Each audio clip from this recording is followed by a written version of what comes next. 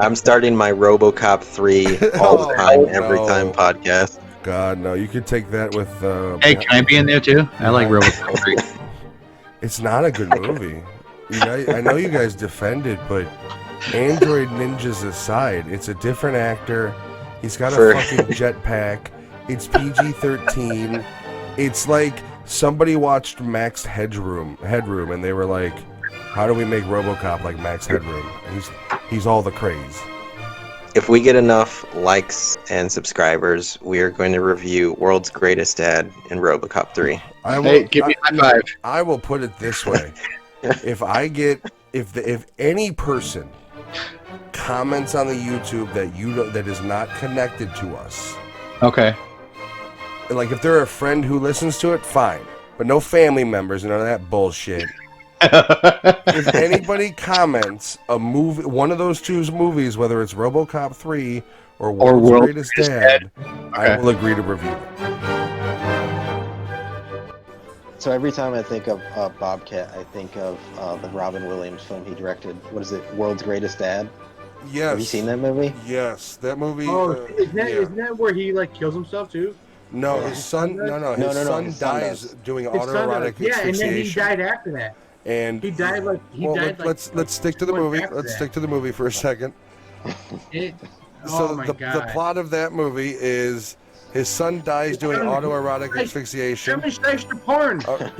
And then Robin Williams basically he's a writer, a failed writer. And then he writes about his son killing himself. No. He writes. Whatever. Shut up. He writes. Shut up. I know what it's about. Poems. Well, then shut the fuck up. The people who aren't watching or who are watching don't. Jesus Christ. After that, man. Fuck. It was basically he writes. He starts writing poems, and he says that the son wrote them, and he gets real popular and. That's where the title of World's is. Bro, I'm not just talking with you. Shut the fuck up. God damn. We're not having a personal conversation here.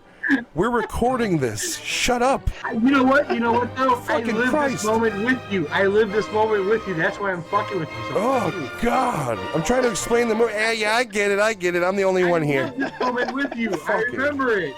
Go ahead. No, I'm sorry. I thought it was okay. I don't know. I thought it was okay. I don't really have much to say about it. I was trying to say things like shut the fuck up. We have finished our list. Willow Creek was the last. I should have been counting in my head because that didn't even seem like 12, but I guess it was. I don't know. So that wraps it up for the list. Does anybody have any final thoughts on any of the movies we talked about, anything like that? Let's talk about World's Greatest Dad. God damn it.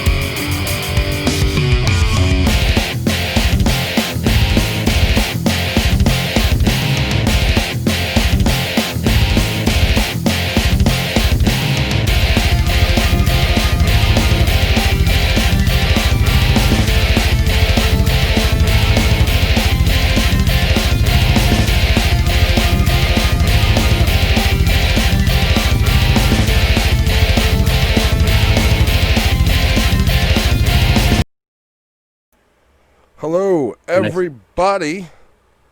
Welcome. Hello. We're live. I just want to give a couple shout outs before we start. Ymir, thank you for joining. Nikki, fuck your video game.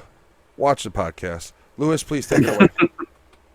Hey guys, and welcome to the Elizabeth Moss fangirl hour. Mashed potato face, please show some damn respect. Just kidding. Welcome back to the Nerdattude Movie Podcast. And if you're a new viewer, I'm sorry. If you're an old viewer, I'm sorry. If you're from a broken home, you should feel quite welcome. Yeah. I mean, if you're an old listener, you know what we do. If you're new here, each and every week we review two movies, and we just talk about them.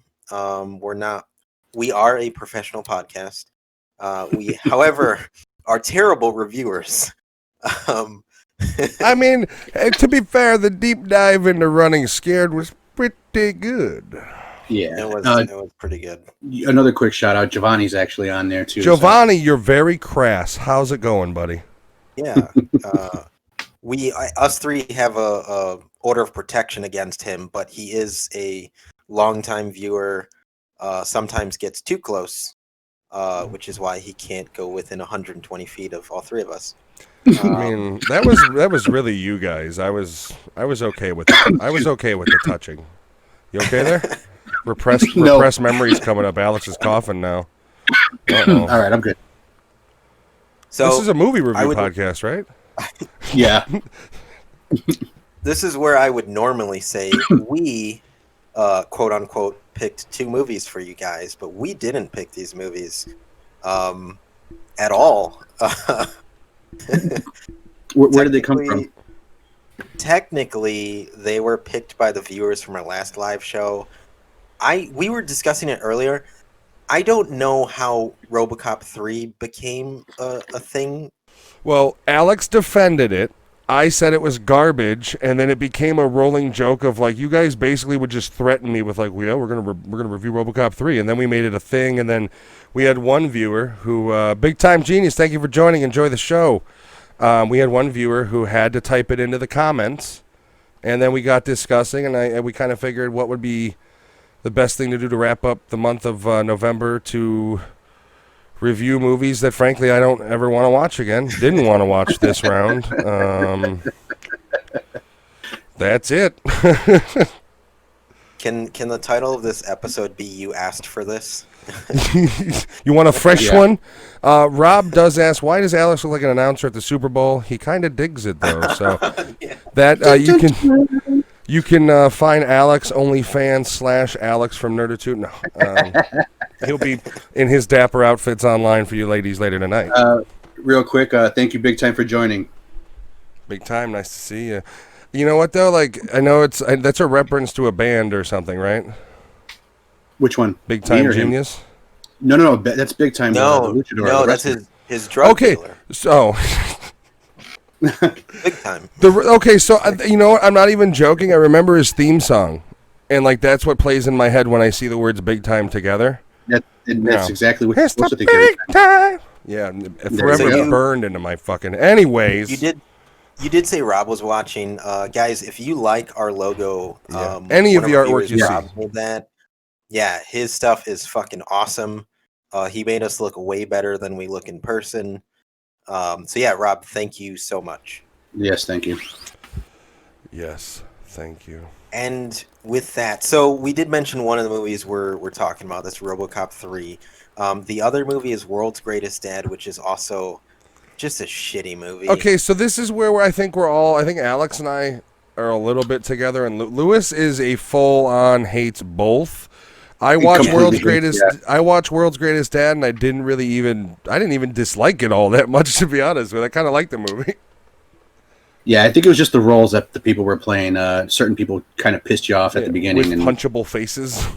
I think it was a shit movie. Okay, we'll go into that later on, don't worry. We'll start this shit train. All right, so we're going to start off with... Ymir, sorry to interrupt, Lewis. Ymir, thank you again. How you doing, buddy? Continue. You know what? I don't like Ymir. No, just kidding. Thank you for watching. We're going to get DDoSed, man. Who would do that to this low-rent production? I'm going to hack into these guys and ruin their day. This first movie review is for you. And on that note, RoboCop 3. So this movie came out in it was 93 when it was released in US. Released in UK a year later. Also released in Japan earlier than the US. So that's kind of weird. None of those dates what actually would make sense because there's I don't know if that was like intentional. Well, no, I don't know if that was like a well-known actor that they had for the samurai guy. I would imagine because there's a lot of people in this movie that are like became pretty popular. Yeah. Yeah, so this movie came out in '93, has a runtime of 104 minutes, not an hour and 4 minutes. Right? Did I get that right? Yes, Yeah, an yeah. hour and 45, an hour and 44. Yeah. This time All you right, did, all right. yeah. Professional podcast here. We are So this professional. movie, back there. this movie had a budget, a budget of 22 million. Ended up making 10.6 million. This movie was directed by Fred Decker. The screenplay and story was written by Frank Miller. Really? If you don't know who Frank Miller is, Yeah. I didn't pay he's attention to done 300. He's done lots of work with Batman, Dark Knight Returns, Sin City. He worked on Daredevil, Sin City. He's a pretty good In my dad, opinion, too, Frank from what I Miller, he's overrated. In my opinion, being a big comics guy, I don't really give two shits for him. But Sin City, great movie. Dark Knight Returns, great comic. They didn't have to use any makeup. He's kind of a piece of shit. They didn't have to use any makeup for Mickey Rourke in that movie, so No. saved him a bunch. No, he's naturally. I'm ugly. sorry, but his boxing career trashed his face. He's disgusting. Yeah, well, I bet the drugs trashed his face. Too. Well, you know, that's Oh, I'm sure it did. that's. I won't even go into that. I'll just talk about him taking punches to the face, ruining it. Because he did, like, he legitimately had, like, orbital bones and shit broken because of his boxing career. And that was late in his life too, right? He started boxing later. He was like an old man already. He was like 40 when he got amateur, professional, whatever. I'm not a, I'm an old man. I'm 40 something. Yeah. So. Yes, what happened was he was in Hollywood, and then like his career kind of went on a downswing. And he's like, "I'll go back to boxing," and it's like, "You're 40. What are you trying to do?" Sorry, Lewis. Oh, that's okay. I wasn't really worried about reviewing this movie. All right, Cats. This movie has a different Robocop, who I think actually did a pretty decent job. Robert Burke plays Alex Murphy, because the other guy couldn't be bothered to come back for the third film. No, he read the script, and he was like, "No," and they were like, "Well, what's the problem?" And he's like, "Everything. Ninjas. Everything is the problem." He read 2 pages, and he's like, "Wait, I've read for like 20 minutes of script, and there's no RoboCop." And they're like, "No, he'll come soon. Don't worry." So I'm not going to go through the entire cast because there's a shit ton of people. But you have Nancy Allen reprises her role as Anne Lewis. She's in her 70s now. Lois. She's old. Lois. You have Rip Thorne as the CEO, and he's dead. So Rip, he's gone. Rip. I mean, Nice. he went Yeah. after he ran OCP into the ground. He ended up running the Men in Black for a while. So Yeah. it's so stupid. Hey, Go quick ahead. shout out to shit. my young daughter. She's out here too. Oh, she is. Go to bed.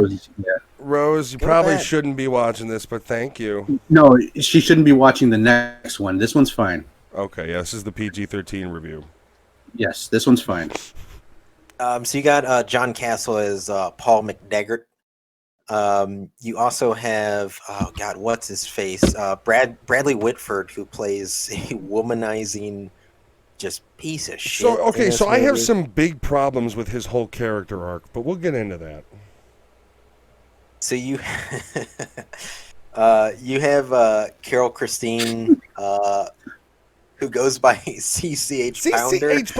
I have problems with her character as well. Loved her in The Her Shield. character Oh, sucks. Bertha? Yeah. Loved her in The Shield. RoboCop 3, I wanted to vomit every time she was on camera.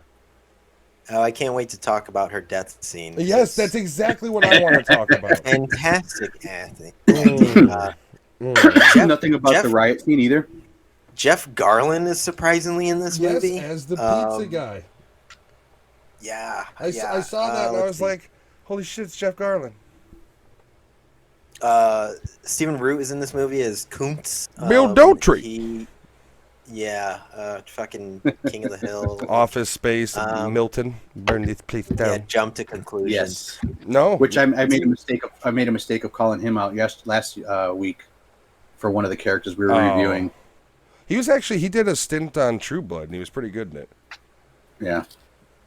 So there's credits to Kirkwood Smith and like the original gang. But really you Archival just footage. See them yeah.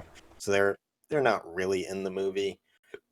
And then I think that's a lot. Did I miss any other notable actors? I mean, Jill Hennessy. She's on Law and Order. She plays Dr. Marie. Yeah, she got quite popular later on. Mako. Did you cover Mako? I don't know if you did or not. Who's Mako? Mako, the car place. No, he's the investor, the person that bought OCP. Oh yeah, he did. But he was actually pretty popular later on.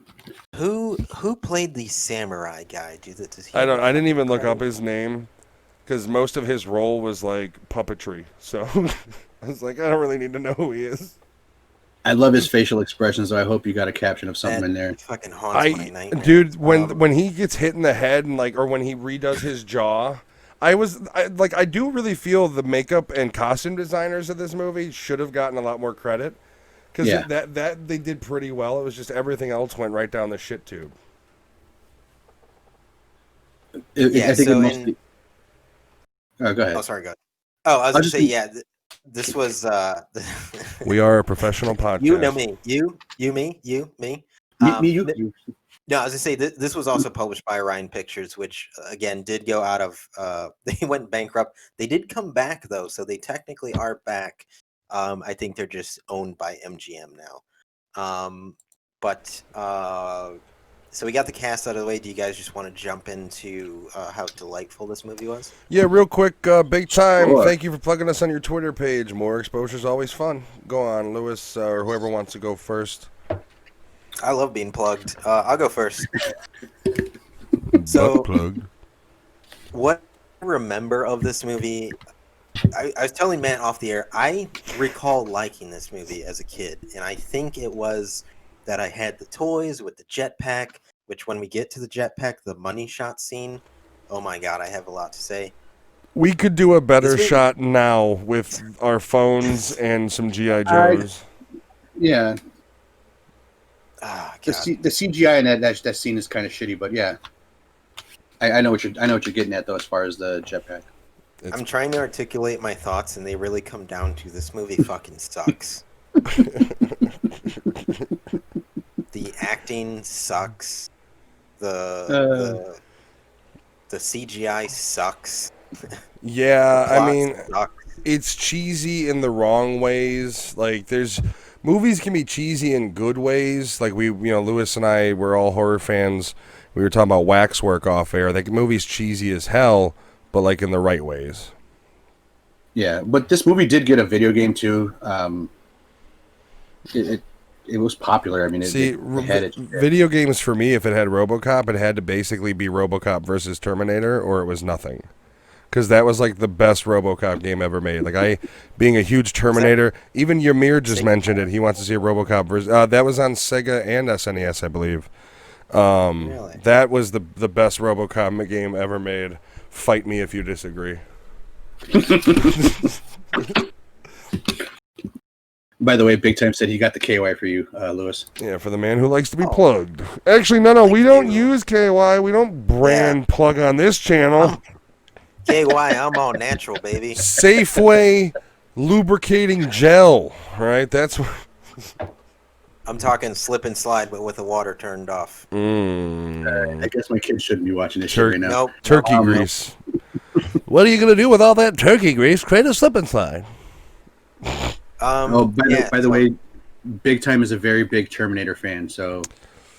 Yeah, me too.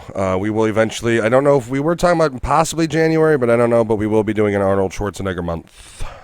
Well, I think for the Terminators, even doing an episode where we pick like the 3 best movies of the franchise. 1 and 2. Or we could just do Terminator 2, Terminator 2, and that's all 3 of them? 2. Well, okay, so here's the thing. Terminator 3 is actually a cool action flick. But as a Terminator movie, it fails. Number 4, The Salvation is an okay action flick, but fails as a Terminator movie. Terminator Genesis is a decent action flick and a so-so Terminator movie. Dark Fate was a decent action flick and not really a Terminator. I don't know. I would argue the first movie is more of a horror film than action. You know, a lot of people say that, and I understand that from the like filmographer's perspective. But I mean, I don't know. Like he created a whole genre. Like they didn't. You had basically sci-fi at that point was like Aliens or Short Circuit. You know what I mean? Like they didn't have the Terminator genre. About Short Circuit. The second one's the better of the two. For those that are just joining us for the first time, we're kind of like goldfish, where we kind of like for every 30 seconds we jump to a different topic. We never stay following the movie that we're actually talking about. We did a lot of drugs. Also, this is like the earliest I think we've ever recorded. So yes, usually we're starting by 11 o'clock. That doesn't mean the quality will be better. Don't get your hopes up. I'm just saying it's earlier than normal. So, anyways, back to RoboCop 3. Man, normally I have a lot to say going into like just the like talking about a movie. I fucking hate this movie. So Matt, what did you think about the movie? Okay, so we'll go over just real briefly because here's the thing, like the overall plot could have been good. It could have been a great movie, yeah. Because the idea behind this RoboCop is OCP is now completely taken over. They're removing people from homes. They're basically putting them in rehabilitation centers, which are like internment camps, and. RoboCop basically his human side is starting to come through to a point where he's sort of having emotions. His memories are triggering his human side to basically say, well, in his prerogatives, he's supposed to protect and serve the people, but OCP is basically destroying the people. And that's where he's coming into conflict with his objectives. Yeah, and they have some really stupid flashback scenes that were newly filmed for this one of his wife. Like, rather than just sticking with I really have to tell you something, they had to bring her back and film new scenes with her, and I thought that was stupid. Yeah, like, I didn't expect you to be home. Like, why is that in here? Like, that's your average, like, oh, you're home early? Yes, I am. Who gives a fuck? Let's go eat dinner. Like, that's stupid. So he basically sides with the rebels, who is led by CCH Pounder and Bill Daltrey and George Costanza's boss from Seinfeld when he's working for the Yankees, not Steinbrenner, but the other guy. That was more than his just name, just looking it up, but whatever. I don't remember his name. The very fun character called Nico. Nico. Was it the kid? Yeah, the kid. That kid. On Wikipedia, they name her as Nico, the Japanese American computer whiz kid. Wait, that's a girl. Oh wow. Yeah, it's a girl. Shit, Jen and I we couldn't tell. Like, we were basically about ready to flip a coin, and I thought it was a boy. I was doing the same thing. You shouldn't assume that. My bad, Nico, the computer whiz kid. So the kid is basically like you want to kick their head off the whole movie because they're not even a bad guy. It's just they're annoying and just get away from me. So the kid's annoying. They just fuck the kid for right now. So basically, RoboCop is forced to go underground and help the rebels, and all because he's an emotional little girl at this point. Also, he can't actually cause any kind of harm towards OCP because of that fourth directive of can't harm. Right. At first, it was always OCP employees, so that's in there. And they basically try to redo the first one scene of putting him together because he takes some damage from I think what was supposed to be a rocket-propelled grenade. Yes. Yeah, and he gets so damage to the heart. They put him together. They get a replacement. She brings her a replacement heart, and she's like, I needed a Toshiba, not a whatever the other brand was. Yeah. As far as the type of hearts that, But that was literally 1980s, like branding inside movies. They were at least smart about it, where like it made logical sense. Nowadays, it's just like, I'm so stressed. I better enjoy this Coke. Like when Wayne's World made fun of it. But before that, like they used to do it pretty good. And I actually thought that was a funny addition. There's things about this movie that, if done properly, could have been redeeming. Like first off, and one of the biggest things is it's rated PG-13. But I will say, you hate that about it. I know that. Well, I hate any movie that should be rated R and is PG-13. It's just simply put, if you remake a movie that was rated R and you remake it in PG-13, I hope you get fucking struck by lightning and die. Don't do that. So it's PG-13 and it's goofy, and like the second one is goofy but it's at least rated R. So like for all the goofiness, you get to see dudes shredded and everything, and it's at least an action 80s flick. This movie's just generic and silly. Like I remember when you watched it, you texted me. You're like, "Why would he shoot a hole in the hood of the car or the roof of the car instead of just opening the door?" And he does. He straps. For one thing, he's got the accessory that's the pistol, the hand, the rib for your pleasure, the machine gun, and he just twists it on. And I remember having the toy where you could twist the hand off and put the other hand on. Yeah, that was a really cool toy. But the problem is, it's PG-13, so it's the ghost bullets. So it's the effect of he's like ha ha ha ha ha, and it's just dudes falling like dramatically. And then, no blood splatter, nothing like that. No, and it's just goofy. It's not even like number 2 is bad, but at least was entertaining goofy. Where this really just like in a lot of areas falls flat. Like the scenes they add with the chief, where he actually has a speaking role, are like you can easily confuse it with a fucking Police Academy movie. If you really wanted to. Like, there's scenes in this movie where if you don't know what you're watching, could be Police Academy 3, the one with Bobcat. I'm just saying.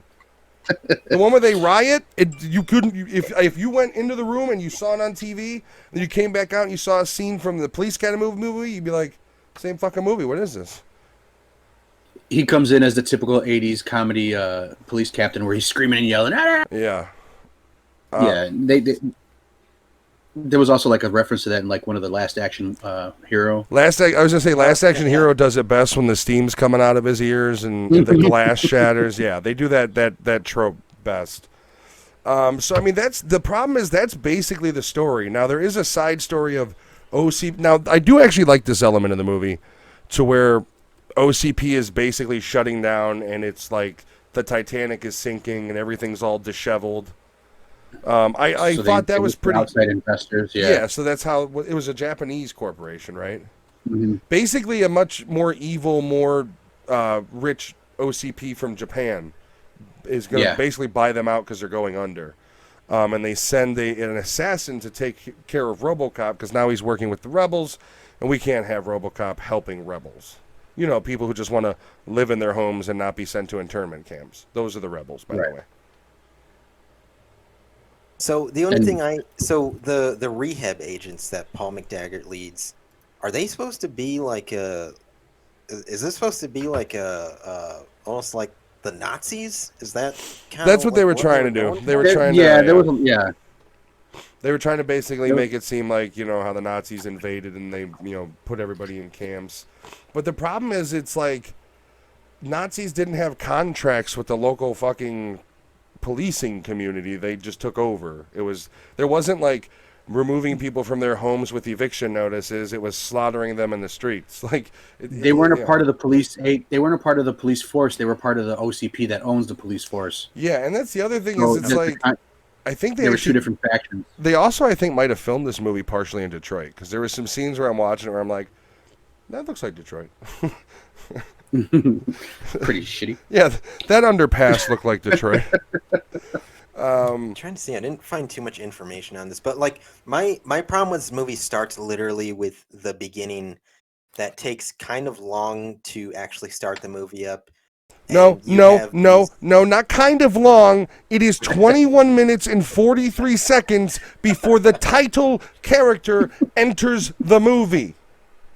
Not only is he fucking Chinese knockoff Robocop because it's a different actor, but it's 20 minutes till he enters the movie. You get to see Lois with long hair. By the way, you want to know why she's got long hair in this one and the second one?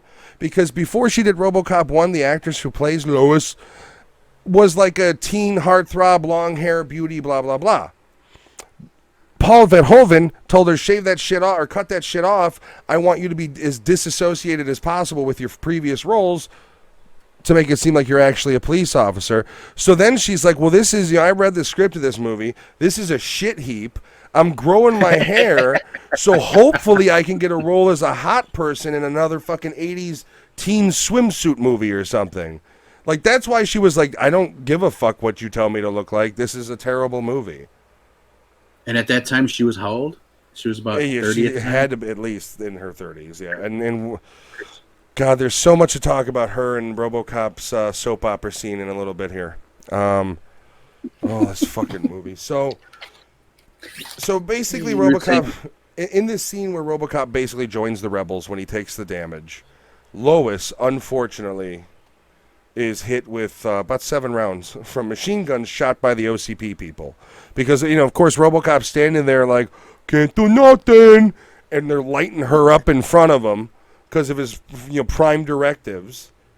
Prime directive number 4. So that's where he takes the grenade in the chest, and there's this whole scene where he carries her, and there's through the church, and there's a side angle, and then a sweeping front angle, and then a behind angle, so the lighting comes in and shines down RoboCop's fucking armor. Like, that was a shitty scene for me on that. Yeah, the church scene was just like, what the fuck is going on here?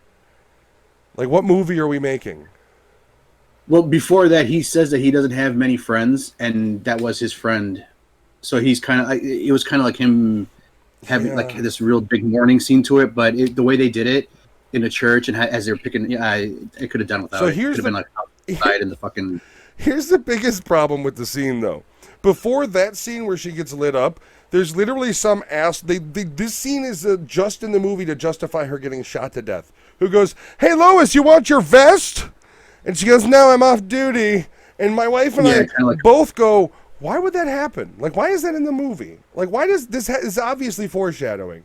And sure enough, she gets lit up from it, and it's just like, Jesus fuck. And then her death is just like, "Get him for me, Murphy." And you just see the little stupid recording in the left corner. Starts to play over and over. And then this is RoboCop 3's reaction to his best friend in the world, Lois, dying. For those of you who eventually just listened. She also says to him, like, "Is it going to hurt?" And he's just like, No. Not for long. I do got to give it to Robert John Burke because, like, he is so robotic in this. He comes off as an asshole. Like, when she's like, "Is it going to hurt? I'm scared." He's just like, "No." Like, he's just, not for long. Real quick, Richard, thank you for joining us. Hello. How you doing? Richard, how you doing, sir? Thank you for joining. So immediately when you're introduced to CCH Pounder, I'm just gonna say Bertha because her name is just uncomfortable. If you're familiar with the Shield, you can call her Claudette. Yeah, wasn't she also in what is it called? Where in the World is Carmen Sandiego? Wasn't she like the? Yeah, I think she also might have been the woman on the radio in the Warriors. The best movie she was in was Demon Knight from Tales from the Crypt. She was the no hand flip you off chick. That movie was great. I don't know why we haven't reviewed great. That. Because we don't have enough time. That's true. Yeah, so immediately when you're introduced to her, she's a terrible actress. That was the thing is, in The Shield, she's great. No, she's still bad there too. You think so? Yeah, she's. But she was the role that kind of grew on you after a while, that you still wanted to hate her too as it went on. In this, yeah, go on. Sorry. In this role, she's a shit actress. She's really everything bad. about it is just really bad. Facial expressions. I know how she threw her stuff on the ground, and her death. It was like, her death. It was like she just came out of acting school. Where literally it goes from a different shot, and she's just like hand out to the girl with her message, and then she flops like cartoonishly. And I'll tell you right now, on the edited version, I'm going to show a short. You're going to see how she flops to death. I'm going to get it on here, but just like it is. When I saw that, I couldn't believe that. I looked at because Jen watched The Shield with me. We both looked at each other. It was just like, Claudette's terrible. What the fuck happened? Yeah, and so for the refugees in that getaway scene, is that Buffalo Bill? Am I wrong in that? No, that's George Costanza's boss from the Yankees. Why? They just look similar. Buffalo Bill does look similar, but Buffalo Bill is shorter. He's a short guy. Okay.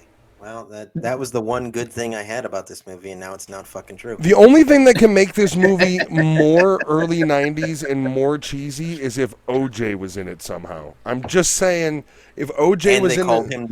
Like the Naked Gun. Exactly. Like, if OJ popped up in this movie, it would have to be the worst movie ever made. I don't know, a buddy cop with the juice and Robocop would probably be pretty cool. Yeah, let's hope he's not a cop trying to solve a murder. Oh shit, I found one. It's me. I'm a murderer. So and then I guess jumping back to that refugee scene, there obviously they break in, they get the shit, and there's the there's the movie telling you this is gonna be cool later when it shines on the fucking jetpack. Yeah, though. What is that? Just take it. Yeah, the jetpack that was designed for Robocop and it's not even close to his color suit, which bothers me. Lewis's OCD is on fire right now. When he was watching it, he's like scratching really violently and shit. Like, it doesn't match. What if it was still in development? It wasn't 100% ready. Well, that's what they said. It was the prototype, I think, is what she said. Yeah, so that's why it won't match. Because why would you make something match that it might blow up? You know. I think it was terrible writing, and you guys are defending it. I'm not defending it. I'm not defending it either. I'm just making fun of the saying, situation. What it was. A thing about that scene too is they're taking all these guns after they break into the armory, which we didn't even get to the Ed 209 bullshit that I hate about it. Oh. But they're taking like every other gun or every. Yeah, he's just like, and he takes 2 shotguns for no reason. Like, if you're watching what weapons he takes. For one thing, there's no magazines anywhere. There's no ammunition on his cart anywhere. Yeah. He's literally just taking ammunitionless firearms with no clips. Like, and he's doing like this, like, not that one, but that one, not that one, but that one. But then he ends up taking 2 of the same shotgun. And I was like, that's probably not helpful. Get all of them. They should have just put their arm behind and just kept running along. Like a real man would just like he doesn't want to make a second trip to the car for groceries. Like, you know what I mean? Like, put some back into it, man. Hold on. Richard Rivera said not a fan of Robocop 3 and 4. There's a 4? No, it's a Canadian made-for-TV show. There's a bunch of made-for-TV shows. There's 4 of them. The Dark Prime Directive series or whatever it's called. Crash and Burn, yeah. Well, they all have different titles. And there's Dark, yeah. There's 2 or 3 different names for them, but they're called the series. Yeah, they're bad. They're fun. Guys, if you comment, we will. No, just kidding. No, I'm gonna have to put my foot down when it comes to the Canadian film for TV versions of RoboCop. They're not good. They're not fun. Alex loves this movie too, so we already know he's a shit defender. I've never ever said that I loved it. He likes it heavily. I like movies that I could sit there and watch and not have to put my brain into it. And I mean, half the movies that you recommend me to watch, you say, "Oh, there's lots of blood in it," and I'm like, "Oh, okay." But that's you. So everybody has their own little different shit that they like about movies. Well, okay, I'll tell you what. We're being very negative on it. What, Lewis? You're gonna shut up. I'm gonna shut up. What does Alex like about RoboCop 3? And go. It was like you were saying, there was a story. They just couldn't follow through with it. So as you're watching, you're just seeing the story going on about Robocop trying to defend the people, finally, the citizens, and he's trying to make his way there. But it's poorly represented. But I'm the type of person that if I'm not paying attention... No more negative, only the positive. Only the positive. What do we like on it? All right. Nothing. No, come on. I mean, even I like some things. And there were some things that I want... So one of the biggest things that I was like okay with in this movie, he was more able to move. He was able to move a little better because his suit was smaller. Have you noticed that? But yeah, it was. Yes, the whole armor itself was like it's skinny jeans RoboCop is what it basically was. But also, like, did you notice his movements went between where he was trying to be like Peter Weller to completely different? Yeah. And also, there's a scene when they light him on fire. And you could see when the stuntman is like, it's getting hot, guys, because it goes from him walking like RoboCop speed to fucking crash through the fucking window. Like, you can see RoboCop's legs, like, he moves real quick through the window. And the only thing I could think of was like, that stuntman's very hot right now. He's boiling. He also took in a lot of water. If you can see, like, his face, he's like, yeah, from the sprinklers. Why would RoboCop need to spit water out? He doesn't breathe. He doesn't breathe. Why is he worried about the water on his face? It's intrusive. And then the burn marks that they put on him was just they're not there when he's on fire, but then when the fire's out, he looked like he fell down a chimney, basically. Like he's Santa Claus for a day. There's at least 3 lines in here where someone trying to kill RoboCop makes a comment about just shoot him in the fucking face. Yeah, and nobody ever does. In the very beginning with the okay, so we didn't even talk. So the scene where they get surrounded by the group of people that don't have any guns, like, and they're just firing and not hitting anybody, and then they're out of ammo. Yeah. So it's like, why wouldn't you just wait? You have a shotgun. You've got a pistol. You've got a why? And then did you notice the new futuristic pistols as well? They made like they were like basically tried almost like based off of RoboCop's pistol, but smaller. But that's the thing is he only uses the pistol once in this movie? It's pretty ridiculous the way he uses it too. And then he ends up losing it too at one point. Yep. He takes What it out. did they not have the VFX guy for the original suit that has that fucking thing? Like, I don't know, man. Well, I think they actually made the suit out of metal or some sort of aluminum this time because it was thinner. You got to remember the original ones were like plastic carbate and shit. They were bulky, and that's why it was the size it was. So we got a comment on here. Big Time says, "Would that scene have been better, been funnier with the Benny Hill theme?" No, I mean, the scene would have been better if you just didn't make the movie, because that's that's the whole thing is lighting RoboCop on fire and having a scene where RoboCop's legitimately on fire walking towards you, if filmed correctly, could be badass because he's fucking RoboCop. But instead, it just looked. The angles were stupid. The stuntman was clearly boiling because at the end of the scene when he's supposed to dramatically break through the glass, it's like he's got little tiny feet because his legs, if you notice, just fucking kick. They go kind of. Yeah, it's like they put him in fast forward. The stuntman literally was like, I know I'm not supposed to run in this, but I can smell my skin melting. I'm going to move a little quicker. There was a scene where RoboCop got taken down to the ground, I guess, by the assassin later. And you could see the armor on his legs kind of jiggle when he falls. I didn't even notice that. I was looking at my phone a lot. Sorry. I will say I did actually like the actor who played RoboCop though. I thought he did a good job. The voice was not. Obviously, it's not the same as Peter Weller, but it was good. He did a good Stone Cold, not Stone Cold Steve Austin, but just a cold, heartless, no, not for long. A robotic voice type. Yeah. Well, the actor's great. If you like the guy who plays RoboCop in in RoboCop 3, he plays Dennis Leary's cousin, who's the priest in Rescue Me. He was in Thinner. He's been in a couple really, really great projects. So he's one of the shining lights. In the movie, him and the Chief for me. Yeah. But here's the thing: this movie, if executed properly, like I said, the storyline of RoboCop taking up arms against OCP to protect the civilians is a brilliant storyline. It's the next evolution of where it should be. It's the end of the war, but the problem is you have 3 different directors. The first director, who basically had Paul Verhoeven, who had never done sci-fi before, took a swing at it and did an incredible job.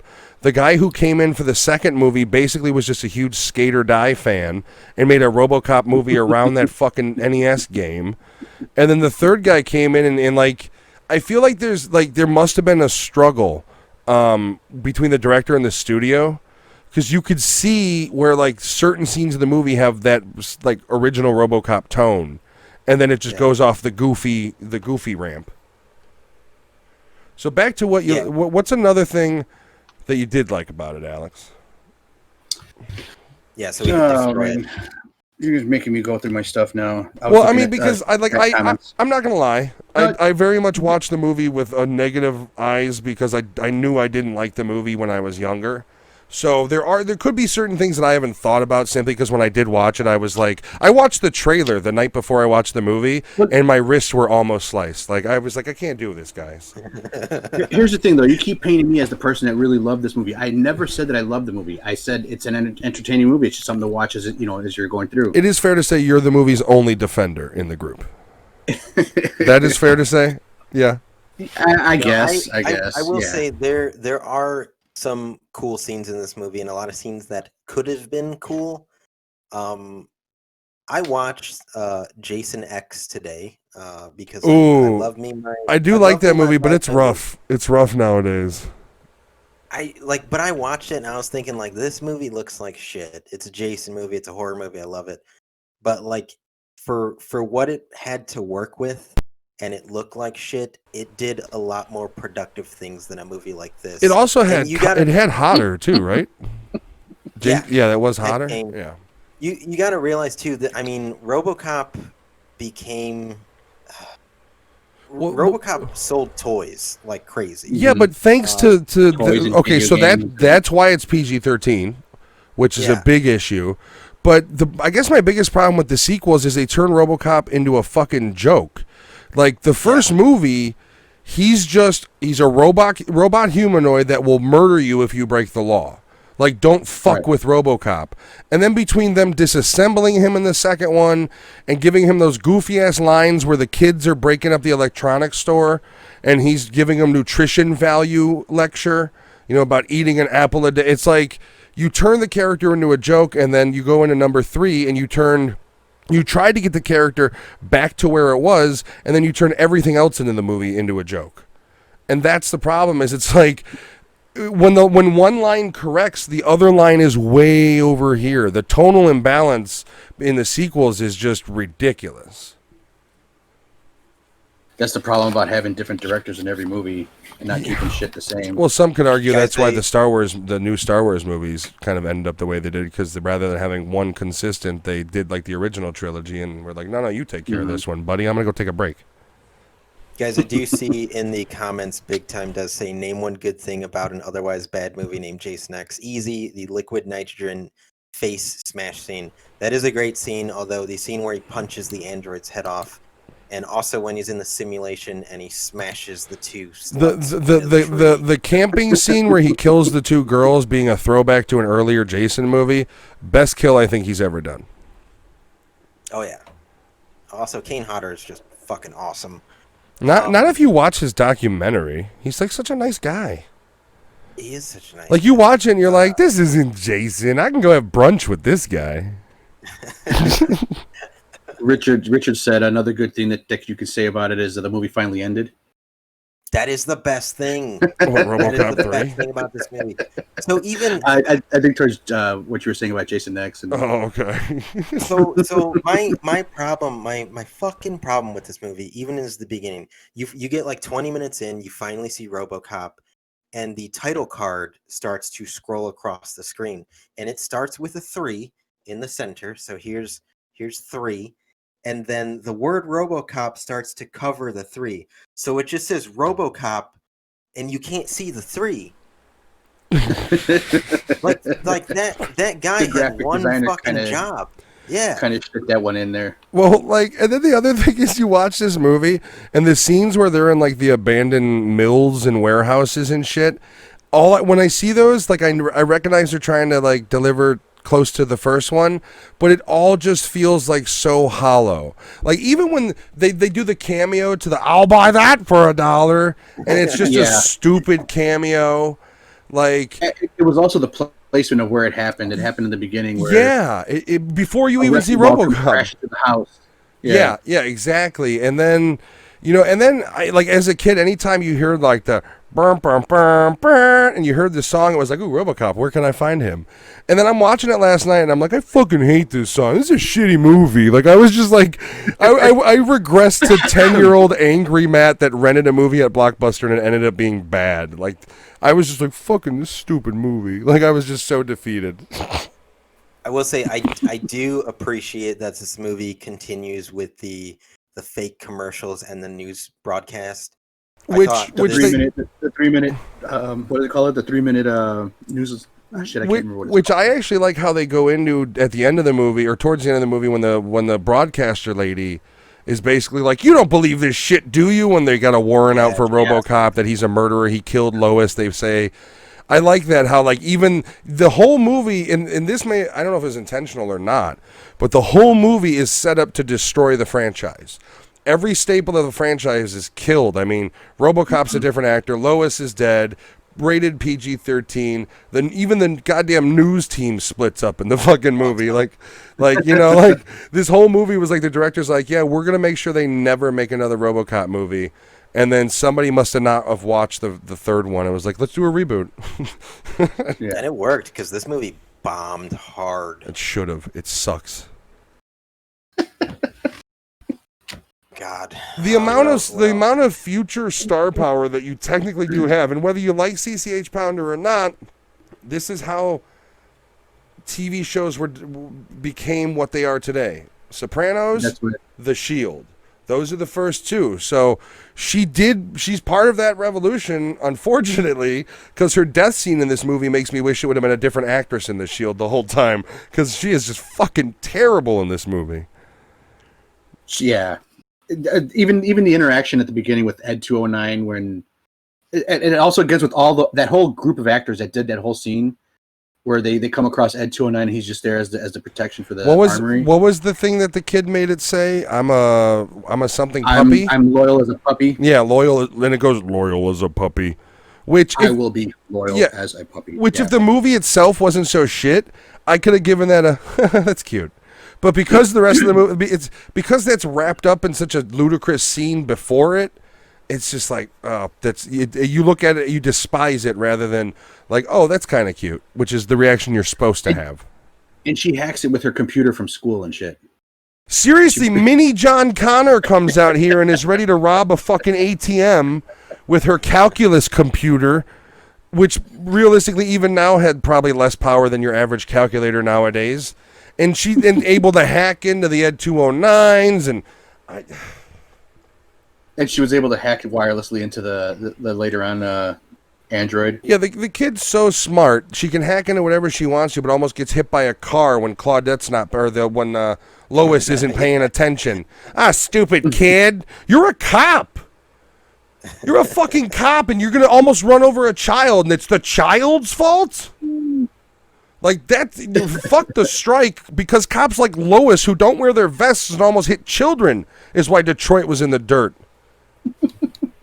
It is also it's always been weird to me in these movies. Granted, it's supposed to be like future dystopian city-esque, and you have companies funding to build RoboCop, spending probably millions of dollars. And the cops drive around in just rinky-dink Ford Taurus. Really shitty cars. Like, it's just such a disconnect from what the movie says it is. Well, it's one of those play on things for like what the future's supposed to be like, but and it's kind of like mixing in like it's not going to be 100% flying cars and shit.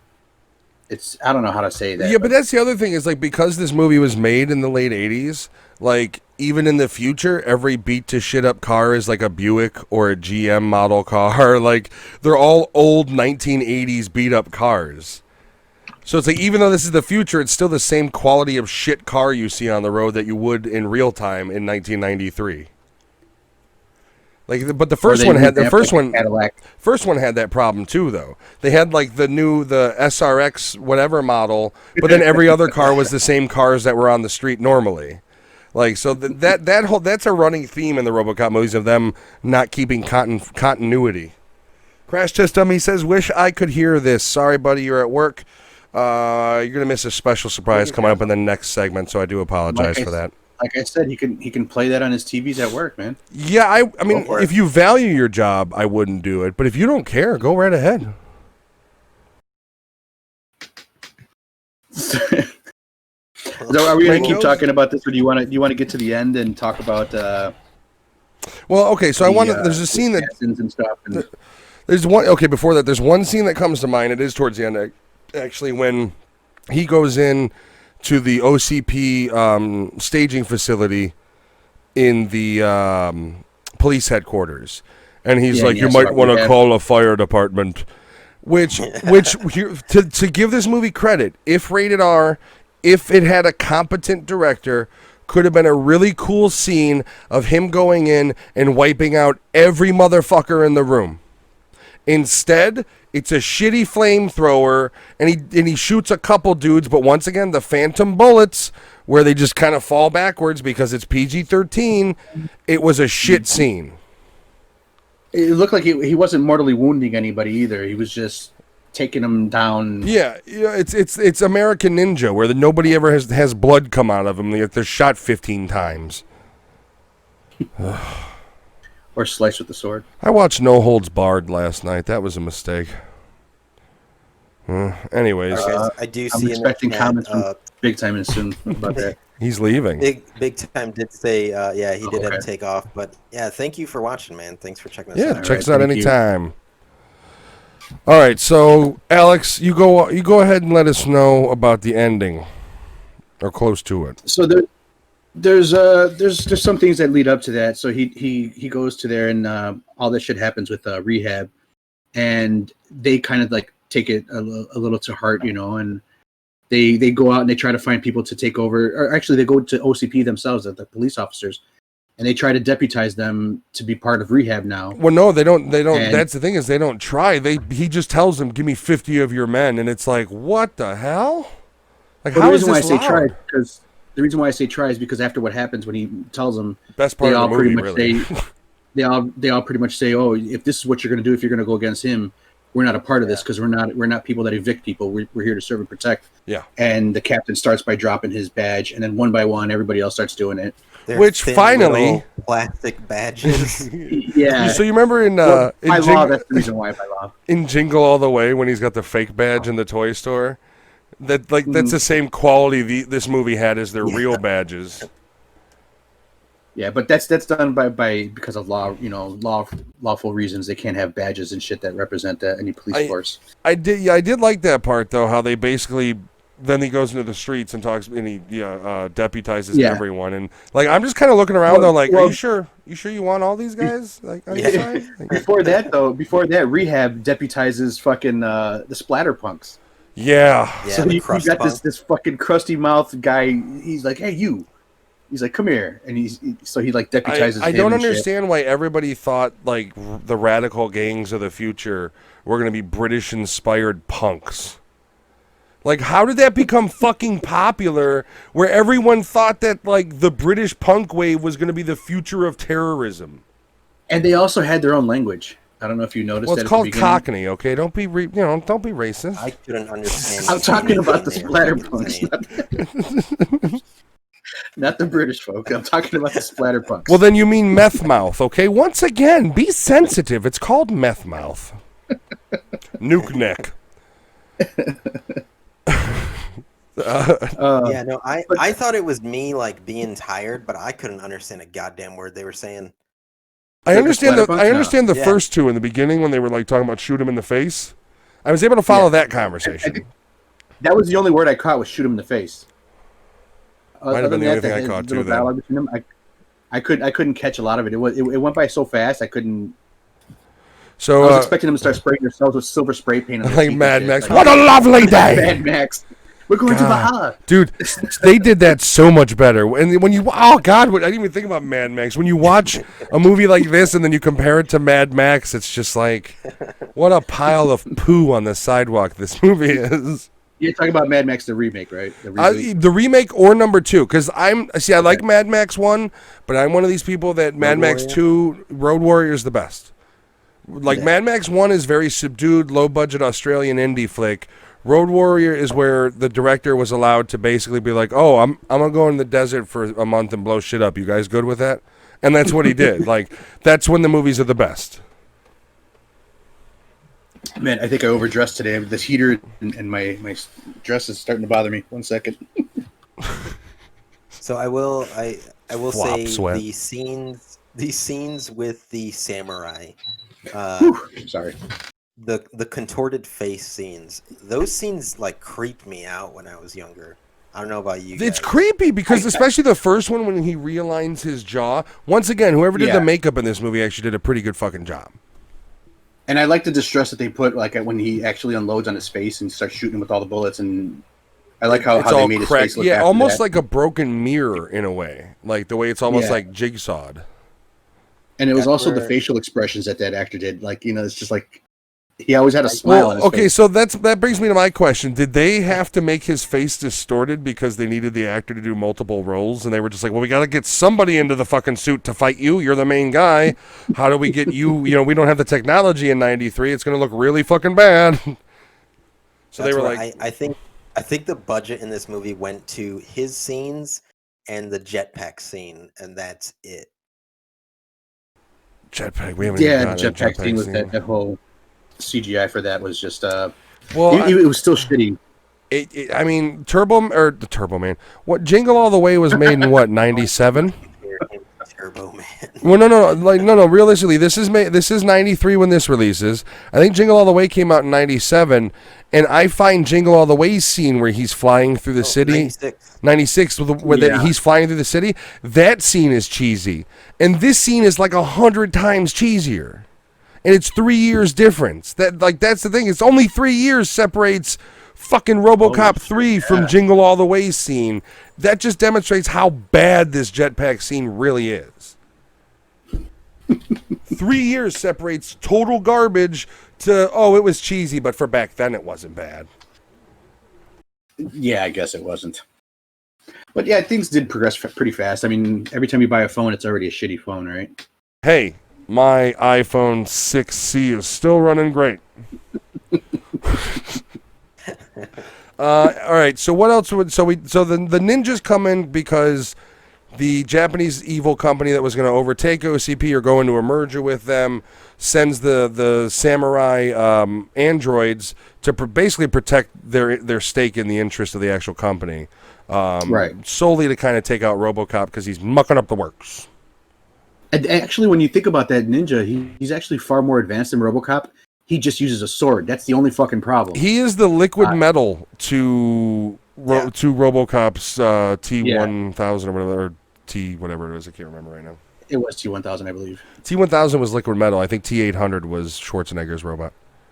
Okay. Yeah, he is T800. Yeah. It's that argument, but I mean, I would argue that he's way more fragile than I mean, the RoboCop's fights Ed 209 to take grenades to the chest, and well, he was also designed to be nimble too, because you see the way he's doing flips and shit and jumping around. So yeah, for no reason, flips for no reason. Oh, by the way, why when you're doing like Ninja, they didn't even film those scenes right? Because there's literally a scene where it looked like they had to green screen him flipping and then enter that footage into the footage that they were trying to film the scene for. When he goes to flip and it goes, you noticed it too, right, Alex? Yeah. Where it goes kind of weird looking for a second, and all he did was a jump up flip. And I was like, why the fuck would that need CG? Like, what is going on here? The scenes didn't match up, so like if he jumped forward over RoboCop, he hit him in the face. Yeah. And RoboCop was facing the other way, so it didn't make any sense. That's just piss poor editing. Either that, or when the editor saw the footage they had got, he's like, I'm going to fucking quit. What am I supposed to do with this? And he's like, I'll try. Am I still being paid? Phil, what the fuck? Do I still get to go to catering even if I fuck this up? Like, you're going to pay for lunch today. This is bullshit, so Phil. I do before we get more into the end of the movie, I do just want to mention Bradley Whitford's character, Jeffrey. Oh God, his character arc pissed me off so bad. Go on, you can go ahead. Go ahead. Oh, this guy is the personification of the 80s. Like, he's like womanizer, like fucking shit talking. I was waiting. I was like, this guy's gonna say call a chick sugar tits. Like one line away.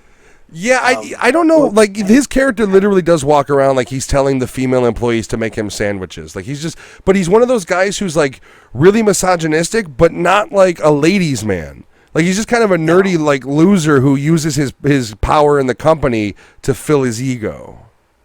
Well, you know, the first place I've ever seen him in, the first movie I've ever seen him was Revenge of the Nerds, and the character that he plays there is the character he's playing in this. So it's just like he's pretty much the same shit. Yeah, douchebag. Well, see, the first movie I saw him in, not in like order of when they came out, was Happy Gilmore. And then like I had been after that, I was exposed to Revenge of the Nerds and the other shit, and then eventually, I don't remember what he was in. TV too, I think. West Wing. He's married to Malcolm in the Middle mother. I don't remember her name. Okay. Well, he's in Get Out. That's one of his. Well, the modern horror fans will recognize him from Cabin in the Woods. Okay. Yeah, that's where you'll like if you are a horror fan, he plays one of the conductors. Him and Peter Jenkins play the conductors in Cabin in the Woods. Great film. Yeah, great. If you're into horror movies and you haven't seen Cabin in the Woods, I mean, I don't know what your problem is. Check it out. I still haven't watched it. You haven't seen it? What? For real? We go over this like every other podcast. But it's a different movie every time though. Like we do have this same discussion every time we film, but it's always a different movie where Lewis and I are like, "What? Son of a bitch." Well, you have to remember, once I became a father, I fell off the whole movie track for a long time, and it was only family movies. I mean, did you even consider adoption? See, Alex giving them up for adoption. I literally wake up in the morning and put a horror movie on in front of my 1-year-old. So what if the kid has nightmares and stalks young ladies when he's 19? It's different if I have my if I cuss and swear, but when I have other movies doing it, I don't know. It's just Cabin in the Woods is actually one of those ones that I don't even think has any like sexual shit in it either. It's pretty much comedy and violence. Well, no, it might have some boobs in it. is there the one? Is there the, whether they try to? I don't remember. I don't think they ever get to the point where they end up hooking up any of them. I think there's a scene annoying. If we were 15, we would remember if there were boobs in this movie. There was boobs at 23 minutes and 14 seconds in. Yeah. Okay. Like Matt and I had this conversation. As an adult, you see boobs in a movie and you're just like, ugh. I am, know, it sounds bad, but as a 31-year-old married dude, I will. Oh God, I really, I don't have time for them in my own mental concentration. Like, and I watch a lot of movies with my wife too, and like, it's not that it's uncomfortable, but nude scenes in movies are just kind of like married couples look at each other like, yeah, check these phony sex people out, right? Am I right? Average, high five. Like, that's the problem is you're watching Hollywood people have sex. So it's, even when you're watching it with like a loved one, it's just like, can we get, like, and for me, I watch a horror movie and I love the Apple TV because it's got the 10-second fast forward button. And as soon as tits hit the screen, I'm pressing it like it's fucking mini game in Street Fighter 2 breaking the car. Like, I'm like, come on, get to the death. Here's me watching one of our movies later on. Like they start having their sex scene, and my kids in one room, my kids in the other, and I'm like, turning the volume down, and all the way down to 3. That's why I watch movies with closed caption now, because if they say anything, I want to be able to see what they're saying. But I'm turning down the sound so nobody hears that shit. Cabin in the Woods is Rich Rivera asks, is it like Evil Dead? Cabin in the Woods is like a lot of horror movies. It's basically, it takes influence from every horror movie that could possibly give influence from the 70s and 80s, and puts it into one. It's literally a love letter to horror films. It's a great movie. I mean, it's a mix of 13 Ghosts, of Evil Dead, of I mean, it even goes into the sci-fi realm with the whole dome in it, how it's got that electric dome over it. It goes into the supernatural realm. There's I mean, if you haven't checked it out, watch it. You won't dislike it. I don't know. I don't think I've ever talked to anybody who was like, "Yeah, Cabin in the Woods sucks." It might still be on Hulu. It's usually always on Figure that out yourselves. I'm not selling Hulu subscriptions, goddammit. It's on Hulu. All right, so the ending of this wonderful piece of filmography. Who wants to take that one? I'll start off. I like when he comes and blows his way through he flies into the OCP headquarters with his jetpack that Lewis loves so much. And then he flies out and it looks terrible. Fly in was cheesy, but it was tolerable. Then when he flies out, it's like, oh, why? And then the first thing he does, which they made reference to earlier on, which we didn't talk about, it's a power source to him, which he was kind of like losing power. It's basically, you know, on your phone when you get the backup battery pack. That's what his jetpack. He plugs his asshole right into the charging dot, and he can fly around and charge like a Tesla. Yeah. So the first thing he does when he gets there is he releases it and he drops the battery from him. You know. So, but he starts fighting the android and he takes out the one android ninja, and I think he's going after the one guy. No. Multiple of these fucking dudes start appearing. 2 more show up. Yeah, 2 more show up after he takes out one because he puts a gun to his face. Well, he takes out the first one that's got like the best of them and is right on the downswing, and then he hits him with the rocket and blows his head clean off. And then another one comes, and that's the one that gets like the smashed up face. Mm-hmm. Who's got like the really weird expression with the smile, and it's like a kind of half off smile. Which once again, I thought the makeup design was really cool with the Japanese android characters. Yeah. And then a couple more of them come, and that's when like I think where you're talking about where he takes the machine gun right to his face. Yeah. So at the end, he ends up with two of them over him, and they're both like ready to do something, and that's when what's his name, McTaggart. McRib. We'll call him McRib. McRib. He comes over with his little handgun saying, just remember if anything happens, and we got these two over here, and he points at the young child and Dr. Lazarus, which we never say her name. But she's the one that does all the repair for him. I'm not to be a dick, but this woman is much too pretty for this movie. And she was also a horrible actress in this too. The part where she gets on her little step stool and starts screaming, "People love Detroit!" I could have done with that whole little thing that she did, that whole little rant coming from the little closet where she was in prison. I like how they tried to get an actress though. Like they basically hired her because she looked similar to the girl from the first movie. The one who kisses Robocop and leaves the lipstick stain. That's why she was hired for this role, because of the curly hair and the similar facial features. That's why. But so the two androids after that, I can't remember what happened to McTaggart. I believe. Oh no, he finishes at the end. But the two robots are getting ready to fight with Robocop still, and they're ready to strike him. And of course, Nico, the computer genius, hacks into both of them wirelessly, and from her little school computer, and she fucking gets them both to do a little sword fight with each other, Alex, and then fucking chop off each other's heads. Your children are in the school systems. Do the computers they provide you in 2020? Do you think you could hack into some serious robotics with the computers they provide in 2020? They don't even have memory. So they're Chromebooks. They don't even have memory. So this kid is able to hack. So there's one of two options. Either the movie is saying that their technology is so shit poor, a child with a toy could hack into it, or that this kid somehow has a school-provided supercomputer. I think that's what it was. Good writing, Robocop. Good writing. And she's also living in a home that they're being evicted from. And how does she get this computer that's so fucking that's technology advanced? That whole scene was like with the whole father and everything. How literally he doesn't need a character name. You just call him worried-looking guy. Because the whole time stressed dad. Yeah, no, sweetie. You should go to bed. Nico's dad, Nico's mom. Like, the only thing that would have completed that scene for me is after she went to bed, he kind of slowly looked at the corner, and then it zoomed in on a shotgun, where he's just like... contemplating. Yeah, like, oh, easy way out, brother. Like, that would have completed this scene for me, because that scene was ridiculous. It was like a shot-for-TV commercial of like, are you facing problems with your mortgage? Okay, so well, actually, you finish on up. How do what happens when she hacks wirelessly into these nice samurai gentlemen?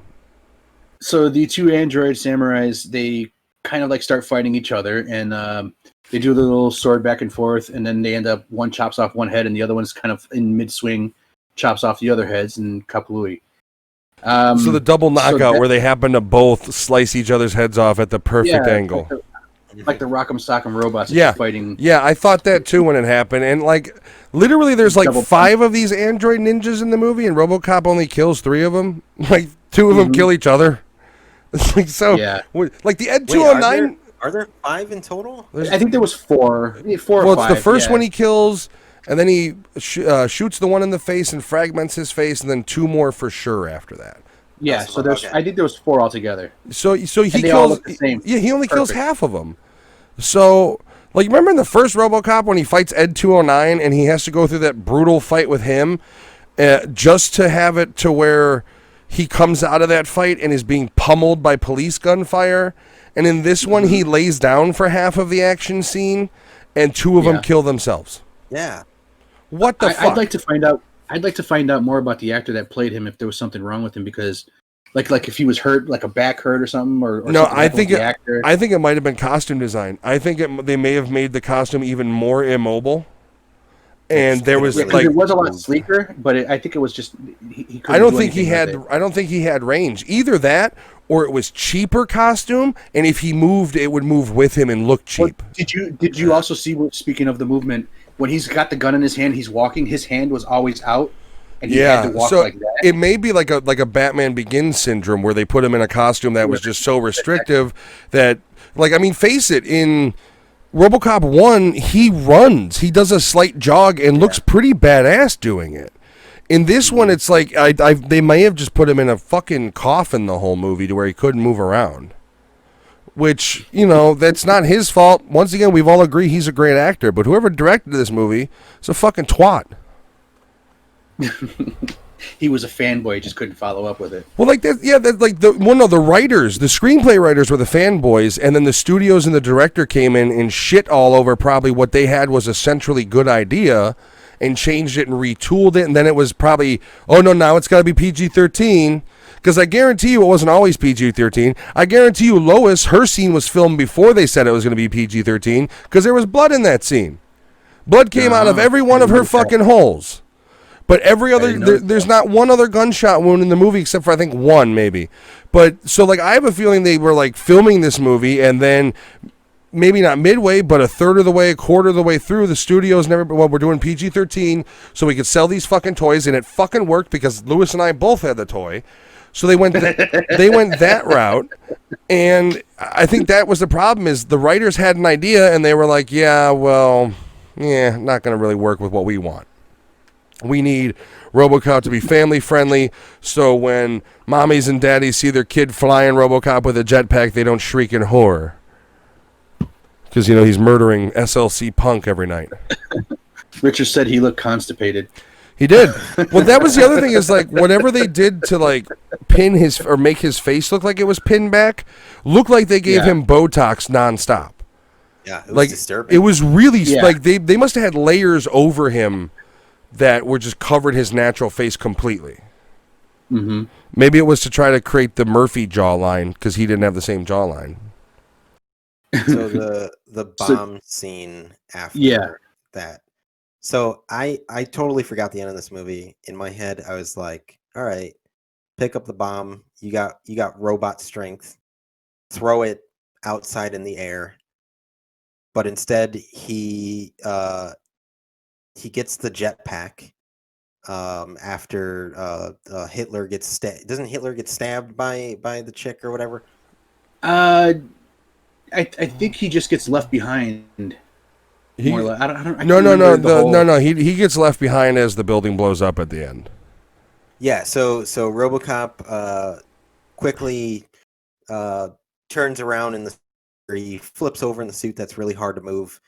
Gets the jetpack on faster than RoboCop has ever moved in this movie. I'm sorry to cut you off. RoboCop 3's suit is the same goddamn armor as in that Hulk Hogan has in Suburban Commando.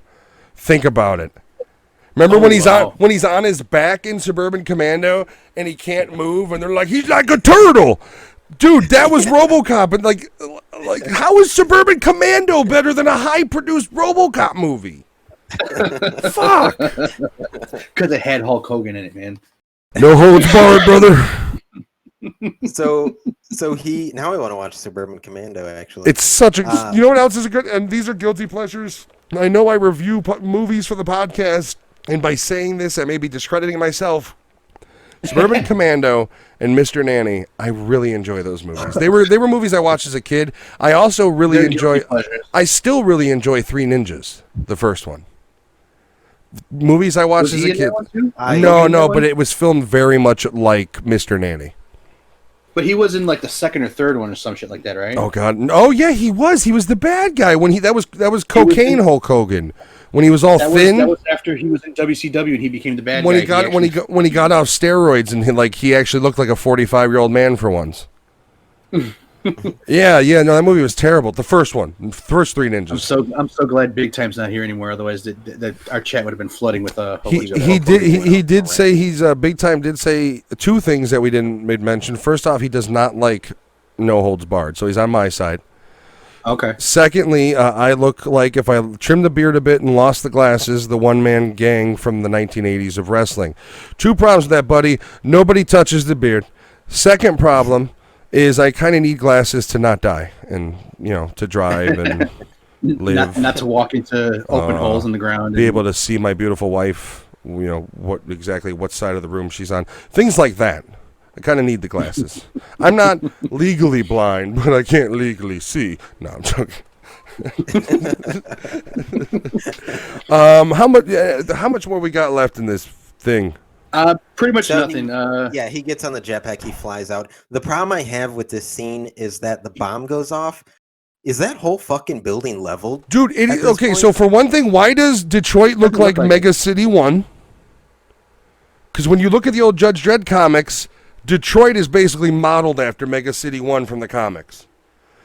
Not only that, is it a fucking atom bomb?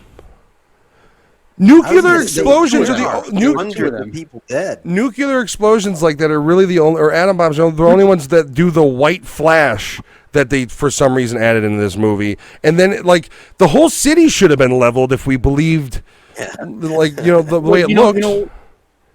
This also brings me to think about it too. Like he kills. There's 3 of them that die there. One is the one that he kills, and then the 2 that pop up afterwards. And he says, "You just triggered the fail-safe device, and that, meaning they're going to blow up. Why didn't the first one blow up when he killed them? But then I had to think about it. When did he activate it? Because it was the briefcase. I don't think the screenwriters knew. But I think this is the one time that they actually paid attention to story. I don't know, to be honest with you. Is it the briefcase that blows up or the robots? No, it's the briefcase that activates the robots. Yeah, but isn't there a whole switcheroo with the briefcase though, where he thinks they have it, and then it's like, nope, it's in your office. No. But you know what that means? Somewhere in the city, there's another one of those robots that Robocop killed. So a family of 7 was just wiped out by the atom bomb outside their apartment? Yeah. Well, does it happen after the effect? Is it kind of like, does it happen after they're already dead? I didn't even think about that. There's a family out there dead from the other robot for sure. There's like a whole block wiped out. But that was an underground thing by the church. So then it killed all the rebels. Because they already cleared out that area. They already cleared out the area. The people in the church that are just trying to survive and stay warm, gone. Oh fuck! That makes the movie more dark. There's like a couple city blocks miles away that were just wiped off the grid. So we didn't talk about this. Just to see if that happened. I will never watch it again. My children will say, Daddy, why won't we watch Robocop 3? And I will fucking beckon them. And I will say, that's why we don't watch Robocop 3. And they will associate pain with this movie. Where I come from, there is no Robocop 3. Yeah, right. So what movie do you speak of? The reboot? I'm Canadian all of a sudden, apparently. So Bradley's character. Okay, so they build him up to be this, like Bob from the first movie. He's a dick. He's a misogynist. He's got money. He's a hotshot. And then he gets fired. And that's the last you see of him. And the next thing you know, because there's a reference, he goes, the one guy jumps out of the window and he goes, what a coward's way out. If I ever, get fired, I'm going to go this route, and flashes the piece he has in his holster. So he gets fired, gives this look, and then before he's even fully turned around, he's got the gun out of the holster. And you think he's going to go shoot Rip Torn. But instead, he just walks out, and then it's like 45 seconds later, the dude's talking, and you hear a gunshot. Yeah. Why would you have him as a central character, as the new Bob or OCP Dick, just to have him kill himself? Well, he does say I'd actually put a bullet to my head, before taking that way out. But let's throw back to the guy that's in all 3 movies. Yeah. Starts off as like the... to vice president. Twice? Yeah. Well, he starts off as like the humble, like beta side friend of Bob, and then in the second one he's like a VP or something, maybe below VP, and then in the third one he's VP. Like Rip Torn even says, "I knew I made a good idea making you VP." So he has squirmed his way through OCP to its eventual demise. Richard Rivera, you are correct. 3 Ninjas was and still is awesome. It's on one of the streaming networks. Go check it out. What's that? If he's in the building, he does, but they don't ever make it clear. Does he die? They don't. No, not in this one. Then he survives all. He's like one of the only characters to actually survive all 3 fucking movies besides the Sarge. Yeah, because they don't have him. They don't have any more reference to anybody in Canadian films. No, that's because what's that a booty? Canada. All right. Anything else you guys want to say about this movie film? I would say we've said too much. Yeah, we wow. I know, almost right? 2 hours. Hour and a half. Hour and a half. All right, so first off, Richard Rivera, thank you for joining us. Have a good night. Stop by anytime. Check it out on YouTube, Spotify, wherever you go. Thanks for hanging out with us for a bit. Take care, Rich. Thanks, man. Let's go ahead and wrap it up with the hot dog reviews. Lewis, you go first. Fuck. Can there be zeros or no? Because I know that's what you guys are thinking. I guess we should do the absolute value, so it's either -5 to +5. Because it has a beginning and an end. The guy who played RoboCop, who took over the role, did awesome. I think there were some cool scenes with him, like the fire effect, even though it was a little cheesy. I don't know. He kind of makes this movie for me because he carries it kind of in the essence of Peter Weller. He does a good role standing in for Peter Weller. So I'm even with that. This movie gets a 1 out of 5 hot dogs. In the hour and 10 minutes that he's in, out of the hour and 35 or hour and 45. Fucking 21 minutes. This it was pissing me off. I'm watching. I was like, this is fucking RoboCop. Where is he? Oh. I hear the music. He's not here. Don't play the bumper if he's not fucking showing up.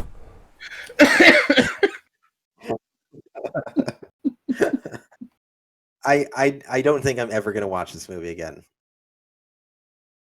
It's a 1 out of 5. 1 out of 5 for you. Alex, you want to go? Go ahead, Matt. I'll finish it off. I will be slightly more charitable. I'm going to give it a 1.5, and I give it a 1.5 because yes, I am. The actor does a great job. The makeup design and the central story idea before it was butchered is actually pretty good. I'll give it a 1.5. I give it only a 1. The 2.5 stars it doesn't get is due to pure execution. The direction was shit. The PG-13 hurts it a lot. The angles were shit. It was goofy. A lot of the acting is goofy bad. Not cheesy bad where it can be like, okay, Bruce Campbell's awesome. This was legitimately bad acting. And it makes a joke out of the character and puts a sour note to end the franchise. Like I said, I really do feel like at some point in the movie they watched it and they're like, we're going to destroy everything. Like they went the Last Jedi route for Star Wars, where the director was like, I'm going to destroy everything this franchise is, and nobody will want to ever make another fucking movie. So 1.5 because you suck, you piece of shit movie. Thank you. How do I follow that? No, I do like the movie, like I said, and it's not that I love it. I've never said I loved it. But I'm going to say 1.5 as well. But it is for the same reasons. The acting, there's a lot of people that you see now that you see in that movie, and you're like, wait a minute. I know this person from this movie. Or they're terrible. And in this one, they're fucking really bad. The one thing that we never really talked about was CCH Ponder's fucking first scene where she's like, she blows up the fucking crane. Just a random transient that you have no idea what she's doing. And she's screaming, fight for your property, blah blah blah. And she gets knocked to the ground. And she the face she makes. It's almost worse than Daniel Baldwin's face when he wakes up in Vampires. That's debatable. Okay, I will. The only thing, and I did think about this because as I was writing up the thing for the next scene, I was thinking he did probably have a pretty wicked hangover too, because they all were pretty drunk. So like. And he does look like he's an alcoholic in general in this movie, so maybe he's going dry for a couple days. You mean just as the person portraying the character? I think the actor portraying the character might be the alcoholic behind the scenes. So, maybe that's just how Daniel Baldwin wakes up every day face down in his bathtub with no water in it. I don't know. It's possible. Well, there's water, but it's yellow, Who knows? Sorry, go on, finish your hot dogs. But yeah, so that was one of the things that, as far as like the acting ability of all these people that you see future in their future, it was pretty shitty. But yeah, 1.5 hot dogs for me. It had a story. They didn't execute it like they should have. They didn't follow through with a lot of the shit, and it would have been a lot better if somebody would have said, "Hey, we're actually putting money in this. Let's fucking do this right." Any sort of quality control, like the editing, like you can even say the editor was bad because of how some of the scenes are pieced together. Like, unless, like I said, whatever they delivered to him, he wanted to shoot himself in the head as soon as he saw the raw footage and was like, "I got to put this piece of shit together." Like, this is what you give me to work with. Yeah, like, why? How about this? I will just draw up stick figures on a napkin, and we'll do a bunch of them. We'll do a flip book movie, and they're like, "Sorry, we can't do this." He's like, "All right, Phil, you ain't getting no Christmas bonus from me." So 1.5, Alex. Alex and I in agreement. Lewis is the harsher of the three, with a 1. So with that, we're gonna take a quick break. We're gonna be right back with you guys. We have a special surprise segment coming up.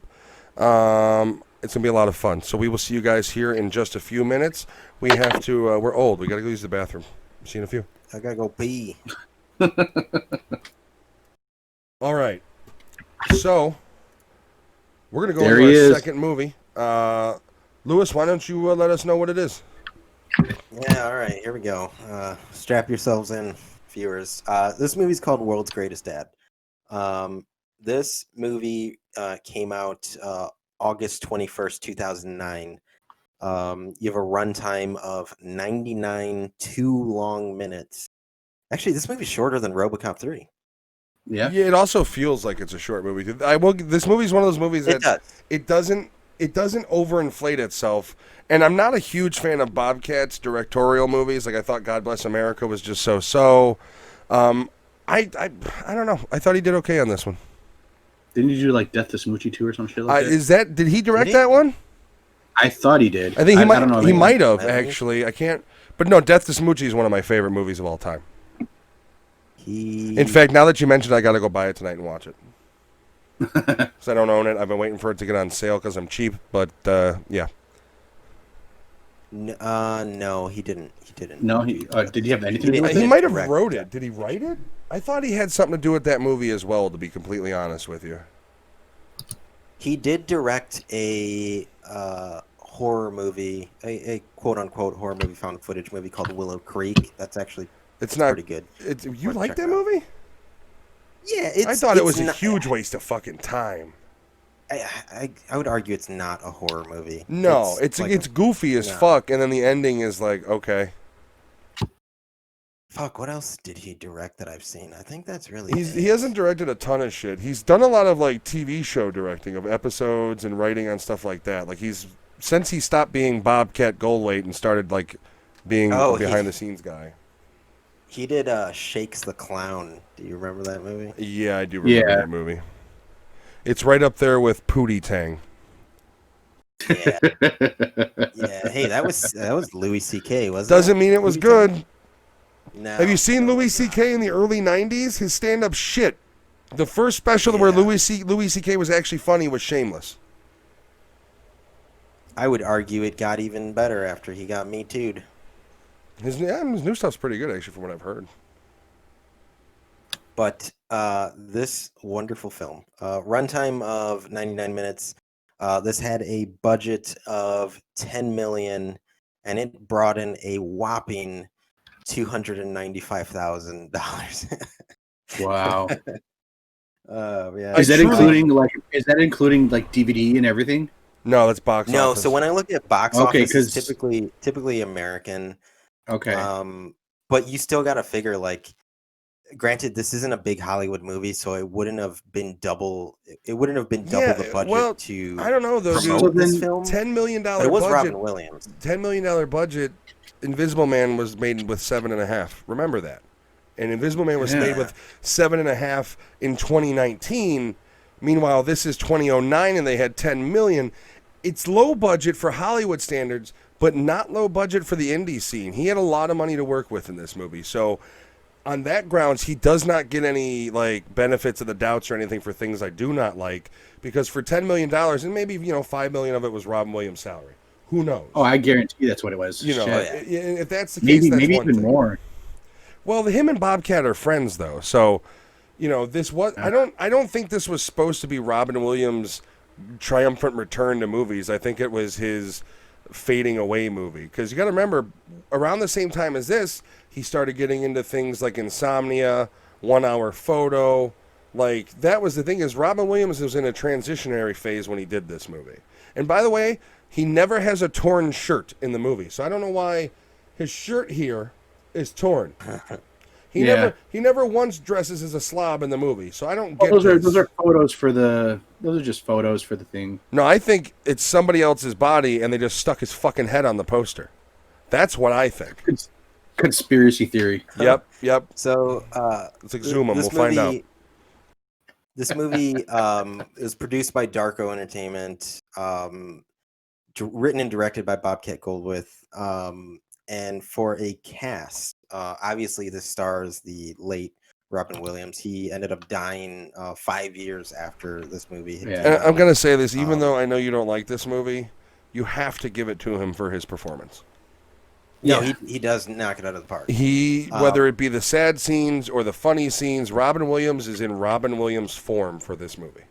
As a character, the whole progression of how his character goes, the way he did it, it was really good. It was really good. Yeah, I mean, he was excellent in the movie. And the problem with watching these movies, and any of his movies now, or any of the kid from Star Trek's movies who are dead, is you watch them and you're like, fuck. Paul Walker, fuck. What would Paul Walker, and Robin Williams is at towards the end of his career. I mean, he's doing family comedies and then off the wall shit like this, but still, I mean, there's so much potential for a lot of these guys that are gone young, to where you get angry because it's like, fuck, I'd have loved a Paul Walker in the Marvel universe, shit like that. And the way he went sad too. Yeah, there's a lot of things about how people pass away from their things. His was suicide, unfortunately. The other two, you're talking about Anson and Paul Walker.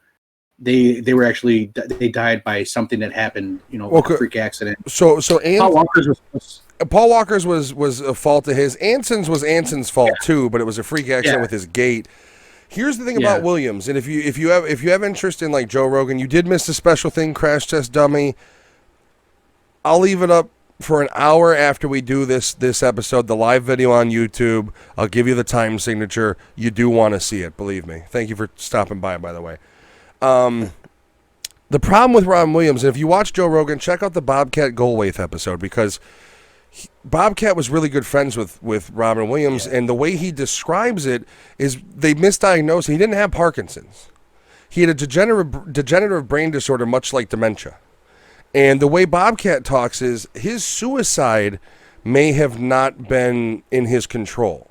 His brain could have been giving, basically the way he says it is, Robin Williams' brain would talk to him one day and he would be Robin, and then he would talk to him the next day and it'd be a completely different person. He'd forget people. He'd have a completely different demeanor.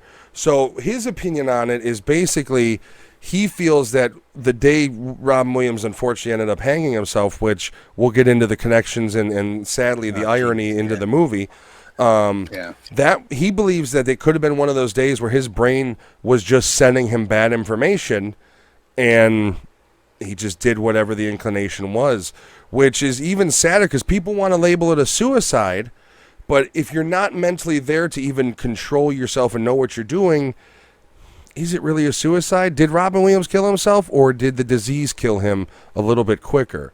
And that's what makes it so sad. And then you tie into this movie, because overall of this storyline of this movie is Robin Williams is a failed writer who's never had a thing published. He's got like 15 different books never published. And he wrote 5 books. But he's got all those like a lot of greeting cards and and he's got a bunch of like started and not finished ones. And he's a single father, and his kid is lack of a better term, a piece of shit. A piece of fucking His son is just a disrespectful, perverted, unruly little motherfucker that if you were to see on the street, you'd punch him in the mouth just because he did something that day to fucking deserve it. It didn't help that the actor they chose, which actually I do love him in fucking 4 Rooms. He is fucking phenomenal in that movie. I don't mind him as an actor because he portrayed the kid as a piece of shit pretty fucking well. Like I hated him, not because of who he is, but because he's the way he acted. There's 3 movies I can name him in: Spy Kids, 4 Rooms, and World's Greatest Dad. and that's it. And he looks like the son from Sopranos. Oh, Is God. Is he in the Green Inferno? Am I thinking of someone else? You said he was, but I don't know if he is. It looks like. Oh no, he is. He is. He plays Lars. But those his death is awesome in that movie. That movie's great if you skip the first 35 minutes. But those are the only 3 movies I can remember him in, and I only like him in 2. Well, yeah, 2, I guess. Well, that's like there's that new movie coming out 1.5. in the Shark Boy Lava Girl universe, and Taylor Lautner's apparently too busy to be Shark Boy. They got to get fucking the Mandalorian to play Shark Boy. Oh, really? Yeah, Pedro Pascal, the Mandalorian, is playing Taylor Lautner's character, or not Taylor Lautner, the werewolf from Twilight. Yeah, he was Shark Boy, and it's Pedro Pascal playing him instead. Much better actor. He really needed that paycheck, I guess. She, the girl, is that the original? Same girl, yeah. Yep. The girl's the same, but for whatever reason, he was too. What probably happened is he's resting on his Twilight money in his mansion somewhere. He's like, I don't want to fucking work. COVID. Yeah, because what else did he do? He did fucking Neighbors or Twilight. Something like that, or... No, he did Twilight. He was in Grown Ups 2. I mean, his biggest thing is Twilight. When he was a kid, it was Shark Boy Lava Girl, but he's not really known for a whole lot. He did a couple like B-movie, action flicks and shit like that. Mm-hmm. But after Twilight, he's been kind of like a propeller plane having a hard time taking off. But he didn't. You said he did Grown Ups. He was in Grown Ups 2. I thought he did something similar to like what they did with what's his name, or am I confusing the 2 actors? I think you're confusing him with Milo. Zac Efron. Zac Efron is Neighbors, yeah.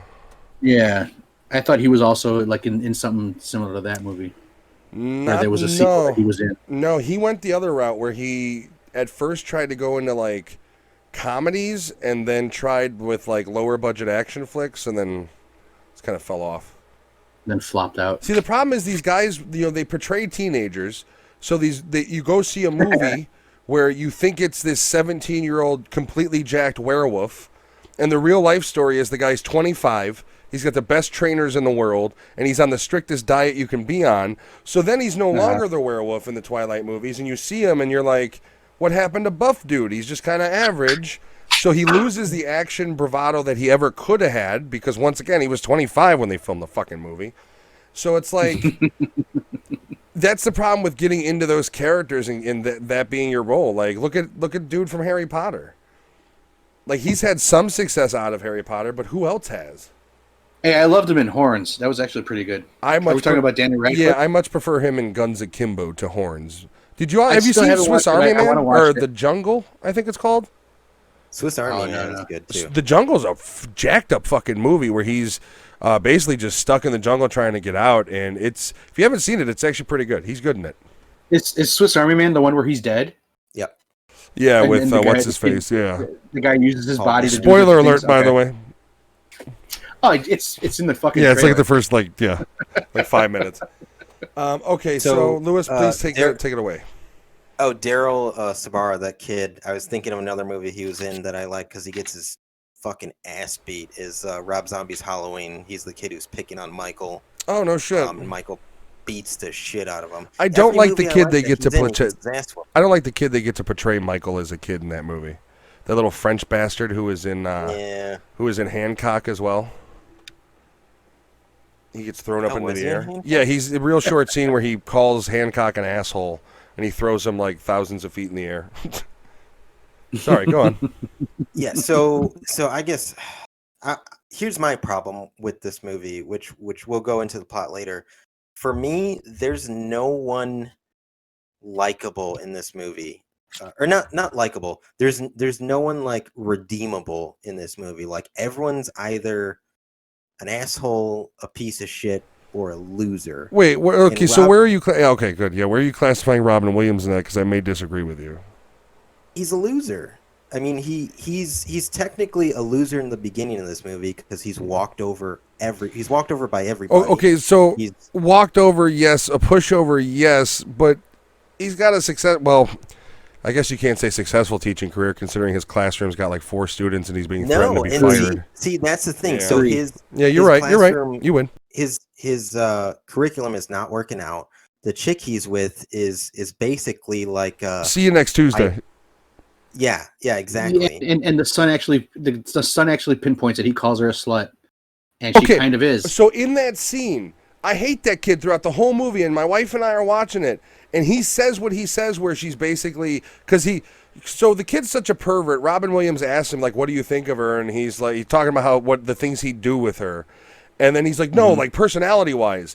And the most honest scene in the movie by the most piece of shit character is he's basically says she's a user and she's kind of, just a whore. And I turned to I was like, how am I agreeing with him? I'm agreeing with this little fuck. What is going on here? That's the only scene in the movie where he was redeeming, but the kid's also after they have dinner. Shit. Also after they have dinner. Or during dinner, or is that after when he's taking the photo? Afterwards, okay. when he drops his son off and says, I'm going to go drop her off at home. Oh. That's the first time where Robin Williams and him have a connection where he tells his Dad, you either fucking nail that or you fucking don't come back. Or it's like, Dad. It's like he's Barney from How I Met Your Mother all of a sudden to his father. It's disgusting. But although there is the line where she yells like "Have a good night, Kyle," and he's like "Good night, whore." Yeah, and then when he said that, I think I was looking at my phone and I looked up and I was like, "Did she react?" And my wife's like, "No, she didn't react." I was like, "But she heard it though." I would have been like, "What?" But that's the only time in the movie where the only time where his son is on the same level as his dad. He tells him, "Dad, you have to do this. This is what you have to do."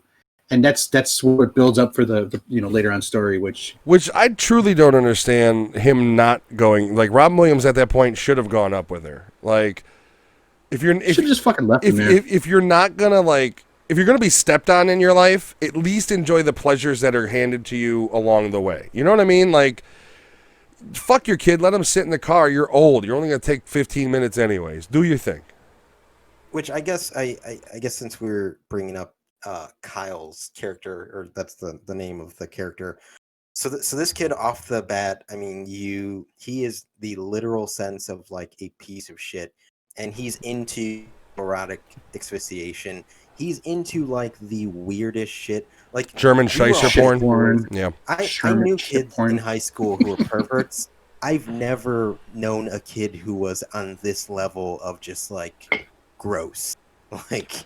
I knew kids that smelled like old milk that I would have hung around with before I'd have hung around with this kid in high school. Did they later become serial killers? Because that's normally what serial killers smell like, according to all the podcasts I listen to. Really? No, according to the podcast I listen to. I'm pretty sure he was a future candidate for a homeless crazy person underneath the L track. Go on. But doesn't this also say something to the fact of Bobcat Goldwyn's writing skills? Like the shit he's writing about is the kid's fucking life and how he's a fucking piece of shit. And I like Bobcat's infuriating because his writing goes from comedically brilliant and on point to sincere, and then some things are like, here's a dick joke. Mm-hmm. Like that's kind of the problem I have with it is when he's trying to actually write the film, even the sincere moments in the film, because there is this. So as Lewis touched on it, the boy is into autoerotic asphyxiation, and Robin Williams actually catches him at one point doing this, and he thinks he's dead or hanging himself, so he goes to save him, and the kid obviously is he once again, the kid, rather than going embarrassed, like he goes verbally abusive towards Robin Williams and just calls him a bunch of really bad names that I'm not going to repeat. Don't you knock and shit like that. Yeah, and he's, like I said, the kid's a piece of shit, and he treats Robin Williams, who is a single father who just doesn't want to be alone. He's lonely because his son's an asshole and refuses to be his son to him. He's lonely because the woman that he's seeing doesn't want to be seen in public with him, and they're basically just fuck buddies when it's convenient for her. So he's a lonely dude. And the thing is, the reason this kid is a piece of shit is because of the mother. Who left? Yeah, she, for whatever reason. Well, they make the mention that she left, and he makes another comment about how nasty she is.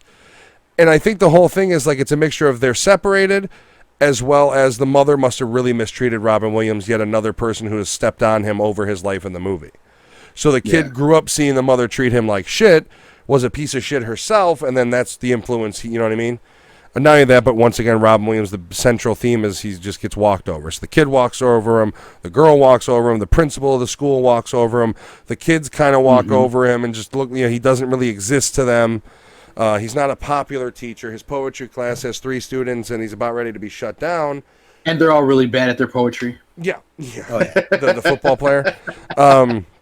So it gets to the point where he actually goes out on a date, and he comes back home. And I just want to say, I didn't have a flip phone, but I had cell phones when this movie came out. And the photo that he got from under the table of the girl with her panties had a lot of even better if lighting. he got the photo, it would have been so pixelated. First off, how does anyone get off to that? Just saying. But the photo would have been so pixelated, you wouldn't have known what you would have been jerking it to. It would have been, you know what I mean? It would have been like looking at the solar eclipse and expecting to be able to have 20/20 vision. Like, especially with the 17-inch LCD screen that he just got. Yeah, the sweet new LCD screen. Yeah, 17 inches. So they basically, the whole beginning of the movie want you to hate the kid. And then they want you to feel sympathy. Because Robin Williams, prefaced before, comes home. He finds the son in the similar situation of autoerotic asphyxiation. However, this time, things didn't turn out so well. And the son has unfortunately passed away jerking his gurgin. So, Lewis, how about you go ahead and, because I know I've talked, or Alex, if you'd like to, one of you guys go ahead and set up how he becomes the world's greatest dad. Wasn't there an actor that actually died that way? David Carradine. Kill Bill? Yeah, Kill Bill. David, he was in not only that, but he was in a hotel room when he did it. Goddamn hotel staff found him hanging from the thing. There was also a musician. I can't remember what band he was in. Fuck, it's gonna bother me. It's gotta be a pop. If it's a pop punk band from the 2000s, I laugh. No, it was like REM type music and shit like that. Get this spam ass shit off my broadcast. I get these all the time. I'm tired of it. Get it off. Anyways, sorry, go on.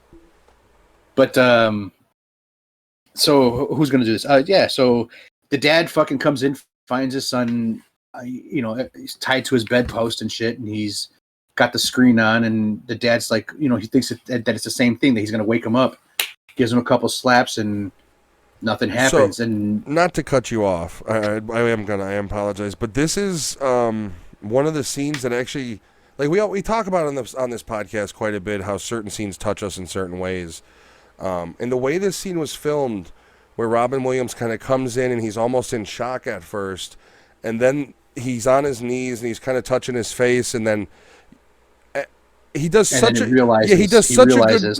good performance, because all audio cuts away and it's just a music track. And I was going to say it was all silent. I was going to say that. You see it in his face how he processes it. And Robin Williams, whether you love or hate the movie, does such an incredible job of making you feel his pain. It's not goofy. It's not funny. It's not exaggerated. I'd imagine it's not the genie from the lamp. It's an actual actor. He's human, and I didn't quite get verklempt, but I was watching. I was like, "Fuck, this is a hard scene to watch," because even though you hate the kid, you see the amount of damage it's doing to Robin Williams, him now being dead, and it's like, "Fuck, this is tough." And then here's something that, as a parent, that you see his emotion, you don't think of it, like as a person just watching it, but you see him look at what the scene is going on, and it's still kind of quiet. It's just the music. He starts cleaning up. He sees the lotion. When he's pulling up which it was kind of funny, though. He sees the lotion, he sees the toilet paper or the tissue paper, and he fucking starts cleaning up, and then he finds the cell phone, and he sees the picture that he was looking at. Yeah. And then he sees it on the monitor, too. And then he looks on the monitor and sees it there. Which was interesting, because when he sees it on the monitor, he gives it kind of like a smirk almost, kind of like a fuck kid, like you could just, like in that scene, he goes from the one of the worst cry, like one of the best, all the different emotions and shit, best done crying scenes in a movie, because Bobcat said, "You know what? I don't want to hear Robin Williams' shriek.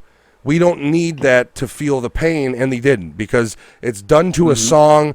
And this is why I say Bobcat goes from an incredible writer and director to horseshit, because he can make a scene this powerful, but then it's like reinforced with dick jokes or immature humor, and it's just like, man, come on. quick sidebar. Giovanni, thanks for joining us, and take care and have fun at work tomorrow morning. Yeah, thanks, man. Enjoy Remember, work and 120 feet. yeah, have a good one. Thank you for joining. We'll have the full edited version up this week. There'll actually be 2 episodes that'll be going up within this weekend, next few days, because I got a little behind. So you'll get last week's episode plus this live one edited soon. We'll get those out there for you. But have a good night, sir. All in all, you do a lot of work, Matt, and you most of this shit is possible because of you. So don't apologize. Thanksgiving threw me for a loop. I didn't even stream Thursday because I had to cook a bunch of shit, and it's like I've just been tired. You ever get one of those weeks where you're just never not tired? Where it just feels like you're it's called being a dad. But you're not so much sleeping as taking brief intermissions into your life. Like at this point in my life, my sleeping hours are so fucked. Like my hours were like. You want to talk about sleeping hours? Well, you were supposed to be, you're getting back on track.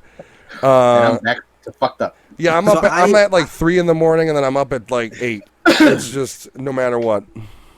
So I will say the scene you guys are describing, I didn't have the same reaction, only because I like the movie spends a good time predicting Robin Williams is like being walked all over and the kid being such a piece of shit, that even with Robin Williams' reaction to finding Kyle dead, like I saw that scene and just kept thinking like, fuck this kid. Like it just didn't like click with me. But I'm gonna run you through why it clicked, and it's all Robin Williams' facial expressions. Because it could also be that we've also seen this movie more than once. Or according to Crash Test Dummy, it could be because you have no heart.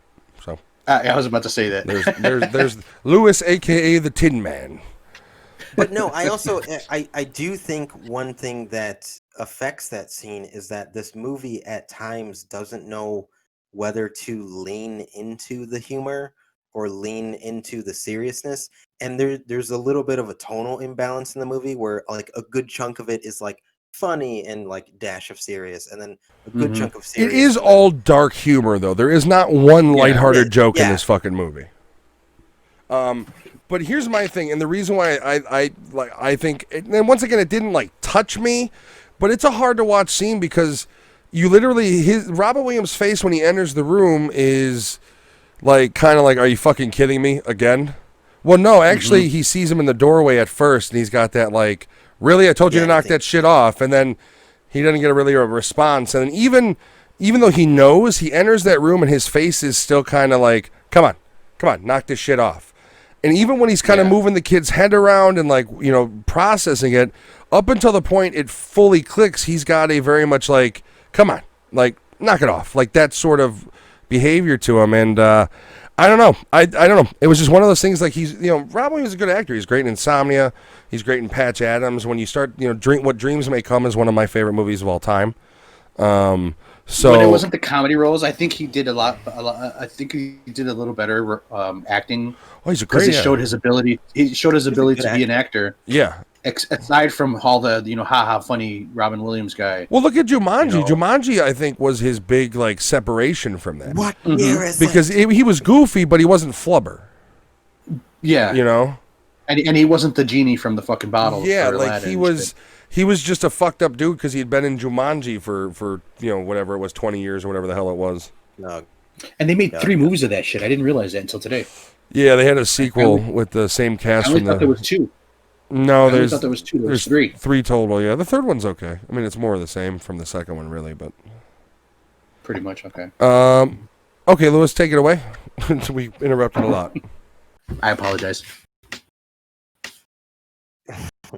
So, he ends up finding the son, and this is where the movie takes a weird turn and gets borderline unbelievable with the reaction that the school has to this piece of shit kid dying. And again, this is where the tone of this movie just like. Well, it's weird because but you're jumping ahead of it because at first the school has no reaction, right? Yeah, they just kind of like whatever, and then the suicide note. So we glanced over that. So Robin Williams finds him, he puts him back together, pulls up his pants, and then he rehangs him in the closet and writes a fake suicide note so it isn't known to the world that this kid died jerking off instead of, him being like a sad person that, he wanted to save him some face. Yeah, the real sad part about it is he was saving himself some face instead of, because his son did that.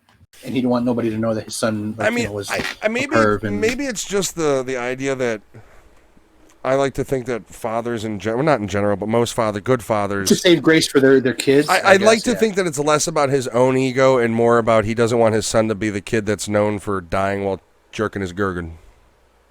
But he already knew his son was a piece of shit because everybody hated him. Oh yeah, even the principal was calling him slow. Yeah, he's telling him to put him in a special needs school. I mean, and frankly, he's probably right. The kid definitely had there was an anger issue there, and there was definitely issues of personality there that could have been worked out. Crash Test thinks that it was more for the kid, not for himself, which I'm going to lean to that spectrum as well. Yeah. So he writes a suicide note, puts it in his pocket, and then dials the ambulances. It was weird though because sorry, go ahead. I'm sorry. This is the last time I'm going to cut you off, and then you can continue. No, but it was weird because there was a scene where he picks up the phone and looks like he's calling somebody, and I didn't realize if he closed it or not. I didn't see that, and then they show him after he hangs him. He calls the police, but there was a scene where he picks up the phone and puts it to his ear. But did he have his phone? Was it the kid's phone? Yeah, that's the thing. I don't recall, but I know that's what happened during that whole silence I think scene. it might have been like his phone where he was just kind of like, but I don't know, to be honest with you. Yeah. Yeah, and that was the moment in this movie, being a Robin Williams fan and knowing how he died. The scene where he's hanging his son up, you're just like, fuck, wow. This movie just got dark. Yeah. Jurgen McGurgen. Jerkin McGurk. So Crash Test Dummy states he was going to call them and then saw that his son was in the shape that he was in, so he put it off. So he put them together and then he made the call. Yeah, okay. Either way, it's bad enough your dad has to come in and clean up your cum-riddled corpse, but then he rehangs you. Like that, the whole subject matter, is just fucked. Yeah. It's just a really dark scene, and I would argue there's very little humor in that scene. I think the most you get is like when he picks up the lotion, because it's kind of like, but even then, it's a very somber scene, but not in the way of like, oh, this person's dead, we're going to see a funeral scene. It was, because there is no funeral scene. No. It was somber in the way of just how dark the idea of this poor father, despite him being a walked-upon loser, really being dealt the shit hand of the fate here. And then, so Lewis, go ahead and take us on through. I know we keep interrupting you, and it's going to continue. I don't know what to say. It happens all the time. So he hangs Kyle. He posts a fake suicide note on his body. The school kind of doesn't react at first. They do the usual, we're sorry for your loss, all of that. Even Robin Williams' boss says, are you sure you want to be back? Do you need more time? And Robin, his character kind of just decides to keep going about his life, thinking that he's kind of put his son at rest. People don't know, the embarrassing way he died, and kind of just leaves it at that. But I believe the suicide note, I don't know if it leaks online or... There's no mic for you, buddy. Ha! Muted! Whoops. That's my famous line on this. Whoops. On this whole podcast. They go online and they see the police report because it was posted online, and the Freedom Act or some shit like that. Yeah, and then they go ahead and for some reason post a suicide note in the school paper. Like, where's the fucking teacher in charge of this thing saying, "Hey, we're not posting a fucking suicide note in the school paper"? What school is this? Like, I get it. White people, they're privileged, and they got lots of nice shit in their school. I still don't think that you could post a fucking suicide note in the school paper. I'm just saying, there's got to be an English teacher who's the fucking editor.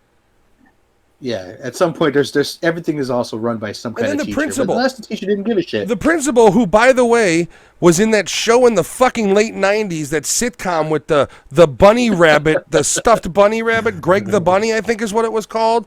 And the theme song was, Don't You Come Back No More, No More, No. Well, I can't remember. I think it was called Greg the Bunny. You're going to get a Is that with Seth Green? He might have been involved. Greg the Bunny, was it with Seth Green? I think he was attached, but I don't remember who else. I just remember he was in it, and there was a fucking stuffed bunny. That's all I remember. Or a puppet bunny. But the principal's even like, yeah, he's the one who breaks the news where he's like, it's been spread. And it's like, you're the fucking principal. Don't print them, you idiot. Like, how you're calling his kids special and needs to be in a special school, and you can't control a school-wide fucking newspaper? Are you kidding me? He was also in Dexter.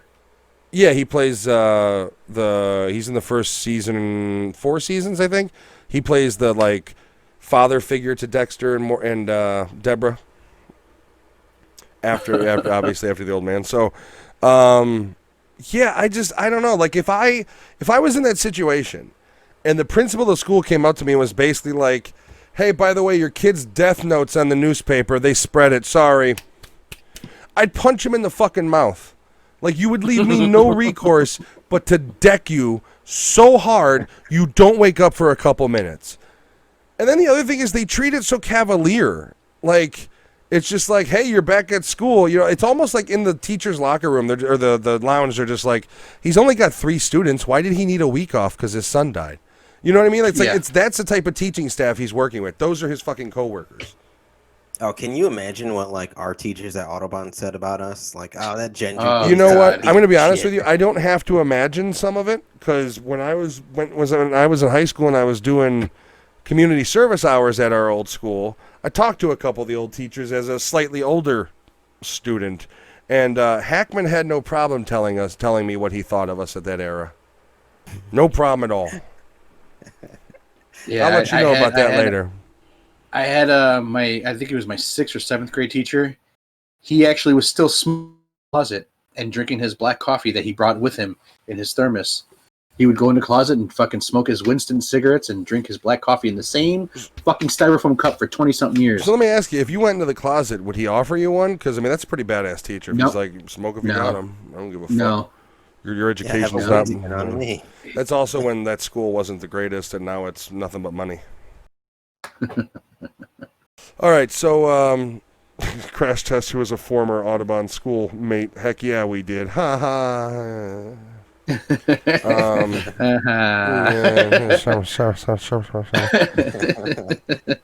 So one thing I want to touch on is when he starts having his breakdown, he's sitting in front of the newspaper stand, and he's looking at porno magazines. Yeah, Squirters. All you see is the names of Squirters. All you see is the names of all.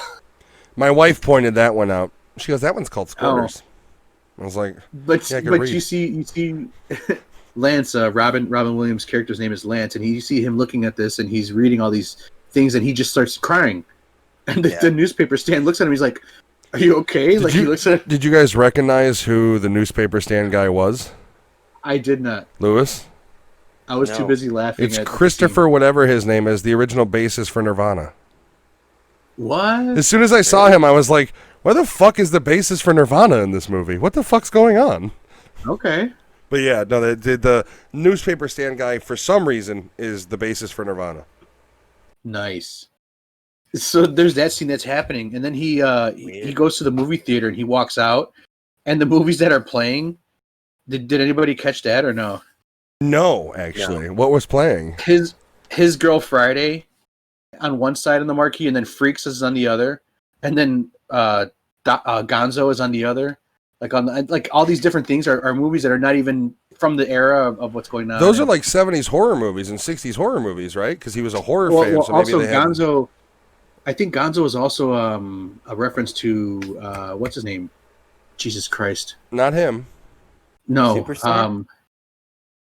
Fear and Loathing. The writer. Oh, okay. Hunter S. Thompson. Yeah, I believe Gonzo is him. Okay, so it's like. Okay, all right. Yeah, it's a so there was journalism. So there's just like all that shit that's going on there as he's walking out of the theater. So Jennifer those doesn't. are the types of movies. Jennifer doesn't know how to type. Laugh out loud. Squitters is what she put at first. Squitters. And then she corrected it. That. Apparently, Crash Test Dummy. That's one of his favorite magazines. So we know what his Christmas gift is going to be. All right. I'll put it right under the tree next to the cross. I don't know why you keep your crosses under your trees, but I don't tell you how to celebrate. But those are some things I noticed as he was leaving the theater and as it was building up to that. So we haven't touched the neighbor at all either. The neighbor next door, his son is looking through the window. It's his older gal, and she's getting, I don't know what the fuck she's doing, frankly. But he watches her through her window and gets turned on a little bit, and then through that, Robin Williams kind of makes like a little friendly connection with her, where he's basically like, you might want to close your blinds, and she's like, why? And he's like, my son's watching, and then she's like a COPD, like OCPD, whatever you call it. Oh no, she's a asthmatic and hoarder. Yeah, I know, but her breathing. Oh yeah, COPD. Yeah, so he's out there getting high, and she's like, "Yeah, your weed smells like shit." I do find it endearing that like he's a single father, life's tough, so and he hides it in the kitchen cabinets where the kid just behind doesn't give two shits about anything in the house, to the point where he's never gonna look there. So Robin Williams hides his fucking joints that he's got pre-rolled out in the kitchen. I don't know about you, but as a child, I went through every fucking cabinet of our house. Oh, especially around Christmas time, dude. When they just to fucking look. If they left the house for a few minutes around Christmas time, I was in their room. I was in the kitchen. I was looking. Oh yeah, because we would go to Michigan. We would go to. Well, the problem is we'd also go to Michigan when I was a kid a lot for a week for Christmas. So a few days before we left, they'd have the presents all wrapped and everything in like a garbage bag, just waiting to be like brought into the trunk. And then I'd find that fucking bag, and it was like, what are these? So you'd shake and then you get yelled at and your ass whooped for doing something. Whatever. It was worth it. I actually would find the presents before they were wrapped. Oh. And why would the blankets be up top in the closet? Like, why you never put blankets up there before? This doesn't seem right. Why are they there now? I would always get caught a lot, though, because I was a pudgy little fucking kid who didn't have much stealth about him. So it'd be like, I'd try to sneak in, and they'd hear my fat little ass moving. And I get yelled at and whacked for it. What were you saying, Lewis? What I plan to do, since I know my 1-year-old son, when he's older, will do that shit, is just get a bunch of random shaped boxes and wrap them, so that he'll just be like, "What the fuck are they getting me?" Just like really long boxes, really. You know what you do? You do the Russian doll. You do the Russian doll thing, where it's just one really big box with like 15 of them in there. Yo, you'll get it. Don't worry, it's in the last box. That's your present. We did that to my eldest one year with her camera. We individually wrapped every single piece of the camera and put it back inside the box. And then we wrapped the camera, and then we wrapped the box that was the camera. Your first task is to assemble it. She was not happy. So where are we in this movie? We are at the point where, so what ends up happening the pop brownies. Okay, yeah, so they share some brownies together. Were they pop brownies now? Because he said he was bringing over. Yes. Okay, they were. Because he brought them over, right? Brownies. And that's when she brought him in the house, and that's when you found out she's a hoarder. Yeah, because she's kind of hiding away back there. So he writes. I'm sorry, but that's the first time that he actually talks to somebody. And a human connection. He starts to feel a little better about what's been going on. But then he blows her off. He blows her off for the other chick, though, when they're supposed to have their zombie movie marathon. Yeah, after his son's journal gets popularity. Okay, so we got it, and that wasn't even a published thing. It was just for the school. So what ends up happening is the suicide note gets released, and then everybody's talking about how deep he is and how this kid had a deep soul, and they didn't understand he was so tortured, and it's all bullshit. What's his favorite band? So everybody's like, does he have more writings? And so Robin Williams starts writing more shit through the voice of his deceased son, and starts to pick up some steam to the point where he finds his journal, which he has written, and releases it essentially as a book to just the school. He hands it out to them all, all the kids, and everybody's all about this. His son now. Now his son was treasured, and it's so sad. More popular than ever before. Yeah, I had no idea he was this deep, and to be fair, the kid's death does have some positives. The one football player who is close to suicide himself. He's on a steroid regimen to try to keep up. He tells Robin Williams, also violent. He was also violent towards him. Yeah, he's a bully, kind of a piece of shit in his own right. Tells him, before I had read the suicide note, I was thinking about killing myself, and it's helped me. And so, yes, Robin. He realized he was gay and shit like that. Yeah. Yeah. Yes, Robin Williams is somewhat of a piece of shit in this movie, but I give him a huge benefit of the doubt of he's grieving. Like I don't know what I would do if my kid was found in that situation. I can't say I would publish, letters that he didn't write as him, but the guy's clearly lonely. His only connection to the real world right now really is now gone, and he just kind of goes with it. He sees the opportunity, and that's kind of all he just. There's even a scene where he comes in and he sees all the kids that are like reading the journals, and he kind of he starts having flashbacks of his kid, and then he sees his son hanging in front of him.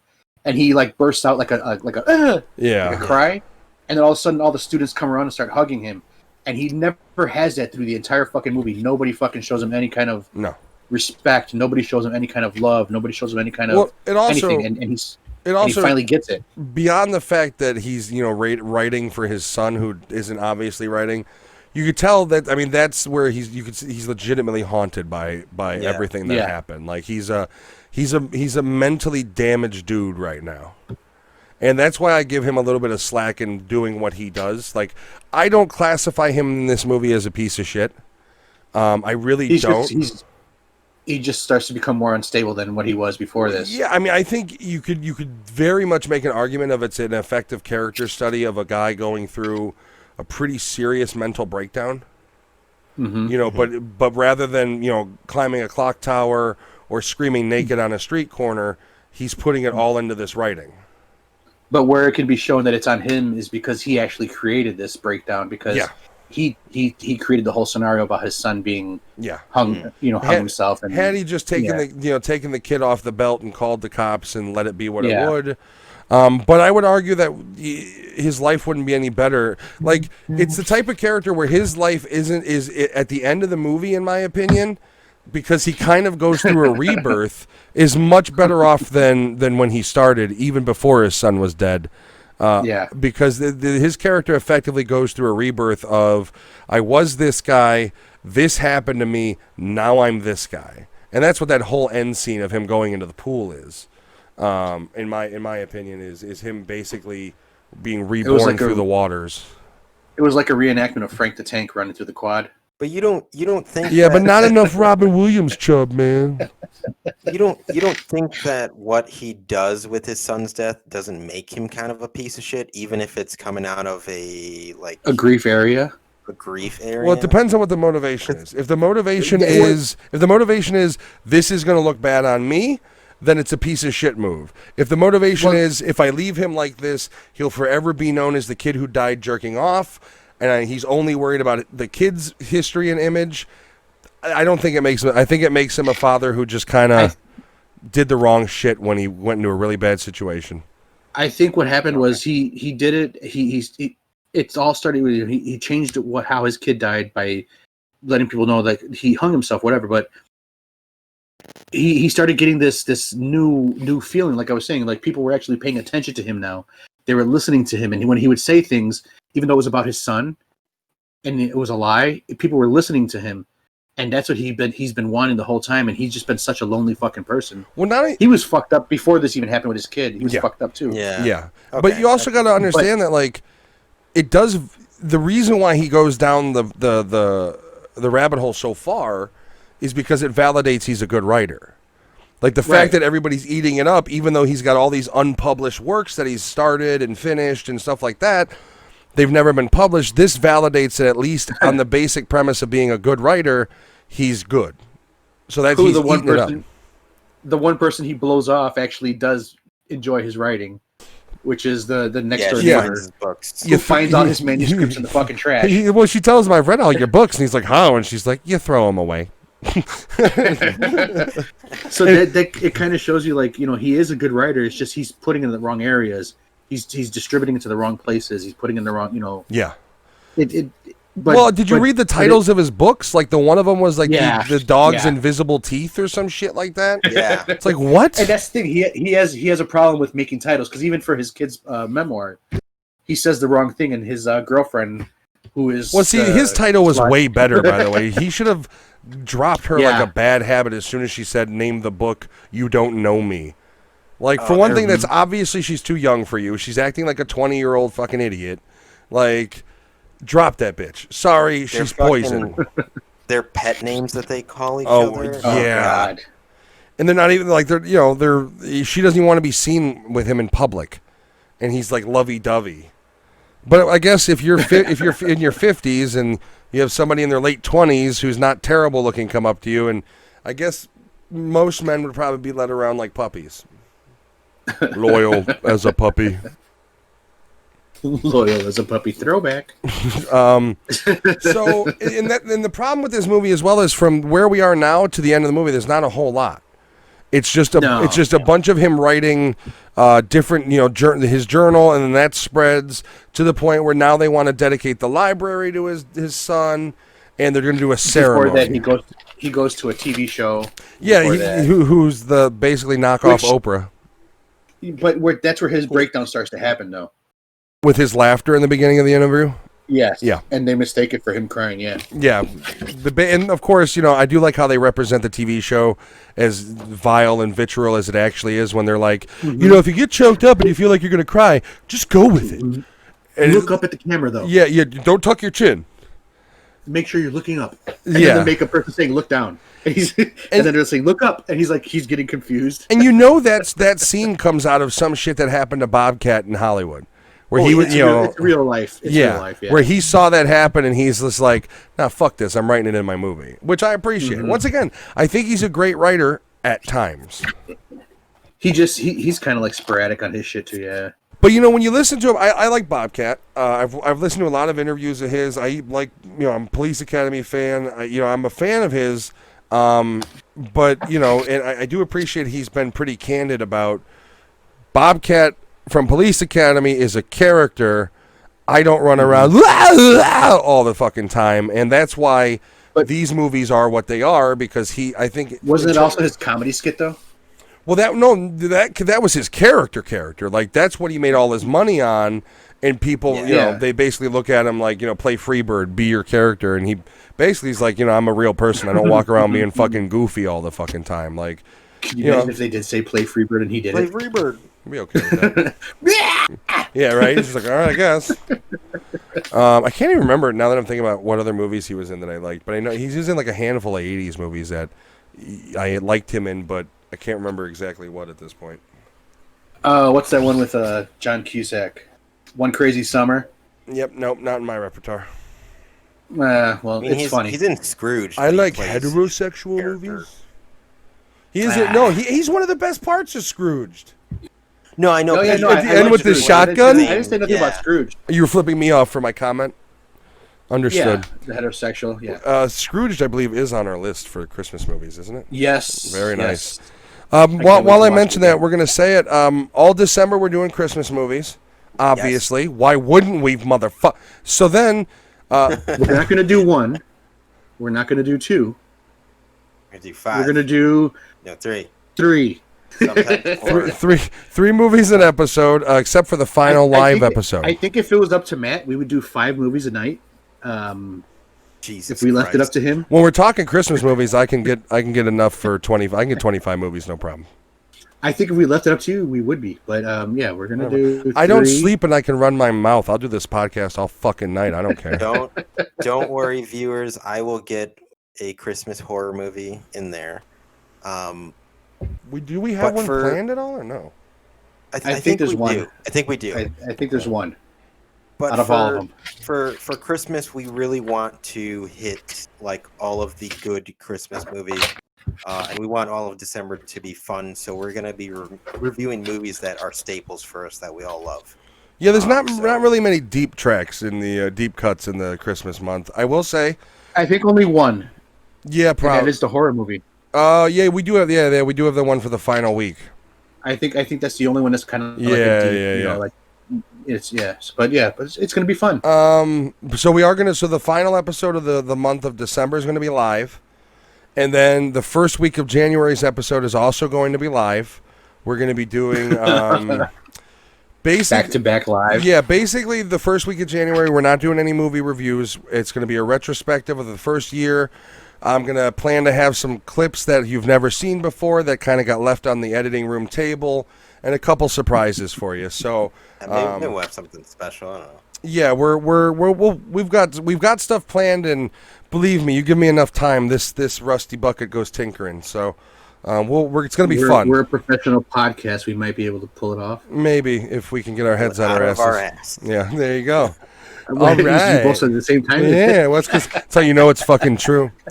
Okay, so we're at the point in the movie now where, unless you guys have anything more, I'm going to start with the ceremony. Are we good, or you got more? No, go for it. Yeah. Yeah, go ahead. Okay, so we get to the point with the ceremony, and it's this big hubbubaloo.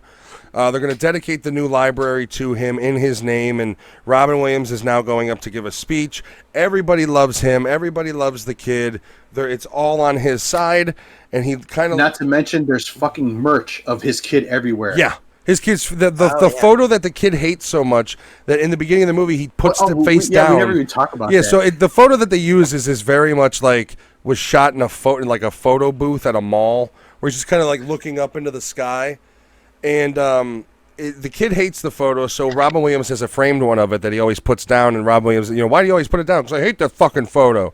That's the photo that ends up getting used, and it's everywhere. The kid's stupid face is plastered everywhere. It's on everybody's everywhere. Shirts, people are getting tattoos of it. The one kid gets a tattoo of it. Like, it's everywhere. And he goes up and he's got to give a speech, and it's really the breaking point of he can't live the lie anymore. And he goes up and he says, "You guys didn't like him.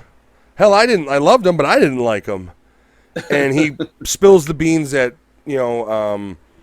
his son never wrote a single fucking line. He wrote all of it. His kid died jerking off. And he says it just like that too. Yeah, just plainly like he's had enough. And then he leaves that room, gets slapped a little bit by his whorish whatever they were, fuck buddy. And then right after that, what does she do? Oh, she runs huddled in disgust with, we haven't talked about. And there's another teacher that's Mike, who's basically Robin Williams' rival. He's got the more popular English elective class. His quote unquote in the New Yorker. Quote unquote girlfriend is basically, as soon as she starts talking to him, she's got like, I'm gonna fuck him eyes. So she finds out that he's single. Yeah, throughout the movie she's buddying up to this other teacher more and more. And then by the end of the movie, once he finally lets everybody know this is the game, she's in Mike's arms, just looking at him in horror. And so Robin Williams decides he needs, he was a former diver on the swim team, or the diving team, and he needs a nice refreshing dip. So the next scene is Robin Williams running through the school and disrobing. We're going streaking. Basically, he turns into Frank the Tank, and then he goes on the high dive and he dives into the pool buck ass naked. And character-wise, this is kind of his rebirth, where now that he's shed that skin of lies, he's reborn again as kind of somebody who says, "Fuck you, I don't care what you think of me. Here I am." And I think that was Now, here's my comments on this whole scene. It was stunt dick. No, was it? In the pool, I was thinking stunt dick. I don't know. From the beginning, you see him walking up there, and you kind of see him low waist. They don't go any lower. And then he turns around and he runs back and he dives, and you see the stunt person diving in the water.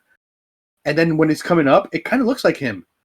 And then you kind of see Twig and Berries. Yeah, part of me was like, God, I didn't really need to see Robin Williams' package today. Like watching it, I think that might have been him. I think that might have been him. He might have been he might have been a character actor, or what is it? Method actor. Here, I mean, at his age, with his money and the career he's had, what does he give a fuck? Fuck it. Ken Jeong was in Hangover 2 showing his thimble, and he's made way less than Robin Williams in his career. Fuck it, have fun. But yeah, I was just like, oh wow. So that's basically how the movie ends. It's like I said, I think the character idea is it's a rebirth for him to where he's doesn't have the piece of shit son, knows he doesn't have this job anymore for the most part. He's going to lose it anyways. He's basically shedding his former life and show him becoming new. And they show him walking to the car in his socks, and he's Andy. I do like. Okay, so the son's best friend Andrew is this kid who his mother's an alcoholic and his father's gone, and they make kind of almost like when you're trying to get an electrical spark to go. Is how I describe their chemistry throughout the entire movie, where it's like, you can tell that Robin Williams looks at this kid as like, I'm a father, and this kid's from a shithole home. He's really nice to him all the time, but they never get to have interaction when they're there because the son is such a piece of shit. He blocks it. He every time they go to talk, the son takes the attention away. Yeah, and so at the end of the movie, they come across each other, and kid's like, I knew it was you that wrote this shit the whole time, and he's like, oh yeah, and he's like, it's really good. You're a good writer. Keep writing. And then he asks him, he's like, do you like horror movies? And the final scene of the movie, which is once again why I say Bobcat needs to get his fucking writing shit together, because it goes from fucking funny, darkly funny, to heart-wrenching, to dick joke, to back to sincere to end the movie off. And it's the three of the kid, the neighbor next door, and Robin Williams. Yes, the hoarder, eating brownies, watching, Night of the Living Dead, the original from the 60s. And the kid picks up the brownie, starts eating, and they both look at each other like, should we tell him? Should we tell him? And they're like, fuck it. You just dosed a fucking 14-year-old, but whatever. But now they're going to jail. And here's the thing, and I'm going to maintain this. I know Lewis doesn't like this movie. This was never a movie I disliked. The Robocop 3 from the goddamn beginning, I will light your house on fire. But this movie, I never disliked. I just remember being like, man, it was okay. And then, it was because, like I said, it was the build-up from our very first episode when I was very fun, and I just kept fucking ripping on shit. Oh, believe me, the edited version of this episode will have reminders of how this all came to be. You see, people, this is why you want to watch the edited version, because the live version I can only do so much. I'm controlling things here, trying to get everything, making sure my computer doesn't blow up, and we're all on the screen and everything. The edited version, I can have some fun, and what's gonna happen is for the edited version, we're gonna do a visual demonstration of why we're reviewing these two movies. It's gonna take some work, and the episode's probably gonna take a little bit for me to get out, next week because I got to do the other one still.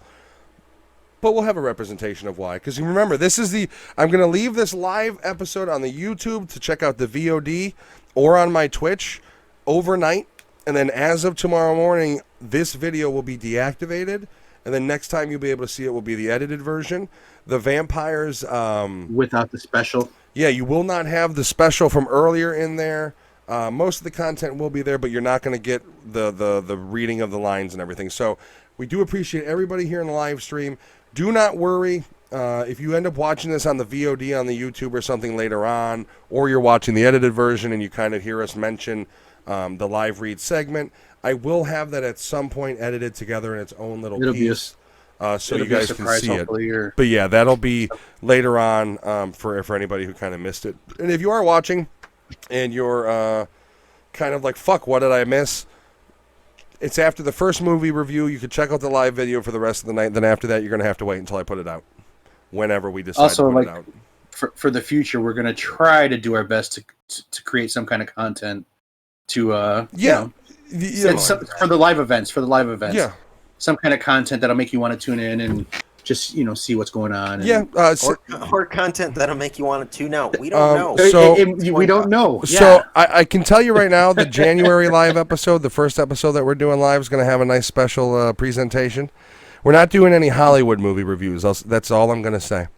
For Christmas, we don't have anything really planned yet. But 2 words, sexy Santa. We may or may not. Yeah. There's going to be 2 words, sexy Santa. That's all you get. Is there going to be party songs involved? Sexy Santa. Are we Are we gonna get a copyright strike for too much skin on YouTube? Like Party Boy, you know. Maybe. Yeah, I can't play that song or else they'll copyright strike the video, so I'll just make something. Some kind of, yeah. I'll get some German video that isn't licensed All right. anywhere. We are partying. We are partying. So when this movie ends, though, my argument with Robin Williams' character, Stop lying, Crash, is that in the beginning of the movie, he's a loser, and at the end of the movie, he's still a loser technically. Yeah. But he doesn't give a shit. Yeah, he's a loser. He's a loser with a fuck you chip on his Yeah, you're right. You know what? But it's not just his son's death either. His conscience is clearing for his whole life at this point. Yeah, his wife that left him, his girlfriend. That's every little thing that's been bad in his life. That was bad to him. Everything. Yeah, and you know what? I like that because for all the shit that this character eats, as much as you don't like him, Lewis, he deserves some happiness. He's not a bad guy. No, he does. He has something going on with him that he's trying to balance out, that he can't figure out what the fuck's going on. And he just makes the wrong decisions at certain points. But in the end, he fucking makes the right decision and says, you know what? None of you fucking like my kid. And here's the thing that we didn't touch on, and it's really one of the more serious things about the movie, it's a great advocate for suicide prevention, this movie. There are several scenes in this movie that openly say, reach out, it's a temporary solution or a permanent solution to a temporary problem. They say it twice, yeah. Yeah, the overarching idea behind this movie is not to glorify suicide, nor is it to make fun of suicide. And if you've listened to the review, you understand that even the death scene, as ridiculous as it is not handled in a funny way. This movie doesn't go, haha, the kid killed himself jerking off. It's not treated that way. It's treated with, holy fuck, this kid's dead from this, and the father's devastated. Like, I appreciate that they don't treat it like a joke. It isn't another dick joke for Bobcat. It's a legitimate issue that they bring up, and and through the dark humor they try to bring some awareness to the idea of like, hey, this is prevalent. Let's not do this. Because regardless of how much the father was not a fan of his kid, he was still very hurt by his fucking kid dying. Oh yeah, he loved him, and he says he loved and like you even see that in the beginning of the movie when he's like, "Hey, let's go rent a movie, or let's go to dinner, let's go." He tried so fucking hard. He tries to connect to the kid so bad, and I don't know. It's just like even after finding out that he likes to hang himself to jerk off, even after he accepted it. Finds out, like he was like, okay, I'm gonna do what I can. He was basically like, this is gross, but like, you're my son, I love you. It is what it is. And he knew his kid was a fucking pervert. He knew his kid was an asshole, but it was that unconditional like love, and that's what you see in the death scene that come out. Where it starts off with, oh shit, what did this kid do now, and quickly turns into, oh fuck, my son is dead. So it needs to be said that as goofy and as dark humored and as just kind of out of balance this movie is, at the base level, it is a nice reminder that like your options aren't limited. You don't have to go through with it. And this movie demonstrates the idea of like, A, these are real world repercussions. It's not just you that gets affected. And B, that's not your only solution. So I do appreciate the fact that the movie didn't make the idea the kid died the joke. They, because it wasn't out of the home. It's a sad scene. It's even though the kid's a piece of shit, they don't portray it like the kid's a piece of shit. It's portrayed as any other family member that you find dead, basically, despite the circumstances. With experience, they handle it well. I'll tell you that much. But that's I like his character. He's a good dude. He's a good father. I don't know if he's a good teacher, but he's a good writer. He's a good boyfriend, if you want to call him that. Like, he's not a bad guy. He's just, life has eaten him up a little bit. It's about ready to shit him out, and people have treated him wrong in so many ways. He's trying to cope with the idea that he's been stepped on his whole life and just get through life and trying to be happy, trying to not be so alone. And then the one human connection he realistically, even though his son sucks, is his own human connection, because the girlfriend's not a human connection. She's a user. And and then, like I said, go on. The day that the kid he finds his kid dead is the very first time that the two of them make a connection in some form, where the kid tells him, you better get that, Dad. Yeah, that's the only time that he's also like grabbing on him, and he's very much like he's his friend, and it's like in that moment, it's like Robin Williams is getting the relationship he's always wanted with this kid, but it's on a wholly inappropriate subject. Exactly, and that's the only time that he's ever had that kind of relationship with his kid in such a long time, and that's why he turns down sex. Because he at that point is so happy that his kid is interacting with him, he wants more of that as opposed to more of that. Mm-hmm. Like that's the thing is they talk about his character being lonely, and he even says it in his one dialogue that he does, the voiceover. But the thing about it is what they don't really go into deep enough is he's lonely because of his son. He's lonely because his wife left him with a kid who hates him and doesn't treat him as the loving father that he is. So if you want to look at it that way, his son dying was the last ingredient in this sort of rebirth that he does get, because now it's everything that he's ever tied him down. All the negative is gone. Everything from here is kind of his decision. And I like the ending they give it. I really do. Yeah. All right, ladies and gents, we've hit the point of the review. We're going to go hot dogs. Alex, I want to hear from you first, baby. I go hot dogs. All right, so my hot dogs, I'm going to give it a 3.5 because when I first saw it, I fucking hated the son. He was a piece of shit, but I still liked the movie. I liked how everything was going. And like I said, I still remembered about how it went as far as a father of what he was already going through. And then when I watched it again and I saw it more in detail about the transition of a dad grieving and not figuring out how to do shit, and he couldn't figure out what the hell was going on because his life was already shit. And then he finds a way to figure out how to make himself, look good again, or even make himself relevant. That was the main thing. Take a huge negative and turn it into a positive is what he did. Like in general terms, it was like. But that's the big thing. He was all of a sudden he was relevant again in somebody's world. The attention and the admiration he was receiving, just too much for him. But then as he started receiving that, he started feeling how much of a piece of shit that he was. And he finally said, "You know what? My son was a piece of shit, and you guys never liked him." Well, it brings it back to, I think, one of his final lines of the movie where he says, "I'd rather be actually alone than surrounded by people who make me feel alone," which is a really strong statement when you talk about when you think of it in the terms of the groups you hang out with and the people you allow into your life. Once again, goddamn it, Bobcat, figure out what the fuck movie you want to write. Exactly, yeah, but yeah, 3.5 for me, and I liked the movie. I hated some of the actors, or actually, I hated one actor. I really didn't like the girlfriend. I didn't like the girlfriend at all. Yeah, but you're not supposed to. You're supposed to look at her like she's a piece of garbage. It was understandable. But the son, fucking you know what? You can make up all the fucking shit you want about this kid, but he nailed his character. Yeah, very believable in the piece of shit. Like he played it well. Like even if you don't, if you hate his character, that's one thing. But in my opinion, in movies like this, if you do hate his character, he's that much more effective as an actor. He did a good job. Yeah, he played his role. I don't like the actor personally. I think he has a really punchable face, but he does do a good job in this movie. One of the hardest lines for me in this movie is when he sees his kid again, like in the hallway before he has that little cry thing where they all hug him, and he looks up at him and he's like, "I love you, Dad," and because he's reading off his suicide note that he wrote for him. The whole kid dying scene is you watch the movie and you expect it to be a joke. You expect it like, oh, he's gonna die and it's gonna be funny, and they just go, no, we're not treating this as a joke. This is fucked. That's what everybody thought when they heard Bobcat Goldthwait wrote and directed. They thought it was going to be a comedy, but no, it's a dark fucking comedy drama. Yeah, and if you like Bobcat and you've seen a movie like God Bless America, but you haven't seen this one, I would argue heavily this is a better movie than God Bless America. God Bless America continues the unbalanced dialogue, but it's just not as well written. It's 3.5. I will go. I'm going to give it 3 out of 5.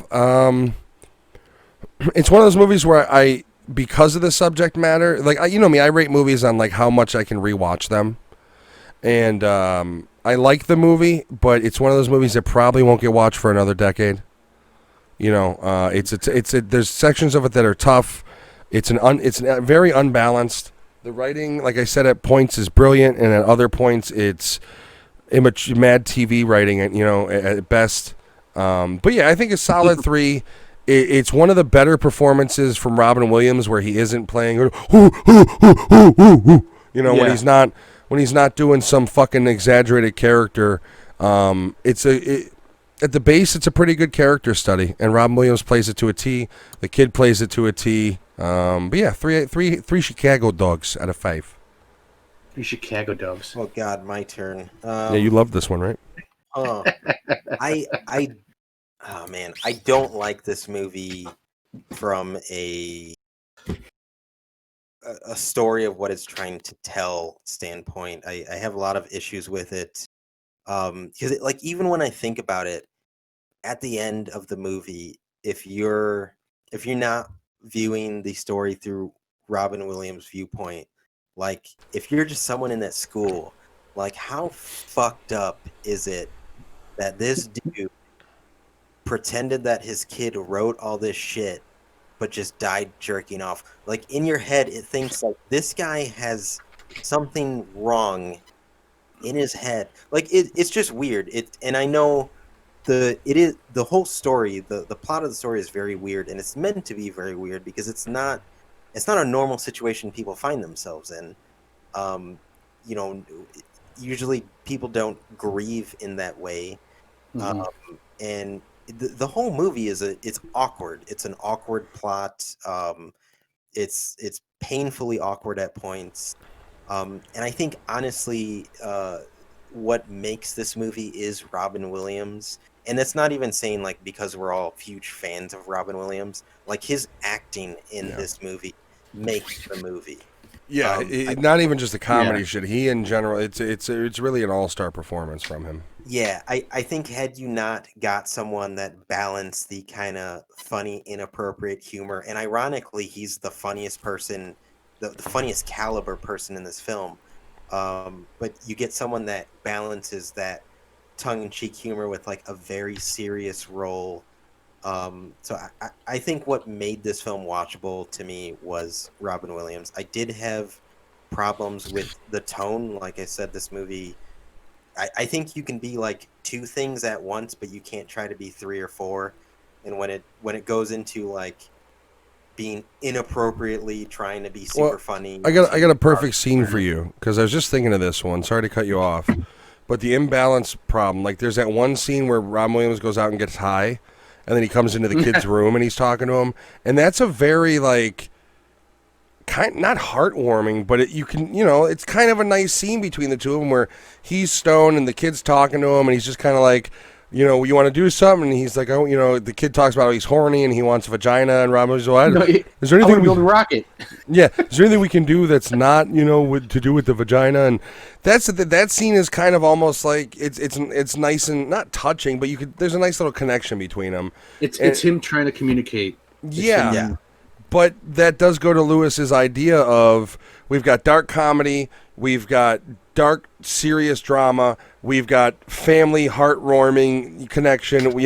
We've got the side story of the whorish girlfriend, fuck buddy, whatever she is. You've got the rival teacher over here that's never really explored all the way. You've got the principal who's never really explored all the way. Like they don't give any back, So yeah, I'd agree. There's a lot of different avenues it tried to go down, and unfortunately, they crashed into each other a couple times. Speaking of crash, he gave it a 4. Well, nobody gives a fuck. I'm joking. Thank you, Crash. I would give this movie a 2.5, which to me, I mean that's literally half of a 5. It's not a bad score. It's a fucked up movie when you think about it, and after you watch it and it ends, you're like, it's like the whole situation. It's just a fucked up situation. It does stay with you a little bit, only because like you're just kind of like. Even though it's got the happy ending, it's still got that, like, I don't know, and maybe that's because of Robin Williams' performance. But it is one of those things where you, after the movie, you are kind of like, that was a fucked up film. And then later on in the night, you're like, when you're taking a dump, you're just like, that was a fucked up film. Like, it does kind of trickle down a little bit into the brain after it. Yeah, me trying to explain that movie to my wife in 20 minutes. Because she came in at the last fucking 30 minutes, and I'm trying to explain the entire movie in 20 minutes. I mean, let's be honest, though. You can sum it up to He's a good father. He's a piece of shit. Kid dies jerking off. He writes suicide note, becomes famous for it. I had to keep explaining erotic fixation. I'm like, I'm trying to figure out a way to say it, and I'm like, I don't know. Yeah. How do you? Because I assume the look of like, why would anybody choke themselves? Was the look you got like, huh? Like, yeah. It is weird watching this movie through the filter of Robin Williams having passed, though. Just because of the subject matter of the movie, and also like how he died. You know, and a lot of people think of Robin Williams and they think of like Aladdin and funny shit. And I just wish we got more like serious roles for him. Yeah. Here's exactly. you want 3 movies off the cup that aren't funny Robin Williams, that aren't Good Will Hunting. What Dreams May Come, Death to Smoochie, a lot like this. It's really dark, but it is funny. And oh fuck, I just had it in my head. 1 hour photo. I would argue that for acting ability, Insomnia and Patch Adams are two of Patch Adams especially is one of his best roles regarding just pure acting, because that movie doesn't have a whole lot of goofy. Patch Adams is a pretty serious drama. It's the way the one guy died, isn't it? The Kill Bill dude, if I'm not mistaken. Yeah, from a half hour ago he said the same thing. David Carradine is his name. Yet. David Carradine's the one who did that. His brother is actually in Dexter. He's the old detective that Deborah Morgan ends up getting with. Keith Carradine. Oh, wow. Yeah. Insomnia is a great movie too. It's Christopher Nolan. It's one of Christopher Nolan's very early ones. He did like Memento, and then other one before it. And Insomnia, I think, was like mid 2000s. I want to say that was his last movie before he did Inception. No, the Batman movies. Then it would have so been the other guy that died from that asphyxiation thing is In Excess singer. Nobody gives a fuck about that guy. I know, but I was just thinking, she drives me crazy. In Excess. It was the singer. He was crazy enough to fucking hang yourself. Just fucking with you, Crash. We're happy to have you. I hope you stole a bunch of good stuff for us. You should have played it on all the TVs at the fucking work, man. Yeah, the people waiting in line for Black Friday deals would have highly appreciated it. And blame it on somebody else. All right, we have finished this review. Once again, guys, these two movies have been kind of a build-up. And they don't represent our first year together, but if you watch, if you're a fan, if you listen, you understand that these movies have been from the very first episode until now, we've referenced and talked about and joked and insulted. So for us to do these two reviews, and especially for us to because even though we trash RoboCop 3, I don't feel like we like when I did the Shed review, I went all in. As we go along, I'm trying to watch movies with 360 eyes, where it's like, yes, this is a piece of shit, but that's a positive, that's a positive, that's a positive. But when you have movies like The She Shed or Invisible Man, you have some issues where, for me, it's hard to point out the positive when everything else is so goddamn goofy. The She Shed. So that's the problem with doing a podcast like this, is it's fun, but it's ruined watching movies for me. Because it really I can't just sit down and watch a movie because I'm like, oh, I should bring this up on the show, and then I'm thinking like, oh, dumbass, it's a Wednesday, you're not reviewing this movie. The part that really hurts me is when I'm watching the movie and I start getting random text messages from both of you about the movies that we're going to review, and I'm like, guys, I'm already thinking this. Why the fuck are you texting me this? Who else am I going to text? Crazy. So that's why a lot of times I don't respond to your text messages right away. I just assumed you hated me, which was acceptable. You lie. No. I'm just trying to avoid getting my ideas mixed with your ideas that you already sent me. With that said, I do want to say, if anybody now, obviously December's pretty booked, and I don't know what we're going to do for January as far as what movies we February. But yeah, for February, there actually is one movie that we are going to watch the second week of January, as of right now, and it's a little bit late by a couple weeks, but the movie Fat Man with Mel Gibson, where he plays. Oh, we are. I'm gonna buy it because it's out on VOD right now, and I really want to watch it, but we don't have any room in the schedule to review it.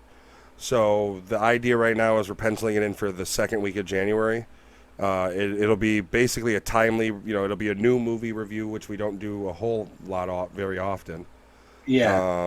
And one of my favorite director, David Cronenberg, his son just made a movie called Possessor that I'd love to review. Okay. Have you seen it? No, but No, you said you would love to review horror it. movie, Yeah. I assume, right? Yeah, it's like sci-fi, techno horror. It's very Cronenberg. So we're gonna do the I watched Scanner today. Oh, Scanners is good. Great fucking. If you want, we'll talk about it. But the second week of January, we can do those two. Or we could do, because we did first one, we did the third one, we did the remake. We still got RoboCop 2 that we haven't reviewed. We're never doing that. We gotta complete it. Here's the thing, though. Trifecta. RoboCop 2 isn't nearly as bad because it's rated R. So there's lots of scenes of him like ripping through areas and shooting people, and it's okay because there's actual blood and violence. And there's but like the number 3 was just like, you didn't even give me that. Like, you stripped away everything else and still didn't even give me violence. Oh. I haven't seen like the last couple Terminator movies. They went PG-13, right? No.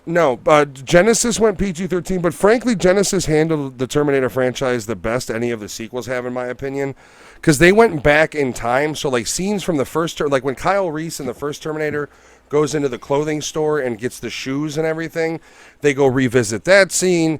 They go revisit a couple more scenes. I feel Terminator Genesis, as far as a sequel goes, despite some of the goofy shit they have Schwarzenegger doing it, is the best sequel they've made. Dark Fate is okay, but it's not a whole lot of action in Dark Fate. There's like 4 scenes and they're pretty short. Because that's my thing. Granted, early 90s with RoboCop, things were different. But nowadays, when you have successes like Deadpool and shit like that, more movies that are rated R, there's no excuse for series that Why have they can't do darker it. undertones to go lighter for a wider audience. When it's a myth now. Well, look at the popularity of mature rated television. Game of Thrones. Mm-hmm. I mean, you have Game of Thrones was literally just sex and violence for a lot of the episodes. Even regular TV, they're still starting to push the envelope as far as to how far they can push things. Yeah, like there's no reason in this climate, if you have an idea and you go, "Oh, that nobody's gonna watch that. That's too rated R." You're a fool. Well, here's the thing: if you're an adult, how do adults talk to each other? They talk fucking normal. They cuss and swear. They say things. They do things. Why not just fucking do it? Unless it's an actual kid show made for kids. Make it that way. Yeah, I mean, here's the thing. If it's adults portraying adults, make it this way. For one thing, it's 2020. The censorship of movies needs to stop. The censorship of media needs to stop. There's no reason for it anymore. I mean, if it's an adult movie, it's an adult. If it's a kids movie, if it's actually made for that direct audience, make it such. And stop going PG-13 middle ground. If it's supposed to be rated R, give me the fucking rated R, because that's the version of the movie you wanted to make. Anything you make that isn't what it should be is going to fail, and that's been proven at the box offices. Those things that we used to go to called movie theaters. I'm gonna say something that might be kind of controversial, but if they're giving a child the right to choose their gender as far as age, they shouldn't have an age limit on fucking what you can watch. That's all I'm saying. Yeah, I'm gonna go less. I'm not. I'll go less PC then. If you can shove hormones in a kid's throat, they can watch RoboCop. At a certain age, correct. Well, I mean, my kid will be born to RoboCop. It'll be in the delivery room and think of you guys growing up as kids. Did you know? Because I honestly, the answer is no for this. Uh-oh. I didn't know any family member or any friends that had families that were like, no, you can't go see this. It's this age group, or you can't play Grand Theft Auto. I never knew anyone like that. You want to know how my parents were weird. Like, if tits were on the screen in a movie, it was close your eyes. Oh shit, close your eyes. Like, my dad rented rented Species when we were a kid, thinking it was just a monster movie, and half the movie is her tits. And so I watched most of that movie with covers over my eyes. But it's all about how you raise your kids too. You understand that these are an art form. There is reality, and then there is the art form. To the point where my mom bless her soul, when Grand Theft Auto 3 came out, I was way too young to go buy that game. I think I was like 12 or something. She waited early at Toys R Us outside because I had managed to pre-order it somehow, but couldn't pick it up. So while I was at school, she went to the Toys R Us and waited for them to open, picked me up my Grand Theft Auto 3, and brought it home for me. And I'm a pretty fucked up guy, but I'm not choking myself while jerking off fucked up, okay? Like, that's the thing is, like, we want to talk about what really corrupts people. Raise your kids right, let them watch whatever the fuck they want, and watch how happy they are and not fucked up they are. Understand that. Explain to them what they're looking at. Exactly. Is not reality. Exactly. That's the main thing. It is funny though, because Matt and I grew up in an era where, like Matt said, you see tits on screen, and like our grandpa or grandma would be like, "Look away, yeah, close your eyes." And like we're watching Murphy get shredded to spaghetti and Robocop, and they're like, "Don't worry about it, just watch." Yeah, my dad is literally sitting next to me, going, "Oh fuck, they blew his hand off." Like, that's the thing is, like, it was a different mindset, and like the whole censorship of nudity. I'm more of on the European scale with that, where it's like whatever. Like, part of the reason we have people who are sexually deprived, look at Japan, okay? Women outnumber... Don't they censor everything? Women outnumber men 2-1. You can't even have pubic hair in the pornography, but you can watch a cartoon where a tentacle with 16 tentacles has its way with a volleyball player, okay? That's what happens if the censorship keeps going. Don't they also limit you to how many children you can have? Well, no, that's China. Okay, China. You're really only in trouble if you're born female, so doesn't impact me. We're going to take a quick break, guys. We'll be right back. We'll be coming. What a fucked up way to take a break. Way to break. No, but so we've hit the point where we are going to take our break. For the audio version, you are going to be... Real quick. Oh, God damn it. Yeah. You know how I am. Real quick, Fabian. Crash Test Dummy. Crash Test Dummy says that February should be all chosen by him. Is that because his birthday's in February, or should we just tell him to go fuck himself? I mean, all right. You want to tell me that the movie's going to be chosen by you on the live stream? If I let you choose movies, I'd be getting cartoon versions and live action versions for me to review comparisons of. Okay, how about we'll do it this, Crash, since you are being awesome and watching. We're going to take a break. Give us 3 movies you think we should review, and we'll choose one of them. And then we'll say no. I tell you what. Oh, I'm sorry. You got to give them to us after the break. We're going to go on break. By the time we come back, give us those 3 movies, and we will discuss them real quick and decide where we go from there. You got this short break, which is going to be about 5 or so minutes, to choose 3 movies. And I swear to fuck, if 2 out of 3 are animated, I'm going to punch you in the throat when I see you. And remember, February also has the NFL, month, Super Bowl. So take those into consideration. He's gonna choose football. Football. All right, we're going to break. One football movie's fine. As long as it's like Longest Yard, I'm okay with that one. Or Wildcats.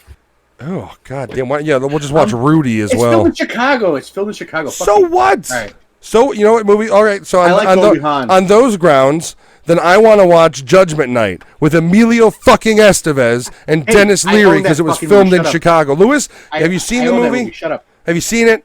It's horrible. It's not horrible. It's awesome. I own it. It's Emilio Estevez, Stephen Dorff, Cuba Gooding Jr., Jeremy Piven. Cuba Gooding and Jeremy Piven, and they're all like suburbanites who travel to an area of Chicago that's not recognizable in any fucking architecture. They're on an expressway that doesn't exist in the fucking city, because it was filmed in L.A. and on studios. And then they go on the off-ramp into the bad part of town and just so happen to witness Dennis Leary murder somebody. And then the rest of the movie is Dennis Leary, of all fucking people, chasing them and killing them basically one by one in various ways. And yes, it's Emilio Estevez, and he's actually pretty good in it. Like it's post Mighty Ducks. I own the movie. I own the movie for a reason. It's a guilty pleasure. I own the movie. I'm gonna be honest. That movie sounds pretty interesting now. You know what? It's got a layer of cheese, but it's really not. See, before you know it, we're gonna be reviewing Drive with Mark Dukakis on this fucking podcast. That's how deep we're gonna go into third-party B movies that I've seen and loved. All right, everybody, we're going to take a quick break. Audio version, if you are listening to the audio version, you're going to hear from our sponsor, Anchor. Everybody else, we're live. We'll be right back with you. Thank you for joining us. Stick with us. Get some popcorn. Take a hit off that crack pipe. We'll be right back. A little who's on here.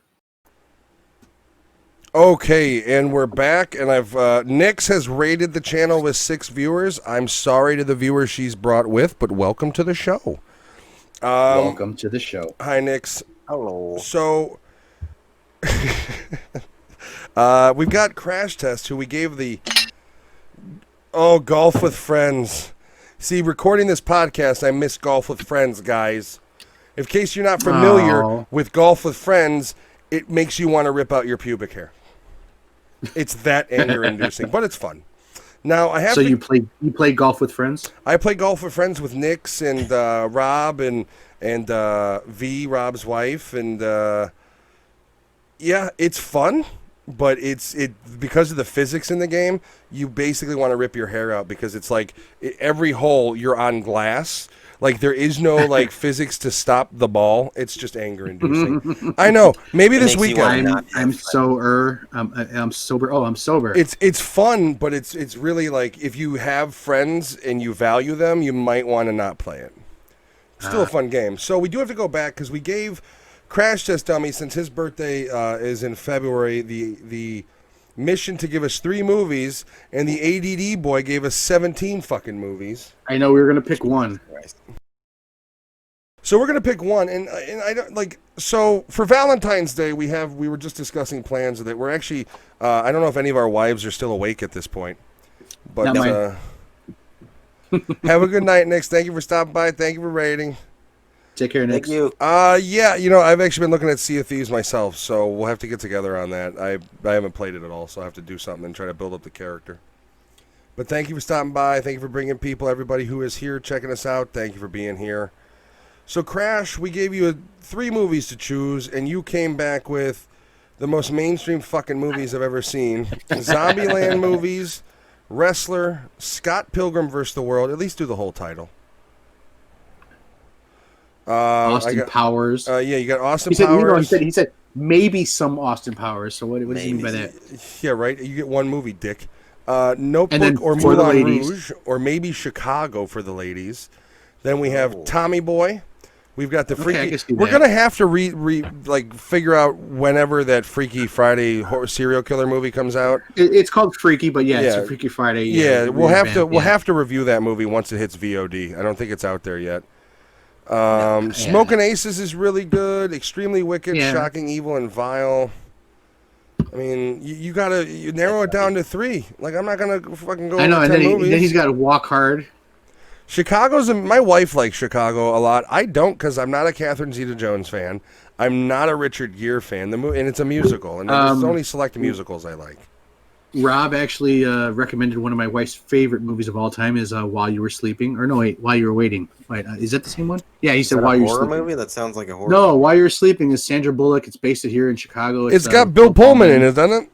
Lone Star. But yeah, it's actually Emmy's favorite fucking movie in the world. I don't know, man. I'm obviously not a big fan of we quote unquote chick flick, but I know that. There are certain movies I can tolerate. Like, if you've ever seen America's Sweethearts, The Lake House. Why are you throwing these out here, Rob? What is your fucking issue? You're killing me here. Hacked by his wife? Is Rob been hacked by his wife? V, is that you? No. Here's how it's gonna work. Those are legitimately Rob's picks, and V is gonna throw in like Saw and shit. Yeah. Rob's wife sounds cool. She is cool. She kills it. She got a brand new beautiful PC too that they put together for her. So for Valentine's movies, my opinion is it is just like Valentine's Day. It's irrelevant to what the men think. So we're all married. We ask our wives to pick one movie for the Valentine's Day week each. We do a 3 episode for the Valentine's week episode, or 3 movies for the Valentine's Week episode. And just for 1 week, right? That's just that week. Okay, but here's the thing. This isn't a free-for-all. This is so Rob's wife's on there. Definitely not me. Definitely not her. So tell me, V, what movies would you throw out there just by chance? Let's find out. I think that's the best route to do it. For the month of February. For the Valentine's Week episode. Oh, for the Valentine's Week episode. What would you recommend, V? We'll see what we're going to compare and contrast here. So I can don't tell know. you, my wife is gonna choose anything with fucking Ryan Gosling in it. Hey, he's awesome. Wait. What about Remember the Titans? No, not My that. Bloody Valentine. The remake or the original? Okay, yeah, no, I can get behind that. What, My Bloody Valentine? Yeah, fuck yeah, horror movies. What about that Denise Richard movie, Valentine? That movie was terrible. I think I saw that in theaters on a date. It was a bad movie. It was pretty bad. Yeah, it was pretty bad. No, I'm pretty. We could put together a list of movies that we think our ladies would like.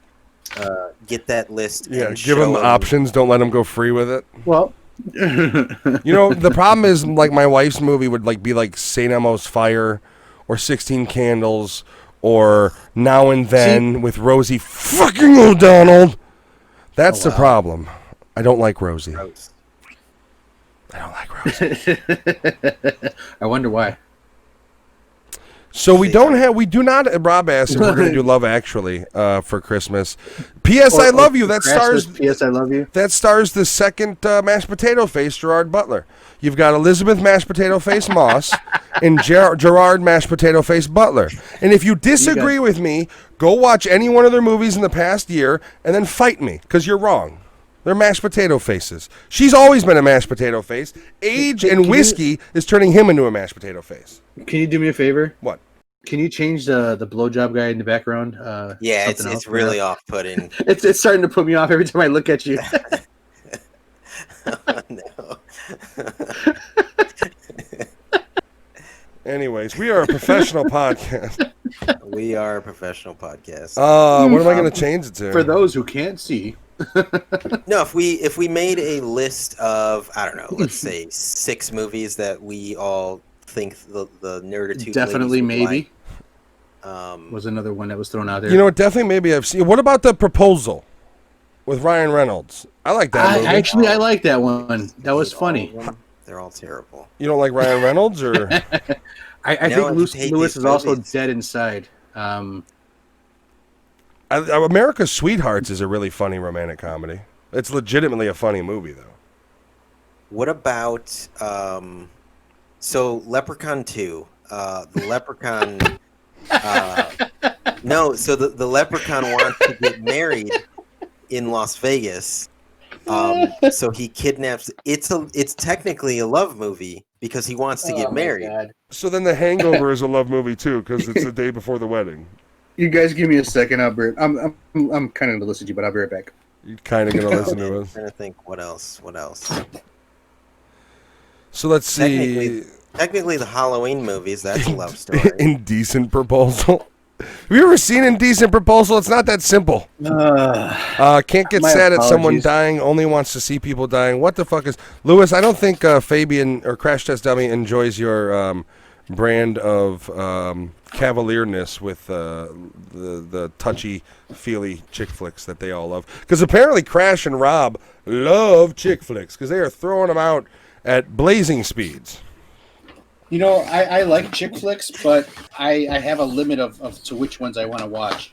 I like movies where people die. I like horror movies. There are chicks in horror movies. All right, so the people watching, are chick flicks, can they also be considered like the 90s teen movies like Clueless, 10 Things I Hate About You, Can't Hardly Wait? Like, are those included in the spectrum? Because for us older people... Oh my God, my whole Christmas tree fell on my back. Oh. Now I really have to be... this is a live fucking show, guys. Don't move. I know that's Everybody a glass fucking pot that's holding the Christmas tree. You need to yell for somebody? Should I mute the audio real quick so you could scream for your wife? But that's a glass pot holding the Christmas tree, so I'm going to push back. All right, Lindsay, just meet me. Go ahead and scream to your wife. Oh, so you're fucked. The other fight, he's like she's dead. I'm gonna. You know, we're just gonna watch you. Oh, please fall! Please fall! Please fall!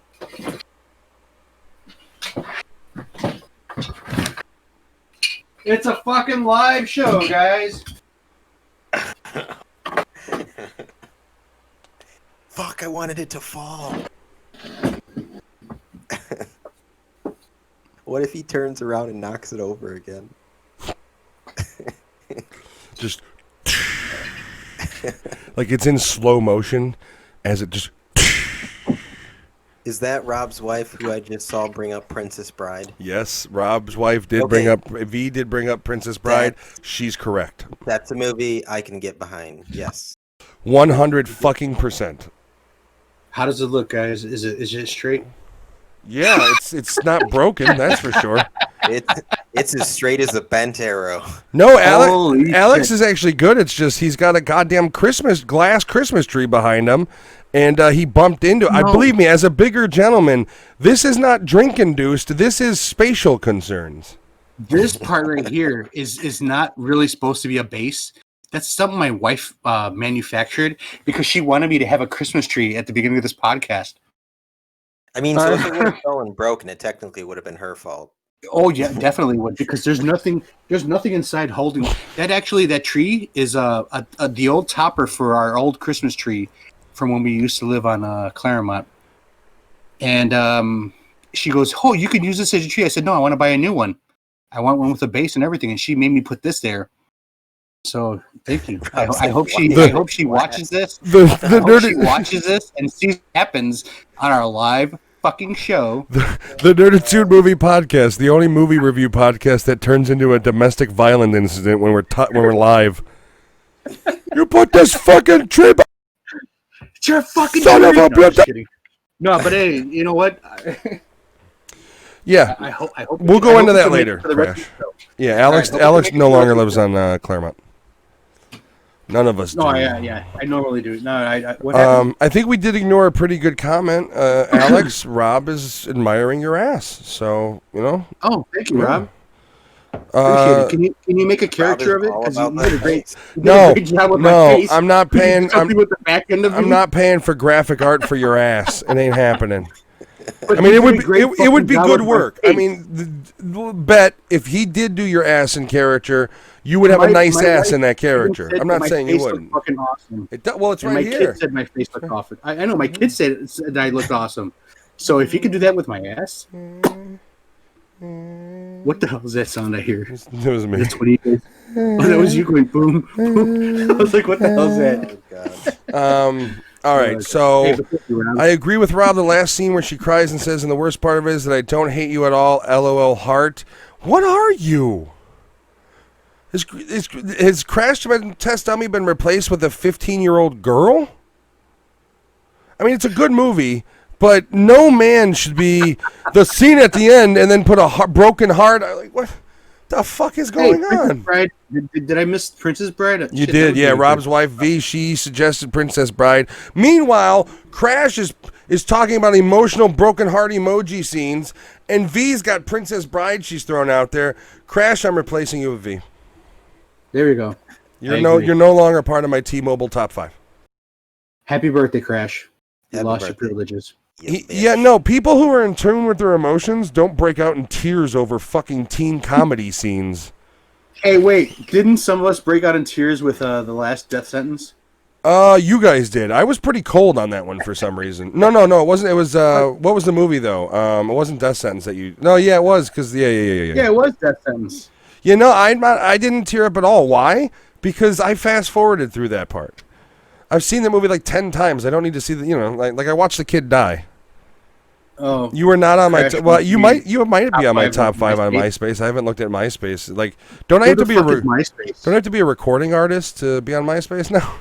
Like, you're not even people. You're just recording artists. Deadpool 2 makes me why? Makes me why or cry? Die? Why do you cry? What is it when the girlfriend dies in the beginning? Silly. Just silly. So, Crash, I need you to give me a realistic list. 3 movies. 3 movies. 3. 3 fucking movies, okay? Don't tell me, you basically gave me a genre. 3 fucking movies. Everybody else, V, Rob, come together. We're going to take a poll from you guys. We'll do a Facebook or Twitter poll at some point on best Valentine's Day movies to watch. And then through that and our own, we'll talk to our wives. Unfortunately for those that only watch us on YouTube, the Facebook thing doesn't work. But we'll find a way to make it all work. Fuck that. I'll create a Twitter this week and I'll post a link on the YouTube. You'll have that. Okay. There will be a Nerdattude Movie Podcast Twitter to where we can do polls and shit. I'll have that done before Monday. So because problem solved. my nephew stopped using Facebook, and I have another friend, big time, that was on here earlier who doesn't use Facebook, but they use Twitter and they use YouTube, so that'd be cool. Yeah, I mean, and here's the other thing. I don't really have a whole lot to post as far as images, but we also technically have an Instagram, but I want to get it removed from my personal Instagram first. So that'll be another method of like a social media method you could hit us up on soon. Just working. The whole thing is that we need you guys. Yeah. Plain and fucking simple. We need people who enjoy the lots show, of shares, who follow the show, who want to. Yeah, like here's the thing: we're like the post if you see them. We do a fucking. Well, that's not. I don't have enough shit for TikTok yet, but we do a small podcast. We do it over via Discord call. And we try to do the best we can. We coordinate, and if you enjoy it, I'm happy you're here. I'm happy you're enjoying what you see. Not only continue to follow us, but because it's just going to get better from here. We've done this for a few months now. We've got like 10 or 11 episodes out. We've got like 10 or no, because we did a whole month of October, and then so it's like 3 or so months. December it might be month 4, but the whole point is we're still new. Things are going to get better. If you like things like the vampire script reading, which Fabian missed, but you'll be able to see it. If you like things like little intros that we made for the one episode, that shit's just going to increase. That's the plan at least. So as long as you guys are here to receive us and share our shit, I know I saw on Facebook, if we can build more followers, more fans, get people to really enjoy it, and we're dudes. That's as simple as I could put it. We're just kind of regular guys who enjoy movies. We've known each other our whole lives, and through this weird fucking time, being able to connect in this method is better than not being able to at all. So we're gonna be here doing it. We just need you guys to be here to enjoy it. And there's 3 of us, so if you go back to our vampires episode, you see that we don't always agree on anything. Oh, fuck no, we don't always agree. So that's always the fun part. You got 3 people fucking judging a fucking movie. I mean, we're not. Look at World's Greatest Dad. Movie, or are we just rating a movie? I can't figure that out. It all goes back to the fact that we're dudes, and I think we all look at. I think before we started this, for sure, we all looked at watching movies very differently than we do now. Now, for me personally, I watch it to analyze it much more than I do to enjoy it, especially if it's a movie that if it's a movie we're reviewing, that's not a pleasurable watch necessarily, especially if it's a movie that I'm really not digging, or I am, because either way I'm doing notes and I'm kind of thinking like, yeah, I want to talk about that. But it also kind of ruins just watching movies, because no matter what I watch nowadays, like movies I love, I'm like, what the fuck? Are you kidding me? Like, I'm picking them apart, which isn't the greatest, Well, one of my favorite things with doing this podcast has been that we set out not to be like when Matt talked to me about it, I didn't want to be like, let's review every new movie and try to be like those fucking guys. And instead, Matt pitched it as like, no, let's just review movies we love. Yeah. And the cool thing about that is, or hate subsequently. We eventually end up hating movies that we love. Yeah, we've been reviewing movies that we loved the last couple months, and to review them now, watching a movie I liked, but like with my quote unquote reviewer's cap on, like, okay, I've seen this movie a million times before. Let me like pick apart this movie. It's been a pretty interesting experience rewatching a movie that I love and kind of taking it apart and thinking like, oh, well, the set design is a little weird here and this actor is kind of a piece of shit. And It's been pretty interesting doing that. If you're It's new, also go ahead. different to have 3 different people's inputs on movies. Yeah. So like when we were doing Running Scared, and I kept mentioning things that you didn't see, and Matt was mentioning things you didn't see, and you were mentioning things that we didn't. It's also different to have 3 different people's input on fucking one movie that we all watch. Well, it's been fun. It's been fun. The thing about it is we also want to do a good review. Like, we try to make sure that the reviews we do, they're spoiler filled, but if you watch the episode or you listen to the episode and you've never seen a movie, by the end of the episode, whatever the movies are, you should be able to pick them apart yourself. You should know what the movie is. That's the goal in our personal, But if you are kind of a cinephile and you enjoy analytically watching movies, some of the episodes we do, some of the movies aren't fit for, like, I'm going to analyze this, like Blood Vessel. But some of them, like the Running Scared review we have, I personally feel it's one of our most in-depth reviews we've done. And if we go into a lot of different things in that one. Yeah, I mean, it was also the most professional. We try to. If you listen to our podcast, first and foremost, I'm hoping you're laughing. I'm hoping you understand that. Even through all the negativity of the negative critique of some movies, and like even movies like The Shed or Invisible Man. The idea is to be entertaining. Like, you go watch the movie for yourself. If you find you disagree, comment on YouTube. Throw us a comment on Facebook or the Twitter when we get out there. Say, hey, fuck you, Invisible Man was great. And I will have no problem with engaging you in abusive discussion and forcing my opinion upon you. Another thing is the titles of the movies are up there before they see it, right? Before they watch or listen. Yeah. So they'll see whatever the title is first. If you have not seen it, go watch it first, because every episode is full of fucking spoilers. That episode is Demolition Oleg. Now, we don't. The title of the thing isn't exactly the movies, but that we review, but it is in the description. Right. In the description, you'll always look at the description. Yeah. We do say in the beginning what movies we're reviewing, though. Yeah. Yeah. Well, I know, but sometimes people don't know and they want to hear it anyways, and they just go full throttle. So, if you hear it and you haven't seen it, stop for a second. We're here forever now because we're in fucking the internet. Is that how you say it? We're in the internet. You can find us. We can't hear you. I'm muted. Yeah, inner tubes. We're in the intertubes. Yeah, and the other thing is, take a break and hear what you want to hear. Yeah, and the other thing is, we're like I said, we're just kind of regular dudes. We're not gonna if you throw a suggestion, like a comment on the YouTube, shit like that, we're not gonna delete them. We're gonna talk to you. We're gonna engage. Same thing on the Facebook. You guys ever want to send a message or make a post, like the comment on something? Is it the Facebook or is it Facebook? I can't remember. It's now called the Facebook. I'm reaching 50 years old now, so it's everything's the internet, the Facebook, the Twitter, YouTubes, the bathroom, the Twitters, that more times a day. But yeah, so can we call it the TikToks now? Yeah, TikTok. Wait until you see the Nerdattude OnlyFans. Oh god, that's gonna be fun. You can live chat with me right now. I want to see you. I want to see you taking care of all the fucking dances, okay? And then if you do it first, I'll do it next. The dances? You got to dance on OnlyFans? I thought you just had to show some skin. No, the TikToks. We're gonna call everything the TikToks. You want more of that? You got to go to OnlyFans. I'd like a cheeseburger. Are you gonna have my OnlyFans? Yeah. Straps McGee is here to show you a good time.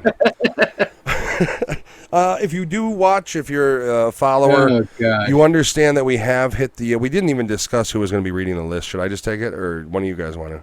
Oh shit! There's a list. Yeah, that's right. Yeah, we've reached the point of the podcast where we're going to go over our now lovely and wonderfully dubbed by Luis or Anthony, however the variants you've heard of it. The shit list is what we're going to be going over now. And Alex decided that we were going to go straight to the point. Now, here's the thing.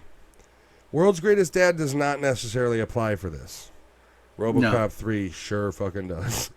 So, what's the list? The list is the top 10 worst movies of all time. Now, where is it coming from? Oh, boy. This is, now, admittedly, a lot of these I will not have seen, but this is coming from RiffTrax, the RiffTrax website. So do you have the list, Lewis, or no? It was, we sent it through the... I have the list pulled up. Okay, cool. So who's reading it again? You go for it, man. Okay, so there's actually, I've seen most of these, never mind. I have seen most of them. Oh, my. I have as well. Number 10, I do not fucking agree with, but number 10, Transformers Revenge of the Fallen. I do not agree with this. It's not far. It's a dumb action. Like, if you go into Transformers expecting an Oscar-worthy movie, you're the asshole. Not the movie. No, you're the asshole. I get that. You know. But yeah, no, I mean, people hated it because they had the robots that they called racist and that stuff like that. Like, yeah, I thought it was. If you go into it, like basically, I equate the Transformers movies to Small Soldiers, just dumb, funny action. You know what I mean? Lewis, it's always been like that. I know you're a fan of playing with toys, so.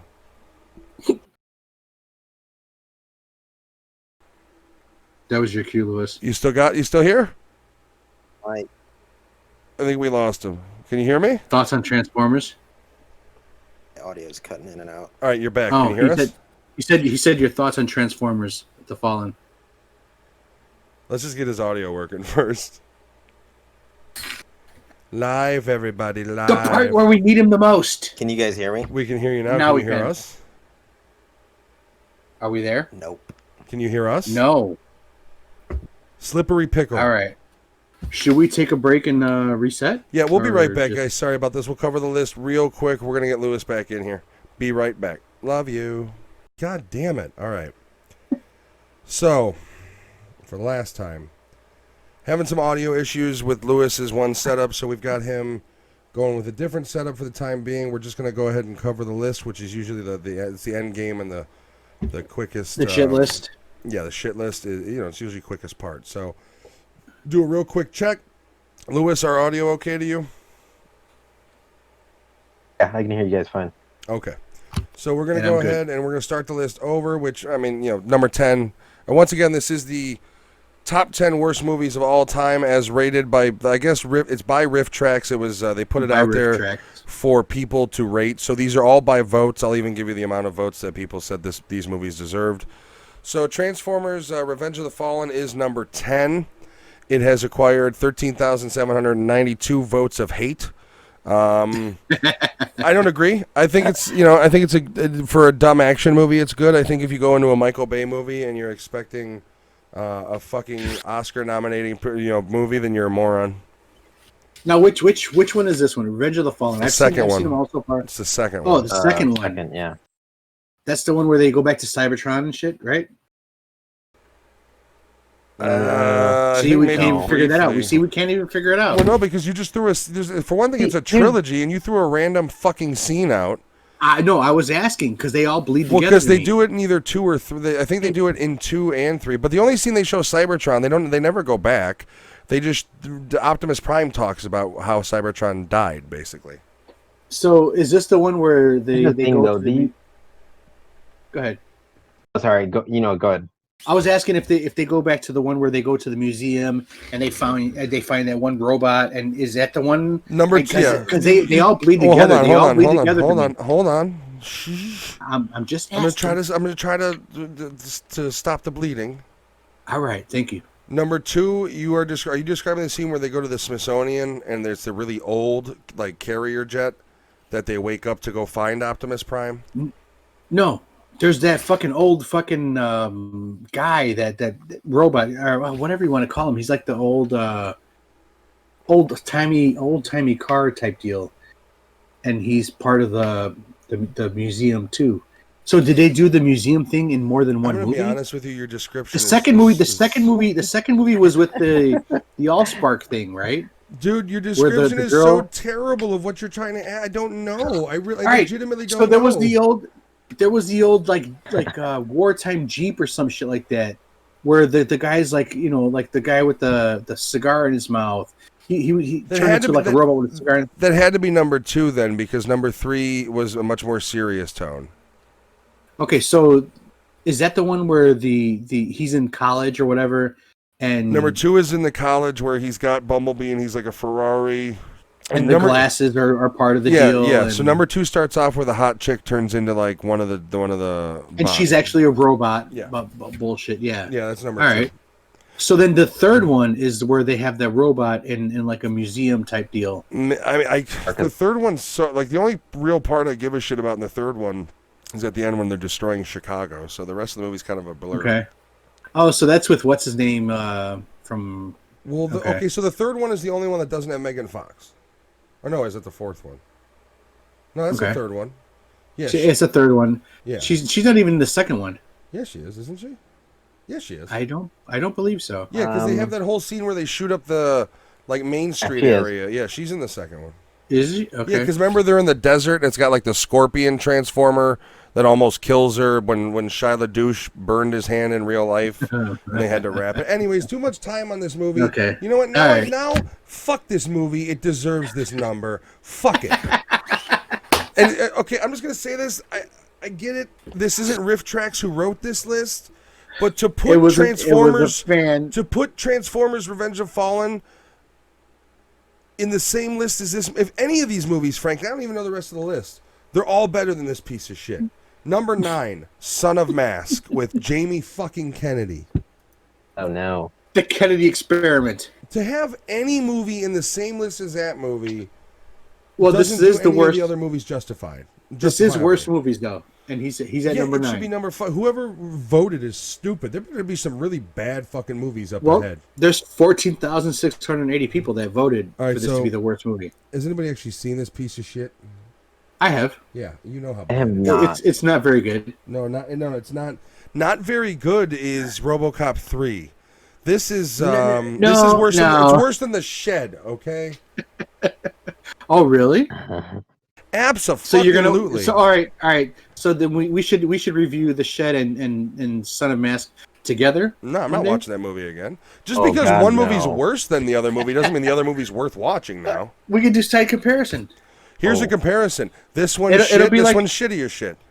It'll be like comparing The Grinch with That Stole Christmas to the animated version of Christmas That Stole Christmas. I wonder whose idea that was. Crash. If it was up to Crash Test Dummy, we would be fucking reviewing Maui for every fucking week. All right, number 9 as a Son of the Mask. Number 8, I actually like this movie, Jack and Jill, the Adam Sandler romp where he plays both roles. Fuck this movie. It's not the greatest fucking movie though. I did enjoy it as far as a movie to fucking just watch and kill time.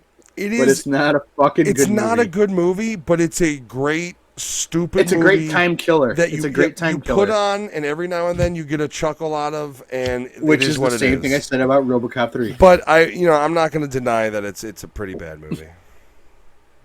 I see Lewis shaking his head. You ever see this movie, Lewis? Jack and Jill? No, I have not. I've seen trailers for it. It looks atrocious. So Jack and Jill literally has Al Pacino singing a song about a Dunkachino. The Dunkin' Donuts coffee drink. just a little insight into how bad it is. But once again, about that. Number 7 is worse and deservedly lower or higher on the list. Number 7, Battlefield Earth, when Scientology rules the world. It is one of my guilty pleasure movies. You like this? Even I love bad movies. I only watch it because it's a guilty pleasure movie. I cannot stop watching it when it's on TV. I won't buy it and I won't rent it. But if it's on TV, I'll watch it. See, I have the opposite. When it's on TV, I turn the fucking TV off completely. Like, it's on TBS one day, and I'm like, whoops, got to stop watching TV. Like I said, it's a guilty pleasure. Ron Hubbard. Masterpiece. I believe in Scientology? Question mark? Right? Like, did I just get brainwashed? I like this movie, too. Number 6, Super Mario Brothers, starring Bob Hoskins, who's British, and John Leguizamo. Why do you have to like the word British? Because you don't pick. I don't give a shit if he's fat and bald and might look like an Italian if you were punched in the eye right before you looked at him. But he's not Italian. No, he's like real British. I thought you were making a reference to earlier about Blimey and shit like that. Well, that's Cockney. That's not Italian. That's Cockney. That's English. Like Lewis, you were saying you like this movie. You're like me. I like this movie. I love this movie I too. do like this movie. It's stupid. It doesn't do anything with the actual. It doesn't do anything cool with the Mario IP, but it's just a dumb movie. Go fucking Goomba. That's the fucking greatest fucking line in the world. Well, that's the thing is like Go Goomba. It's a terrible movie, but just the fact that they're naming Nintendo characters in it, it's like all right. And you don't, and like I like John Leguizamo. I like Bob Hoskins too. Can't forget who the main fucking guy is. Koopa. Oh, Dennis Hopper. Yeah, Dennis Hopper. He was a much better villain in Speed, though. He was also a great villain in Waterworld. No, he wasn't. Rob says he actually likes Battlefield Earth. Fabian did not, or Crash Test did not enjoy us making fun of him. He said, "Wow, this is how you actually treat your fans." I believe he's referring to the Grinch remark. Great in the movie Hook. Who? Who is in Hook? That was Dustin Hoffman. I don't know. I think he's Dustin Hoffman, either confusing Dustin Hoffman with Dennis Hopper or he Al is. Pacino. Definitely. Next movie, number 5, I haven't actually seen and I don't plan to. The Last Airbender, which I believe was directed by what's his face, the Sixth Sense guy. Bad movie. Oh, really? M. Night Shyamalan? Yeah, this was like one of his like Hollywood movies that he did, and it just flopped, just like that After Earth with Will Smith. Okay. Shay had never seen a 3D movie, and I took her to see this movie in theaters. I'm so sorry. I felt like an ass. Like I didn't. Yeah, I felt like such a fucking idiot. I mean, Paid for it in 3D, 2 tickets. It is what it is. Wow. It's I'm not a fan of the anime, so I didn't have any interest in watching this. Bob Hopkins is in Hook. He's the Smee character, I believe. Oh, okay. Yeah. I liked him better in Who Framed Roger Rabbit, but Thank you, Crash, for that extra help. Hoskins, he even corrected you. Yo, you both got it wrong. All right, Hopkins, whatever. He spelled it first, and I repeated it. You're just gonna call him Bob Foreskin by the end of the day. Number 4. The late great. Number 4, I absolutely agree with. Spider-Man 3. What a piece of shit. Yeah. Whoever was in the boardroom and said Topher Grace for Venom should be shot in the face. Like even now, he should be like, there should just be a dude who shows up and it's just like, you were behind the casting of Topher Grace in Spider-Man 3, right? And he's just like, it's 3 a.m, and the guy's just like, answer the question, come on. And he's like, yeah, so what? And he's just like, pop. You're fired. And it could be completely unmotivated. Like they'd never solve the fucking crime either, because who was that psychotic? What does he say in that one movie? The 7-minute abs guy. Step into my office. You're fucking fired. That was what shit? What movie is that with Ben Stiller? What movie is that? With Ben Stiller and Oh, no. Oh my god, he goes. I created the 7-minute abs. Yeah, but now I've got the 6-minute abs. Yeah. I don't remember what movie that is, but oh god, but you know what I'm talking about. I know that scene, but I can't place it. You're coming up with the most random shit. Is that something about Mary where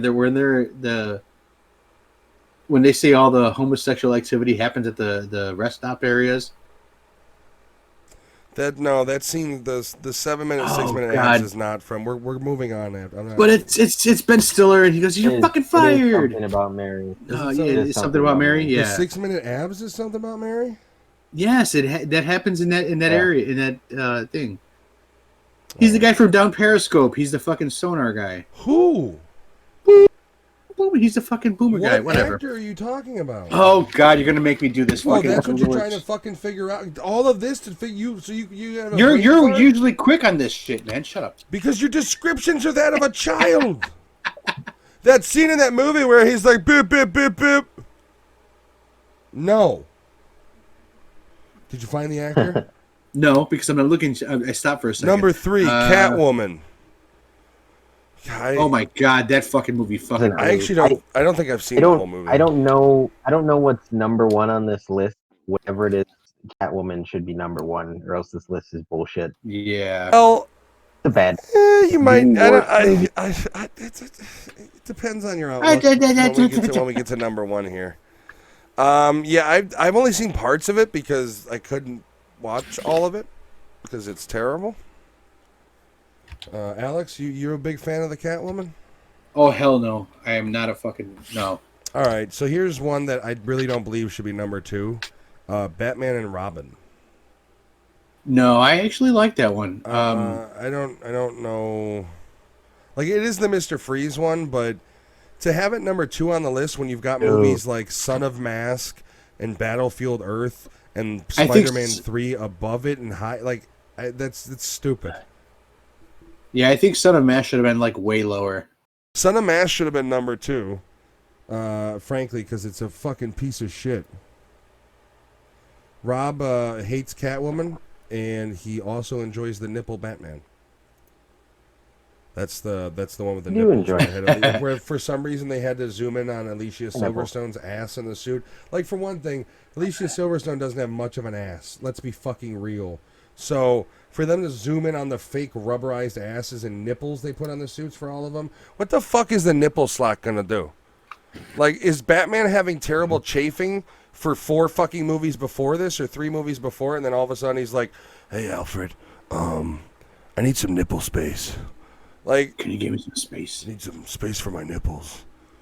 All right, so to throw back to the previous thing we were talking about, his name is Harlan Williams, the actor Harlan Williams. Yeah, from Rocket Man and Employee of the Month and all that. Yes, yeah. He is the one that he picks up. He's the fucking hitchhiker that Ben Stiller picks up in the rest area. Oh, now I remember the scene. Yeah. Okay. And he says, he goes, "Come here, step into my office. You're fucking fired." That's the very first time I ever heard that, and I use it all the time, and nobody ever gets it like you guys.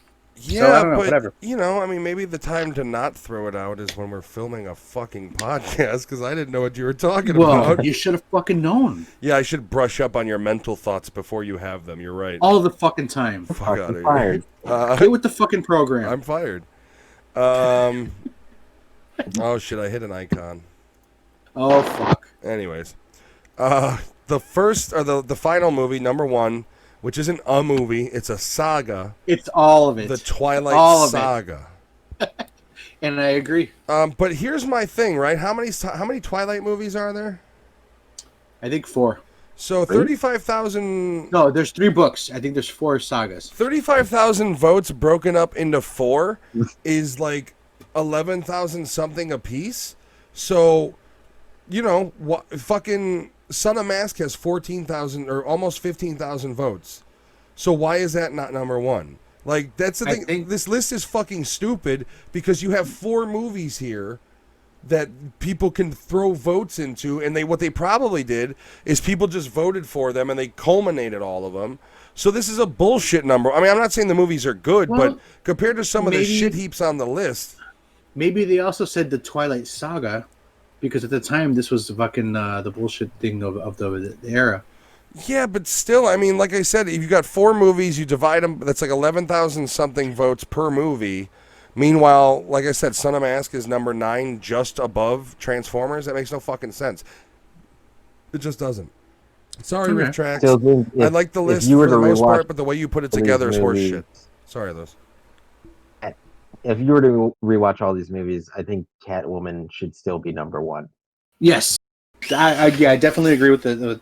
I am going to be surprised. One of my personal favorites I expected to see out here. Number 2. Like, I expected to see McCall's Navy because it's pretty bad, but it didn't even make the list.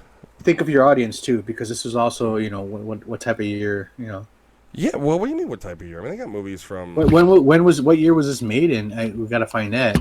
Well, it's got to be post. I mean, it's post 20. It's 2012. Okay, all right. So. Yeah. So I mean, that movie was out. You know what I mean? Like, that's the thing is, like, it's a limited list. It's basically they gave people probably, a list of 25 to 50 movies and said which one of these are the worst. Gotcha. So if people voted for one Twilight movie and then another or a different one, they probably just took all the votes together, and that's why they did the saga. I also see a link saying click here for worst 25 to 11 movies.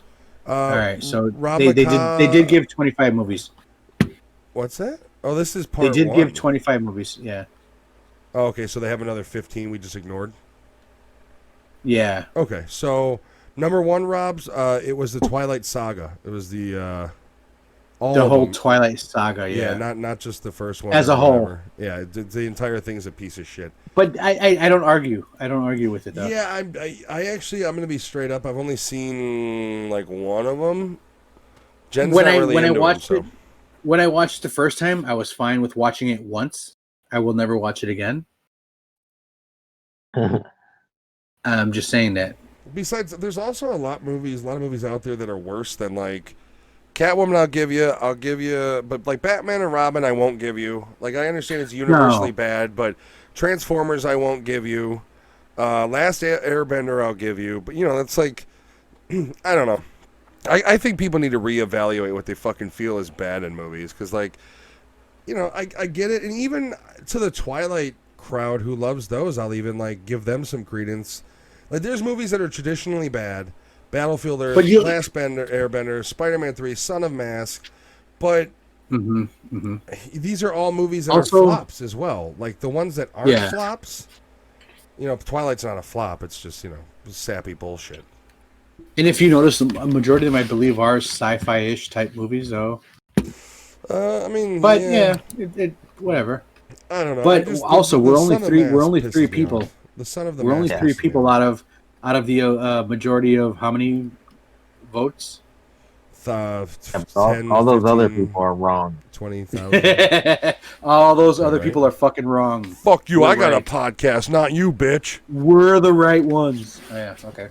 Rob said people hate the 13th Warrior, and he likes it. I love the 13th Warrior. Which one's that? 13th Warrior. Antonio Banderas, where he's on the Viking ship, and he's like I've never seen that. If you've never seen that movie, it's really good in the 90s. Like, for when it came out, the trailer didn't give you the feeling that it was going to be like a gory, rough film, but it is. He gets sent up basically with Vikings. And they're kind of battling this other group that are like almost like demonic, but they're not. They're just men. And Antonio Banderas, through being with these Vikings, learns their language. He learns how to fight, and he goes from like bookworm for that era to like badass warrior over the course of the movie. It's a good flick. I like that movie quite a bit. But if I can find it, Rob, I'll watch it, and then we'll talk about it. Maybe on one of Matt's streams or something like that. I don't own that one, but it's always streaming somewhere. But all right. We have come time to the end. We have finished our list. We've got our reviews. I'm gonna let you guys. Is Crash still here? Well, I'm gonna let you kind of say what you guys want to say, and then we'll end it. So go ahead and do what you do. Has Crash narrowed it down to 3 movies? No, he take 3 other episodes for him to figure that shit out. He pulled the bullshit of just pull one out of that list, and that's not what I gave you. You can't even do the goddamn thing I asked you to do. Give me 3 movies, or they're all null. So we're gonna treat him like fucking Willy Wonka does. Null and void. I said good day, sir. Pick 3, or you're null and void. There it is, black and white, clear as crystal. Plain as day, clear as crystal. What does he say at the end? I don't even know the Latin jargon. He says a lot of shit. It's fucking really confusing. Tamagata! Like, this is like, he starts losing his shit big time.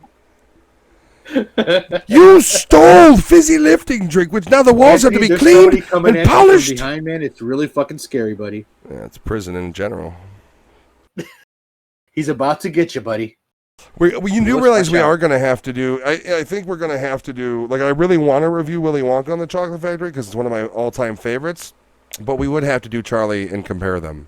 Those are movies we can compare, like, well. When we do that, can we do Grinch and the Grinch, or no? I'll tell you right now, we are never going to do the animated Grinch and the live-action Grinch and compare them. Never. Never. Never. Hey, Crash, I still love you, buddy. Never. There's nothing to talk about. What am I going to talk about? I still love you, Crash. Like, out of all the different remakes we could compare, they're the same fucking story. It's all based on the same story. What am I going to compare? They're the same story. I think we just got our first hate fan mail. This podcast is horseshit. Yeah, well, I mean, you're just figuring that out? You're a little late to the fucking party, bud. I'm pretty sure we've got about 5 hours of footage that we just did that tells you it's a professional pile of horse shit. Oh my lord! So hey, Rob is everybody saying, who stuck around. I fucking love you all, man. Seriously, Rob is I'm pouring one for you. Rob is saying Tomb Raider, the Angelina Jolie versus the Tomb Raider that they just did of 2019 or 2018. Oh, that would be fun. Because I hate Angelina Jolie. Those are two very different movies. Yeah, I hate Angelina Jolie, so I have a lot to say about her. The newest one has some. I mean, Walton Goggins is in it. All right, so there's no comparison between Hitman and Hitman Agent 47 sucks dick. What is that? Because I haven't seen that one. That's the like the reboot they did of Hitman, it's like. The guy is kind of a random dude. The CG's pretty. I just remember it being bad. I haven't watched it in a while. It's not Timothy Olyphant. No, right? Timothy Olyphant's the good one. Well, the best. I call him Olyphant. I call him Olyphant. So I apologize. Okay. I don't think I've ever heard. I've never heard anybody who's had had issue with Timothy Olyphant's name. Like I know some people like to mess with other people's names, but me, fuck that olive plant. I think the Timothy Olyphant one's better. See, the Evil Dead ones would be interesting, but then we got to go into the idea of are we reviewing? There's also 3. Well, no, but here's the thing: are we reviewing Evil Dead? No, hold on. That's are we reviewing the original Evil Dead compared to the remake, or is it Evil Dead 2 compared to the remake? Because in my opinion, Evil Dead 2 is a Well, no, there's not. Sam Raimi has never officially said Evil Dead 2 is a remake. Never has said. It's Evil Dead, and I call it Evil Dead 2, but it's Evil Dead. It's still the same one. It's just the same shit. But then there's the third one, which is the girl, which is I call it the remake. But that's the thing, though, is there's only one remake technically. Then, though, like number 2 is theoretically not considered a remake, even though I believe it is. They don't consider well, the first 2 are the rebudgets, but it's still a remake. They don't. But what I'm saying is the only true remake in those terms is, and I thought they did okay with the remake. I get it. Army of Darkness is still the best, but the problem is there's no compare and contrast to that one. Yeah. Like Army of Darkness is kind of the ending of the trilogy, so it's really hard. I mean, what you would have to do basically to do Army of Darkness is you'd have to pair it up with another ending of trilogy movie in another series that would kind of coincide with it. See, Judge Dredd first, the Dredd remake is on our list to do. We've already got. We don't know when, but that's what we're gonna do that on one episode as well. Because I personally love both of those fucking movies. More research on the actors. I love those movies. I actually do have trivia about actors in the Judge Dredd with Sylvester Stallone. Dredd's awesome too. Dredd's a badass fucking movie. See, that's the thing is there's a lot we can compare. It's just which ones are worth it. You know what I mean? Like, and I'm going to disagree with you, Rob. I don't feel that Evil Dead 1 would be the one to review. I've always felt Evil Dead 2 is the better product of those two. For one thing, it's more violent. It's got a higher budget, and there's just more to it. There's more scenes. So I would say, in all honesty, if we did that, it'd have to be Evil Dead 2 and the actual remake. Is he saying that Judge Dredd was funny or the Evil Dead is funny? I don't know what he's saying, to be honest with you. Please elaborate, Rob. Reading it as you are. This is, I think, the earliest we've ever finished an episode because we started. Oh, definitely. Usually we're like fucking still going at it at 5 a.m. I've got so much energy for activities. And by that time, I'm fucking like not fucking coherent. And I apologize to anybody who's ever listened to our last ending of the podcast. Yeah, Evil Dead is what he's talking about. Okay, cool. I mean, there's other like. Oh, I like both Dreads. Okay. I mean, there's a lot of remakes, especially nowadays. There's a shit ton of remakes out there.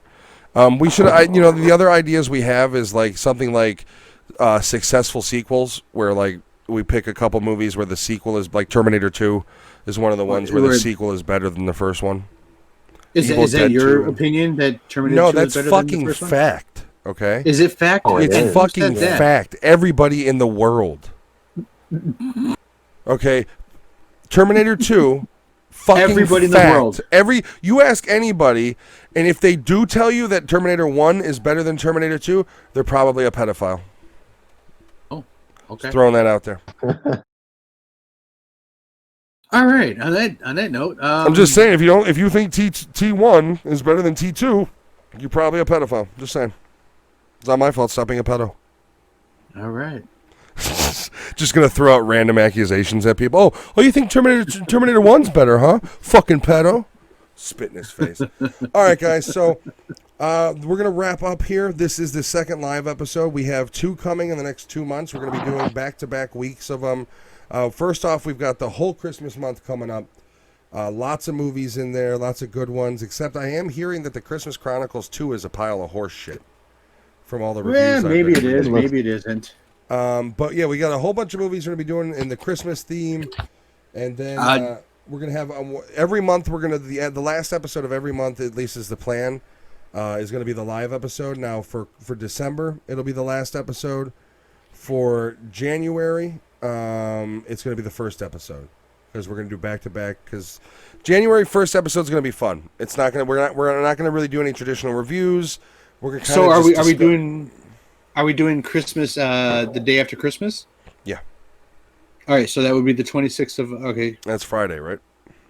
No, that's Saturday, I believe. And Friday's Christmas. I have no fucking idea. Whatever. Well, see, from what I've read, the first Christmas Chronicles, like I've seen the first one, I liked it, but from what I've read, the second one goes off into that weird, goofy realm that all Christmas movies do. Yeah. So, do we? What we're gonna watch for the first week in case anybody wants to catch up with us, or no? Or are we just gonna keep it quiet for the first week? No. What, you mentioned it. You mentioned it on your game chat. I remember one day you mentioned on your Twitch. Or I have to find my list. Do we want to mention what we're gonna watch or no? I mean, we can. I mean, the first week. So, the first week is kind of themed without theme. It's It just happened that way. By design. No. So if anybody wants to keep up with us, the first week we are doing for the Christmas movies is going to be Santa Claus 1, Home Alone 2, and Harold and Kumar 3. Not clever numbering. It is literally the first movie and the second movie of the series, and then the third movie in the Harold and Kumar series. It just happened that way. No, it didn't. We did it on purpose. So. Oh my god! Can't fucking play along for like 2 minutes. That's why it's fun because I'm ruining it for you. So if you guys want to watch those, I'm sure a lot of you guys have seen them already. But we'll be doing 3 movies a week for every Christmas, and the live episode is going to have 4 movies that we're reviewing. So it's going to be loaded. That's why when we say we do not have the expendable time or room to fit movies in that like you suggest for certain holidays and shit. That's because we really don't. I mean, we have to watch all these fucking movies in a week, and we're all busy. So when we hit that 3, like we did Halloween, Lewis is not a Christmas buff. So Halloween was easy for Lewis because he loves horror movies. Yeah. Christmas is going to be harder for Lewis. Here's the thing for me. My fucking family has already been watching all these movies while I was watching all of our previous movies all of November. So now I'm going to force them to watch them fucking again. So I think I'm going to be watching them by myself. This is going to be fun. It's going to be fucking awesome. We'll just watch a movie together over Discord call.